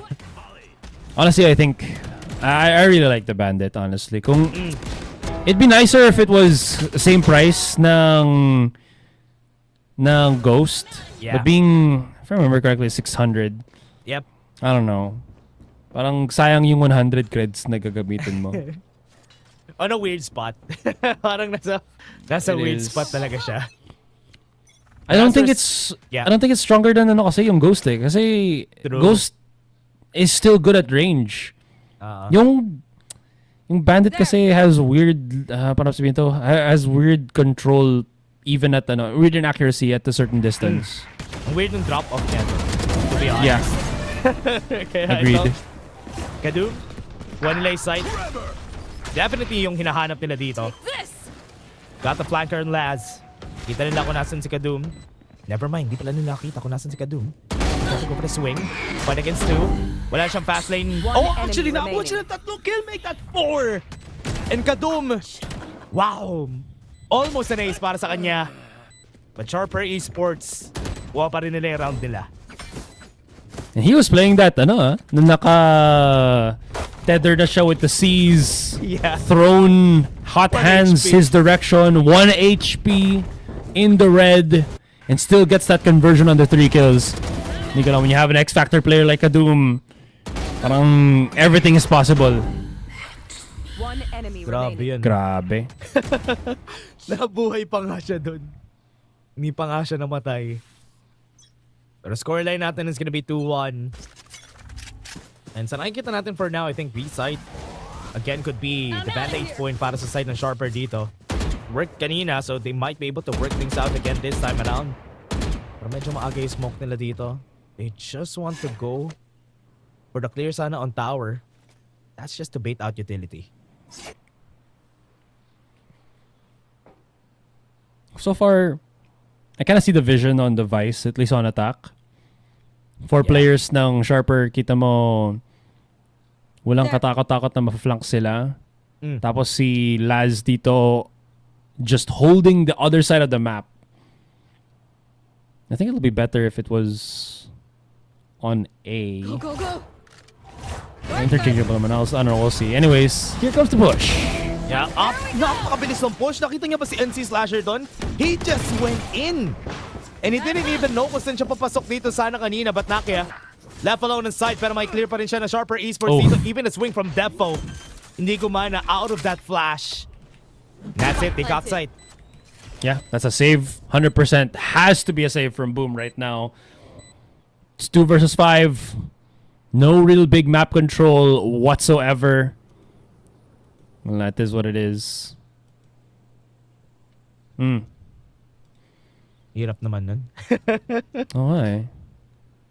Napakabilis ng pasok ni Kadum. I think hindi man lang nakareact kanina si NC Slasher. He was kinda thinking na siguro pagka-swing na to makakabaril pa ako pero not even a chance. Yeah, not close enough. I will say though, na it feels like, I don't know, there has to be some sort of way na Boom is okay taking more aggressive fights. Double duelist sila dito True. And parang hindi nila na-utilize yung capabilities ni Nakia sa ni Defo. That is going to be a big question mark moving forward dito para sa Boom Esports. Sure, they got those 2 straight rounds at the start, pero nabuhayan na himasmasan na naman ang Sharper. And he got guns to kind of back it up with. Could be. Oh no. Yeah. It's gonna be a full fight. Kita natin dito for sure. Pero sa nakita natin, relay bolt has been thrown already. And Sharper was kind of expecting it in a way nung nakita nila nag-drop yung smoke. That was a very fast one. Denying yung push na dito ng Boom. Speaking of Boom, this is a heavy commitment on going for underpass. Wala silang naspatan, but this is actually pretty good. Baka mahulihan din dito si Niz. The timing's just a little bit off. Oh no. It's a big flank already coming. 3 players yan. This could be a great spot para sa kanya. Oh no. Oof, He's done. Yep. Yun ang sinasabi ko, and that's gonna be a free upgrade para sa kanila. Wasn't really expecting that, and they had to rush in for B-side push.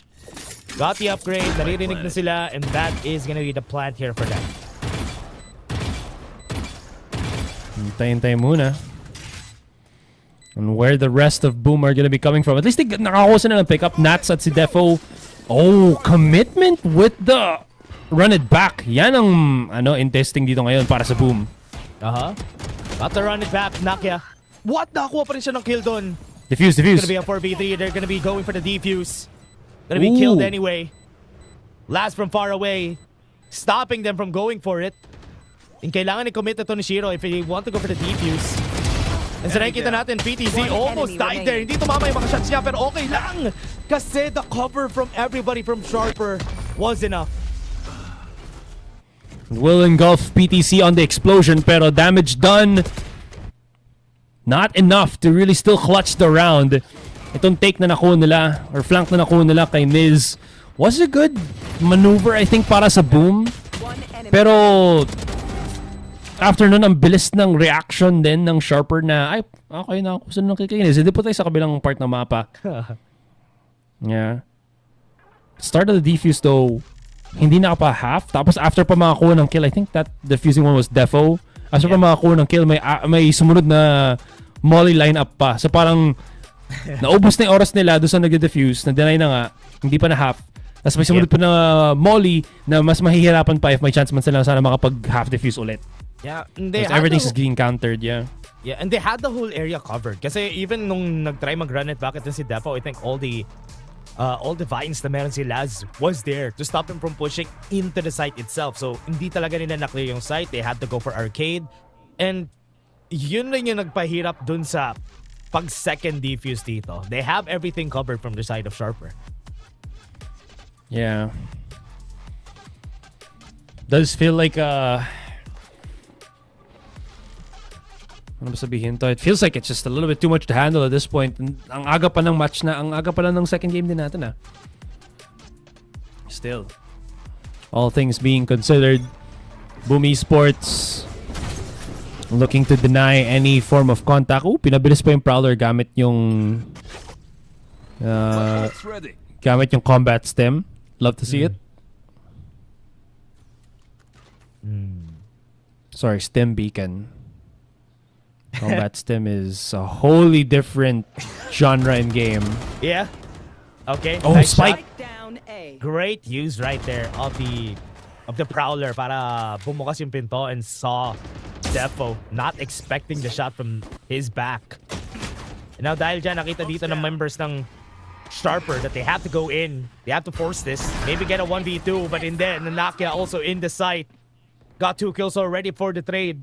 And because alam nila may operator dito sa tower, they are not gonna commit for it. And they lost more than they would have bargained for. Pero syempre, losing on the flip side, si Nats, also big. Because now, they can potentially push NC Slasher. Oh no. Yeah, pero may siege siya eh. So if he can get contact and throw it at the right time, maganda yung potential for counter niya dito eh. Enemy remaining. Nice swing. Spike down A. Fight for the 1v1. I think he has enough time to buy. Para dito. He's just playing around. Almost getting that kill. And parang yun na yata yun. BME Sports equalizes it. Yeah, no chance to really plant that spike, especially with the hot hands available para kay Defo. I thought this was a start na naman ng pagbagsak ng kalaban nila. Lalo na yung drop spike play na ginawa ng Sharper. Still, love to see how Boom perseveres. Forcing Sharper at every interval na pwede nilang magawa dito ngayon. Both fades, meron na silang parehas na Nightfall. Ayun na. Line ginamit. Very fast with the C's. Buti na lang nakasagot sila, but the 2 Nightfalls ginamit on both sides. Oh! Timing's just right, pero si Nakia nasa likod. They have to commit this. Or do they want to fight the operator player na nasa likod nila? I think no is the answer. Hindi sila makatakas dun eh. Gotcha. Oh. Ready. Timing's just good for it dito sa side ng BME Sports. Hindi na sila makaalis. You have to find a way to commit or just fight Nakia na nasa likod dito. Remaining. They're not gonna win that fight for sure. Tinry nila pero PTC was able to get one. Pero hindi kasi enough yun para mapanalo nila yung round na to. It's gonna be a 1v3. To be fair, I was just gonna throw it out. Yep.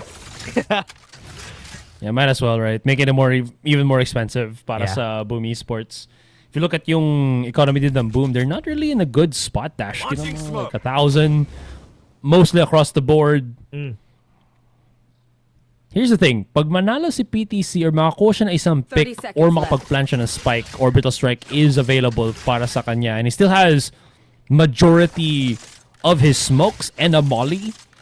There's an option where baka he can actually get into the site quite safely then. Look at the smoke. Gamitin nila dito. Vision, but Shiro goes for the swing. Hindi nangyari, Asara, hindi nangyari. You're gonna spot na wala na pala yung operator. Yeah. Grabe. This was such an interesting play on either side. Especially na nakita natin yung double Nightfall into a big flank from Nakia with the operator. Tsaka what a nice reaction then from the side of Boom. I think what's good about that is NC Slasher, nakuha niya yung kill kay Kadum. Kasi if hindi niya na-kill si Kadum that time, that could have been 2 kills for free for Sharper. Sure, yeah. And ang dami rin nila kasing kinumit na rin doon at that time. But remember, we have 3 ultimates on both sides pa rin naman dito sa second, sa next fight natin. Finally, Boom getting the upper hand once again. Plenty of ultimates nga like you mentioned.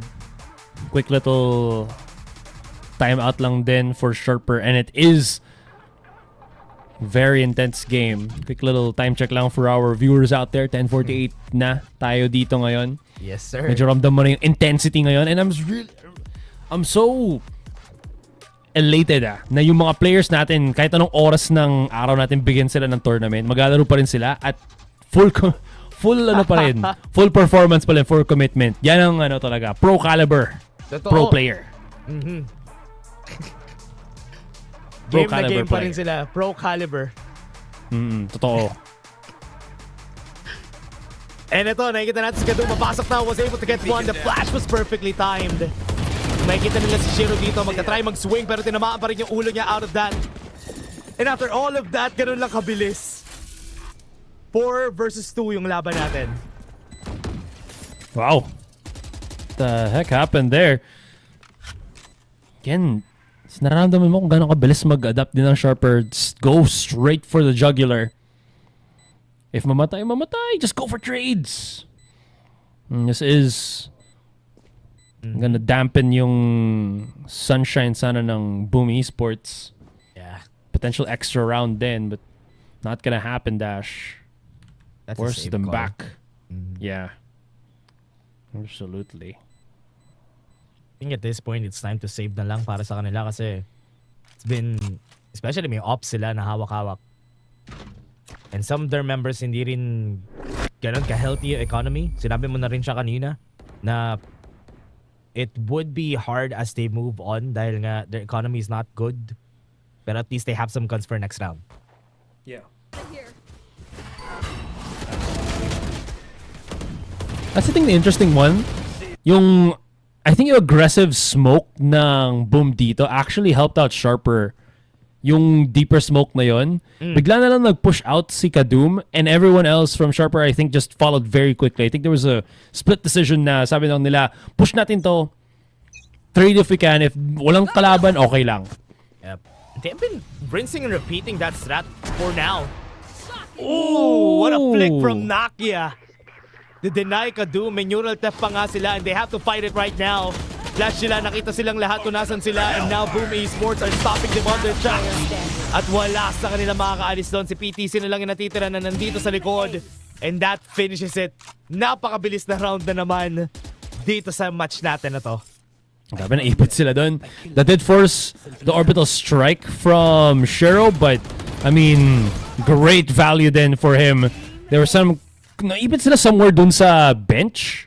Binagsak ng orbital strike, hindi na makatakas si, I think that was like Niz or someone, or Laz. So like, hands up na lang sila in the air. Wave it like, just don't care. 5-4. This goes here.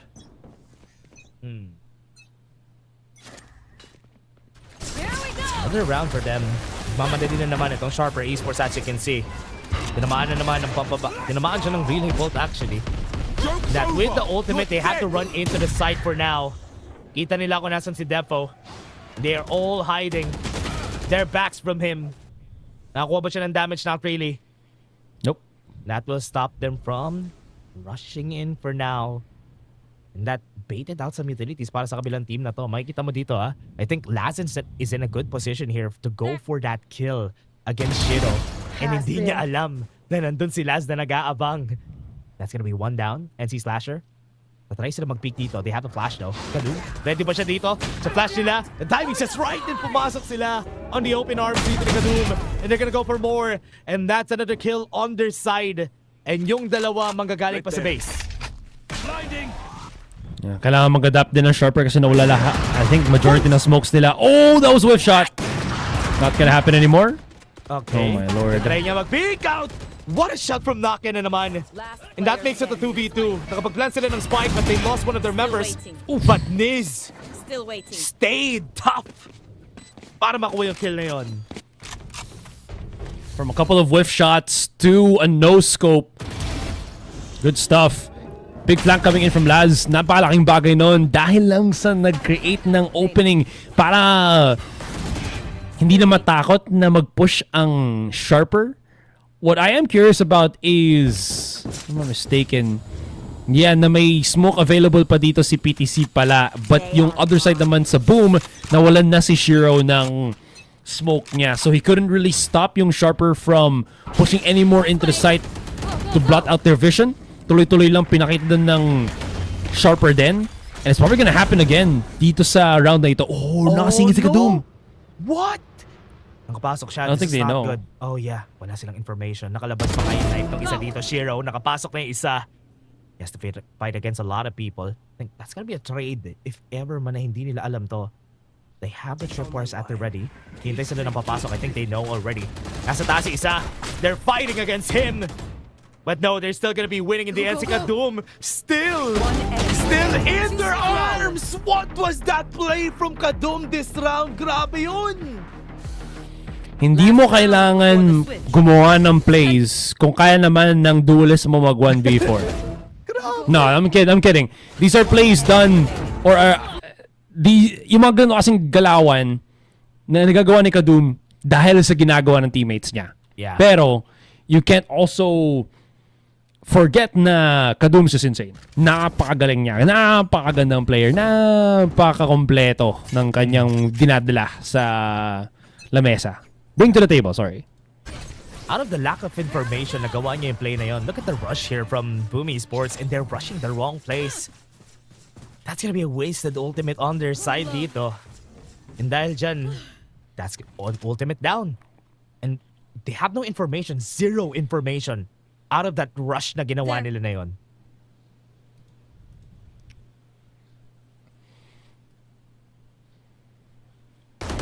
Andahan ulit. Oof. Just dissecting the site. Ang madadahan-dahan na nga lang nila. Tapos nakakuha pa sila ng pick ngayon. Oh my god, again with Kadum. On the board. Naghahanap siya ng isa pa.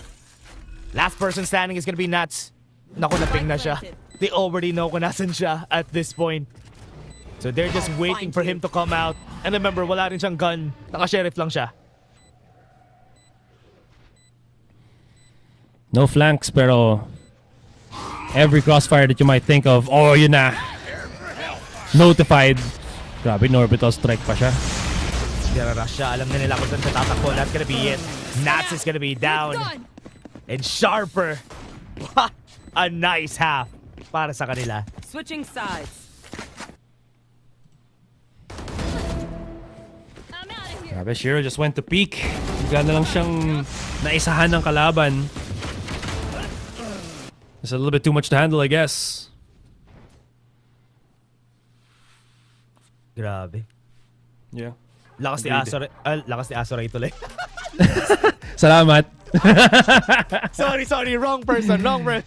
De, pero hindi ka naman mali. Ang lakas ni Kadum. That's the only thing I can say right now, especially this two maps na meron tayo. He has been going crazy. Yeah. Way too clean ang kanyang plays ngayon. And honestly, sobrang ganda ng support system niya from the rest of Sharper. You can just tell na they're so confident in kung paano sila mag-approach sa mga fights na ito. Yeah. BME Sports, on the other hand, nakukulangan sa information. They're not getting the value off of yung double duelist nila. They're still trying to I think give as much encouragement to the rest of the team. You can see those fist bump. Nag-fist bump to sila. Looking at the player cameras.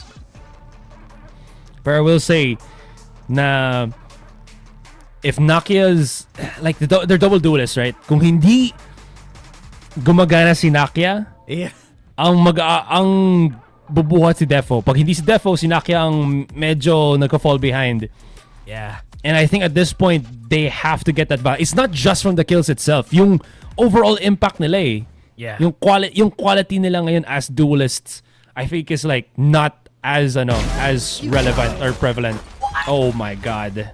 Laz. No way did they got away from that. And wala pang nakuwang trade out of those skills na nangyari na yon. And out of the map, from the other side, nakapanalo rin ng duel yung isa pa na si Niz. Damn. Forced to go the other direction. Pero what's kind of good about this is, it's consolation prize, right? Pwede sila makapag-plant ng spike. Walang kalaban sa site. Yeah. That's the only thing. Uy, pwede. And si Slasher, nakakuha siya ng isang kill. Now they realize na it's still a threat. Hindi pa tapos yung game natin. But they have to think about how they approach this. They have to approach this as 3, enemy remaining. and they have to kill them as 3. Make that 4 kasi 4 pa silang natitira dito. The molly has been thrown and they have to rush in. And Sharper gets the first round of the second half. Yeah, still plenty of time. That's sobrang daming kills na nakuha ni Laz. Bigay na sa kanya. Might as well get yung Steel Garden up and running. And imagine that in like 2 more rounds. This could be a nightmare para sa Boom. Oh my. Grabe yun. First time nakita na nagsama yung mga after duelist. Oo nga eh.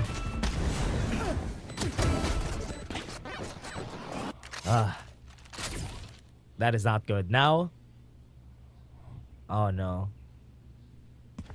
Hindi maganda ang pangitain kasi nandito pa sila. Kasi ako, nasan si Kadum? Yeah, I mean, it's not bad. Oh, I like the counter util play, pero that is some crucial information na there might be some heavy commitment from Boom. Keep it simple. It will backfire in front of their faces. Kitang-kita mo na lang, Defo's down to 1. Wala na siyang heal din kasi nagamit niya na yung kanyang molly din, yung hot hands niya to actually clear yung B main initially.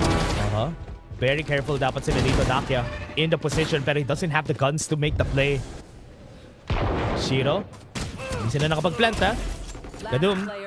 On the 1v1 against Nats. They have info. 40 HP. Lot of directions yung kailangan yung tignan on that fight. Yeah. Nothing that he can really do at that range with the Sheriff, especially na ang dami ng mata nakatingin sa kanya. This is what was interesting though now. I think hindi lang nila na-clear yung heaven, yung tower din on B site, and Defo just gets punished as he tries to plant yung spike. Mga ganyang klaseng galawan talaga. No, it's not because nagkamali ang Boom or whatever. It's because they're kind of pressed na kailangan na implant yung spike agad and hope na walang magpapunish sila from tower lang din. That's just it. And yan ang indicator talaga na alam mong starve for resources or kulang ka sa options. Nice try for them. They're trying to rush in. Dahil nagra-rush in sila, I think the other team knows what to do. You know na nanggagaling sa likod yung 3 members dito. They're trying to drop the utilities as much as they can. Pero ang hirap rin pumasok, so they're trapped. So they have to fight this. Yun nasa likod. Everybody's running from the side of Sharper. Kasi alam nila, uy, hindi sila nag-commit dito sa B. You need to go back. Kaya the information is gonna be taken here by PTC. I'm just hoping na hindi siya mamatay dito. Already heard the sound cue. Kaya enough na yata yung pag-back nila dito. Oh. Yeah, he's already in a pretty good fallback spot na. May molly din siya and everything. Oh! Natakbo pa nga Smoke siya. muna. Is gonna be there with a fast lane. Nakapag-smoke na nga siya as you said. But they have to fight a lot of fights here. And now the swing from Defo. Napakatagal niya na buhay 30 doon. seconds left. Pero hindi pa rin makapasok ito si Nakia. If may relay bolt pa siya, that's gonna be good. Pero that's gonna be a trade from Shiro. Di nila alam na si Kadum nasa ilalim pa. And Nuts. Only one standing. Could have been a bonus round para sa kanila. Nakita nila ko nasa isa. So this gives him the call na pwede sila mag-swing ng dalawa. And that's a round for Sharper again. Yeah. Ito yung tinawag natin na medyo na spread thin na ang Boom Esports. They're up to the point na they just have to take the fight. They just have to... ano na to eh. I think tama ang decision making ng Boom. Yeah. At a certain point. Ang naging pinaka-problema nila dito is kailangan nilang mag-click ang isang round and yun yung magsisimula nun. Parang naghahanap sila ng flow state nila pero palagi sila nade-deny ng Sharper din. So until Boom can get yung 1 round sana para masimulan, yun yung point na baka hindi. Yeah. Na alam mo na problema sila. And 10-5, Boom gonna use yung kanilang second time out already. It's starting to look a little grim. Parang ang hirap for Boom Esports kasi for the past 2 rounds, I think the 3rd round was the could have been. Pero nabasa agad sila ng Sharper Esports dun sa intention nila na magra-rush sila sana dun sa B site. Naka-ready rin yung wall dito ni Laz. Kaya they're getting pincered at two fronts sa nakita natin na yun, and they had to commit to one. Tapos nung nag-commit sila sa isa, tinakbuhan lang sila agad ng Sharper, which is such a good read from Sharper Esports. You don't have to take a fight pag hindi nila kailangan talaga. True. Yeah. This goes to show kung gaano kataas ngayon ng team IQ, I think, ng Sharper. Yung game IQ nila. Ooh. Spike down B. Tinamaan ba ng relay yun? I think tinamaan din ng relay si Nakia. Hindi rin siya nakapag-rush and agad. And Kadum is just trying to get the kills on them. All of them nakapag-fast lane na siya. At nakatakbo pa nga siya. In the end, what? That is a good thing para sa kanila. Hindi pa sila nakapag-plant. Apenya was able to get into the site. And now, nag-iisa na lang itong si Nakia. He was the first one to go. Last one to go out. No charges. Oh my God. Not even, wala din pincer play sa B main. Kahit isang player lang din. It was a full commit na 5 players tayo ng Boom through arcade. I mean, I don't know if it's gonna make a big difference din kung baka may flank na nakahuli kay Kadum, pero I don't know. Numbers ain't just working right now para sa Boom. There has to be something that changes. Medyo mahirap. Ang hirap nung nangyayari dito sa Boom Esports. I haven't been thinking about going to the other side of the map, making use of how the map works. Most of the time, nagpo-full commit sila, full send to one part of the site. And dahil dyan, just because of one setup na narinig nila from the side of Sharper, try to go to the other side dahil doon.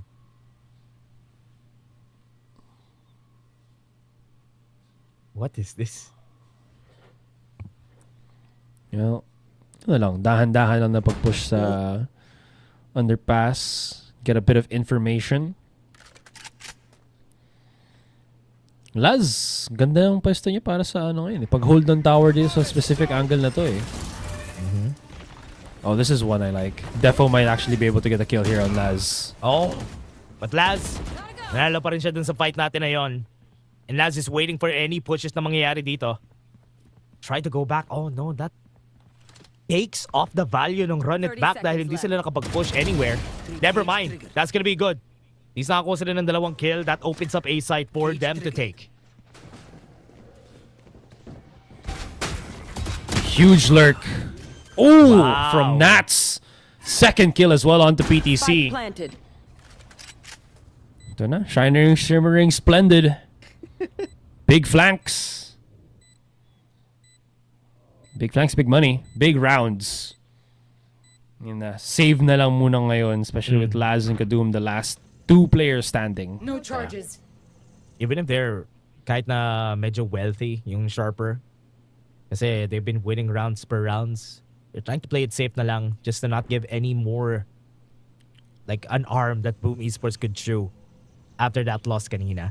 I think Sharper, yung round na to, they were kind of playing it smart, but because may opening rin kasi dun sa may drop, I think that was the problem kasi one is pushed out pretty far down to doors kanina. And they left their drop open. It is a pretty big map then. So those kind of rotations, sometimes it's gonna get through the cracks, I guess. But I think the biggest factor in here is this is probably one of the times na Boom finally gets a timing flank din. Na hindi siya nakikita kanina pa. Parang again, Boom likes to play, at least ito series ito mas compress sila. Kanina ba, kahit map number 1, sobrang compress nila maglaro. And now, again, at the same spot, they're gonna be compressing themselves papunta dito sa A site. Drop is gonna be the call here for the team. May isa silang flanker on their side. Will they actually commit? Yeah, may Nightfall sila. Pwede sila mag-commit dito. Or maybe on the other side.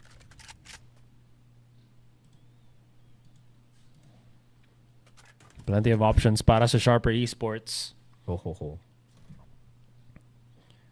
The only thing that they have to be maybe afraid of is a Nightfall play para kay NC Slasher. Pero, oh no, nuts. Oh.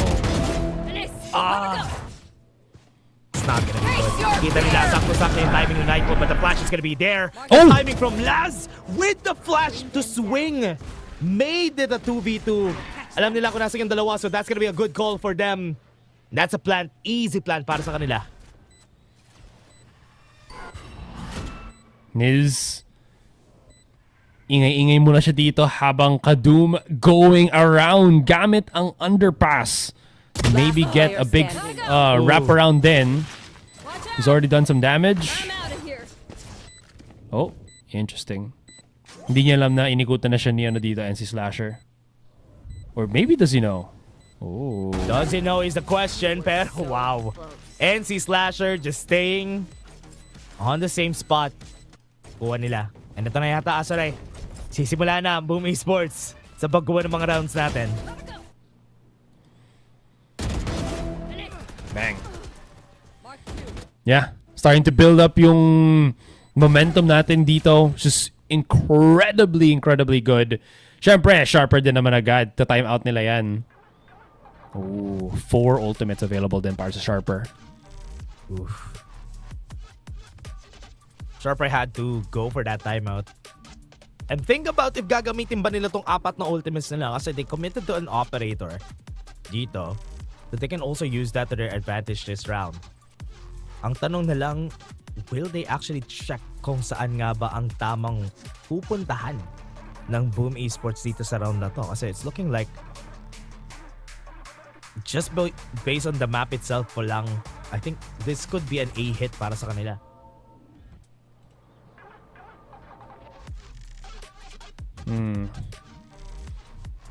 It's a big possibility. Sure, why not? I'm curious kung makakontinue din ng Boomang tempo na ganito. Especially with Kadum being on such a hot streak. Sure, na-shutdown siya from time to time, pero are you gonna be able to continue that pressure is a good, very good thing to kind of watch out for. Ito na.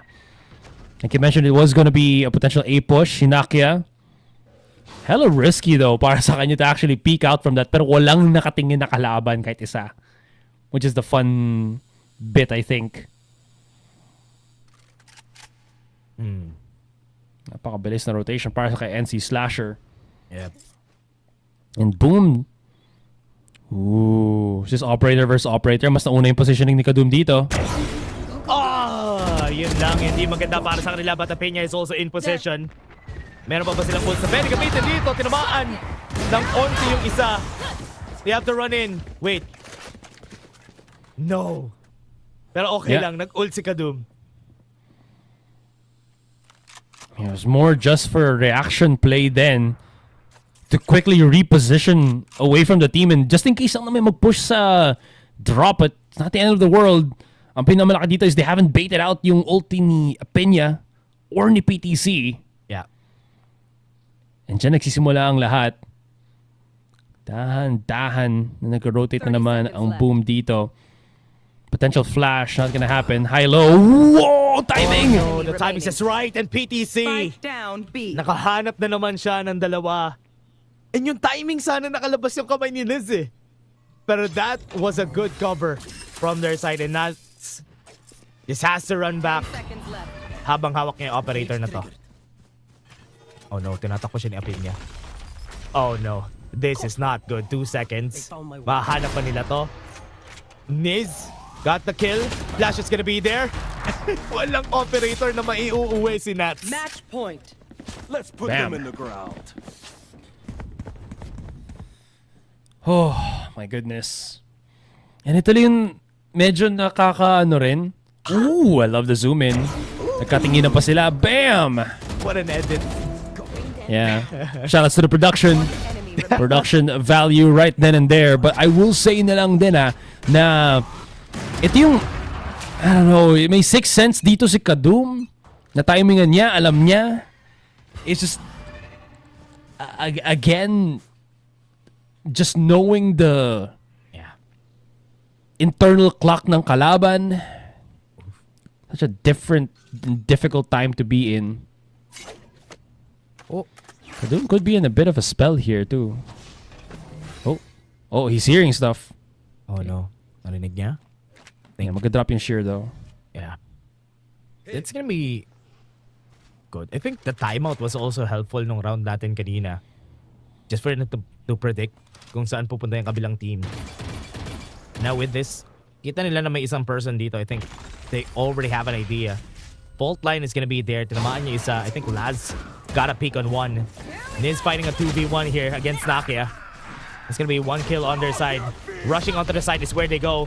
Ginamit yung Rolling Thunder para ma-slow down ito si Nakia, pero still got the headshot out of the ultimate right there. And now they're looking for it. PTC just had to go for that fight kasi nga may orbital strike na papunta sa kanya. Pero itong likod ang kailangan natin tignan, Kadum. 1v1. If this opens up the site, that's gonna be good for him. Pwede niyang kunin yung gun. Nasa likod siya. I think the timing. Wait. Oh! The time is just perfect. Nakaalis dun si Defo. Still Garden is gonna be there. NC Slasher just had to use everything in his hand. Go. Na-jam na yung primary niya. But they had to fight the 1v1 against Defo. But still, Sharper Esports will move forward dito sa ating bracket. Yeah, that's Steel Garden forcing yung yung Shorty to be the weapon of choice in that clutch on the site. Hindi kakayanin. But man, what a stellar round. Sick performance overall para sa Sharper Esports. Kadum, I don't know kung may next level pa ba ang 6th sense kasi parang lahat na lang nakikita niya. He knows the timing, the pacing, his aim is just on point. But talagang galawan ngayon ni Kadum, and it really is increasing tenfold, hundredfold yung stock ng Sharper Esports. Like the Kadum show. Yeah, I think at this point, Boom Esports, hindi ko alam what happened to this players from Boom Esports, but Sharper Esports just did their assignment pretty well against them, and they're playing pretty well. As a team na I wasn't expecting to lose against Trinity, but winning against Boom Esports is something else dito for Sharper. I agree. Man, it's really difficult to be in a spot din para sa Boom na you're kind of thinking that Nakia is gonna be building up some steam. Yung pag-pick up nila kay Defo is gonna get. One enemy remaining. He's gonna be able to also make some things happen, especially na naka-double duelist dito ang Boom. Pero wala eh. Kinapos sila eh. Grabe. I think this is also a problem for Boom Esports during this day. Hindi sabay nag-activate si Nakia at si Defo. Map 1, we had Defo. Map 2, we had Nakia. But they should be activated together for Boom Esports to work, I think. Maganda lang dito, I think everybody from the other parts dito ng Boom Esports has been on high gear. The problem is, yung mga entries nila wasn't working as intended. I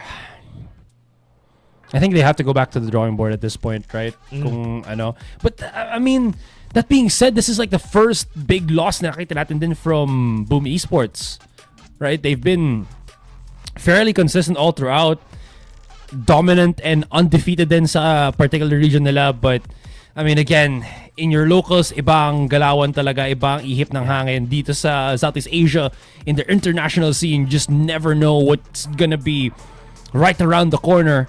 And in this corner, it's Sharper Esports Dash. 11-9, sa first kills. Perfect 7-7 post plant for Sharper. While sa Boom naman, 2-4. Very convincing all throughout dito ang Sharper Esports. Not just dito din sa sa Fracture natin, but dun sa Pearl din as well. Yeah. Sobrang good na nakita natin dito on their side na Kadum definitely the MVP of the map, of the game, of the series itself. I think Kadum deserves to get that MVP. He was on full gear dito sa game natin. Sobrang lakas ng performance niya. Even the last game na diff niya pa nga si Nakia on that jet during map number 1. And you can just expect more things to come out from Kadum then, I think, just moving forward into the next series that they're gonna be playing then, right? This finally now gives us the answer kung sino yung makakalaban din ng Fancy United and Oasis on the respective parts of the bracket dito. We'll see that lang later, I guess, when we get the brackets slated na lang for our viewers out there. But so far, grabe, incredible performance from Sharper Esports. Didn't really expect this to be that kind of outcome. I thought na magkakaroon tayo ng third map dito, but Boom Esports talagang on that struggle against Sharper ngayon. And Sharper, again, has been a team na I feel like is always looming on good, but never really at that peak. But maybe this split too, man. This is the ano. Yeah. Sorry, go ahead. Yeah, I think sa nakita natin dito, I think it's a really nice timing to see that they were able to play like this for the side of Sharper Esports. Because I wasn't really expecting the map one is gonna go like that. I thought Boom Esports will have a better fighting chance during their time done. No, I get that. Especially na pinag-iisipan natin yung diba, yung potential dito ng Boom with all of the stats that they've kind of shown in the previous matches that they've played. Anyways, I think we are setting ourselves up for an interview. For our interview. Hi, Miss. How are you? Yeah, I'm good. I'm good. Yeah, I'm happy to see you. Let's talk a little bit about that match just now. As you know, you just had a loss up against Trinity, and now you had to go up against another giant, which is Boom Esports. Can you walk us a little bit what you learned in that match against Trinity and how you, I would say, fixed it to go against this match for Boom Esports? I mean, after the game, we have like a big talk, like what happened, and like we have to fix it, and like it happens sometimes. Like you with one time you always have a bad day. I think it's like unlucky maybe for me and for team. Okay, fair enough. Dax? Yeah. And I guess I gotta say, first of all, congratulations, Niz. A big win, actual sweep. How does it feel after that dub? Because many were expecting it to be a closer affair, but you guys were so dominant in those second halves. How did you guys prepare for Boom Esports in this series? Like, we just do our own thing, I think. Like, we prepare a lot. Like, we scheme a lot. Like, we work really hard. And, like, I think we deserve it, actually. Aw. Yeah, you do deserve it. I very, very agree with you. Can you walk us through something else, though? I mean, the last time that Sharper Esports played, it wasn't even you guys on the team for Fracture. This is your first time, your debut on this map, right? So, in your opinion, were you guys expecting to play Fracture on this map? And how did you guys know what to prepare for Boom Esports for Fracture? I think we schemed with them, like, one or two, a lot maybe, before this match. Yeah, so we actually know each other, actually. That makes sense. Okay, Dax, final question for you. Yeah, I mean, I just gotta ask you, now you're gonna be facing off against Fancy United in the upper bracket. Any expectations, any key players that you guys are looking to watch out for in preparation for that series? I think we just, like, play our own game, maybe. We just play our game, I think. Like, yeah, that's it. All right. Love to hear that. Thank you very much, Niz. And I'm really excited to see Sharper Esports play again later. Congratulations and good night. Yeah. Good night. Thank you, Kap. Thank you. Solid yung sagot ni dito ng mga Sharper players din. I love the response, I think. And yun lang, confidence dun sa, how do you mention this? Confidence dun sa map that they haven't played in a long time, which was Fracture. Nga rin. So with all that being said, congratulations for Sharper. And kagaya na sabi ng mga other talents natin dyan, si Tasha kasi Dax, so big shout out sa kanila din.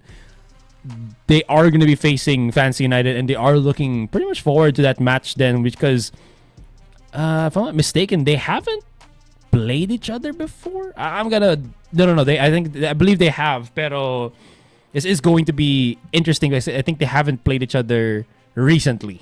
Yeah.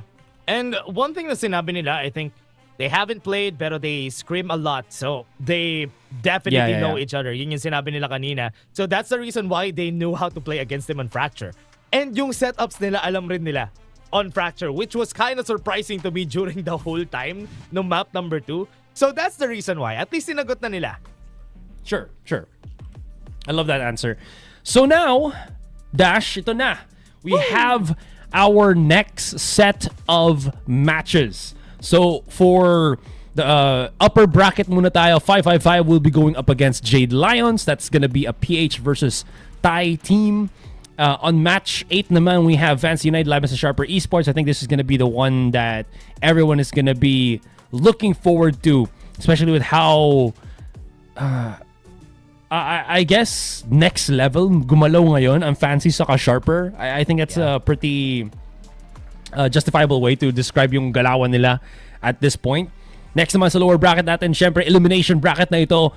Looking for home laban sa Trinity, and then of course Oasis laban sa Boom Esports. So ngayon natin kung makakabawi pa ba ang ating dalawang PH team on the lower bracket, and they will be first up or next up on the platter para mapanood ng mga viewers natin sa susunod. Yeah, yung makikita nating mga laban that is gonna be coming soon. So, sa mga manonood natin, I think this is gonna be a fun time. This is next week, right? Asaray, ito mga games natin na to. I think that's gonna be starting next week. June 11 yung susunod na laban natin na to. So, huwag niyong kalimutan na bumalik dito sa ating playoffs day number 3. Dito, as in dito, sa mga social media natin kung nasan tayo right now. Yes, absolutely guys. We'll show that again later then para as a reminder para sa mga viewers natin ngayon. But that's it. We've closed down 2 series already.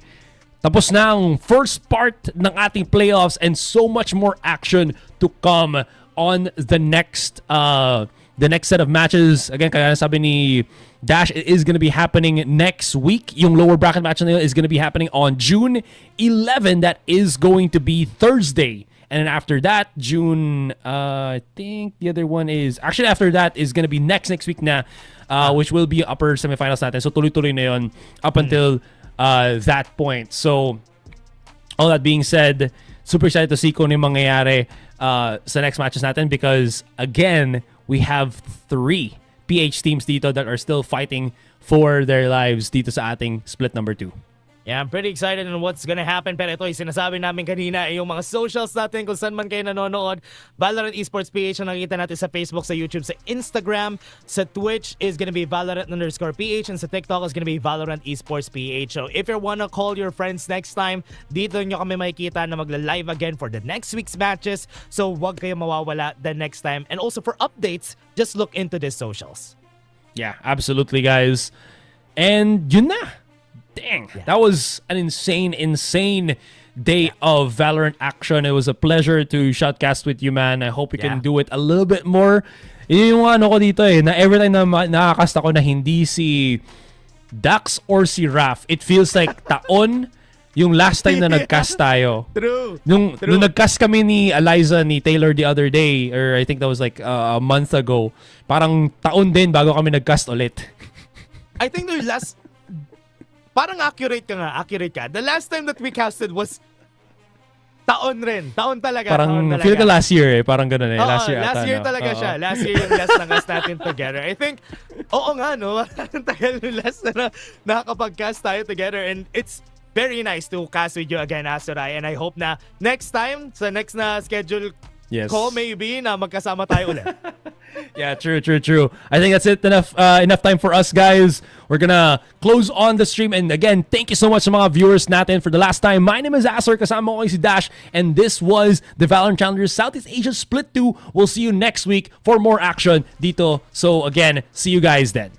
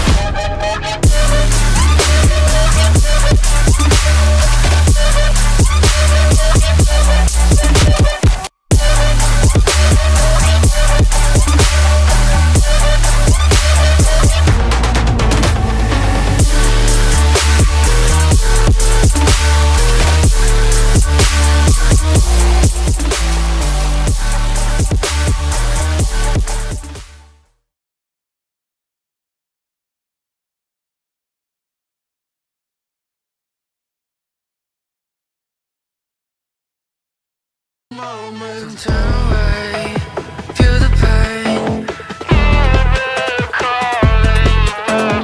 It's a fate, celebrate. We gotta stay awake.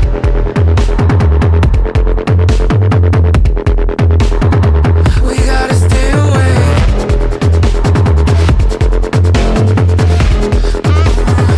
We gotta stay awake.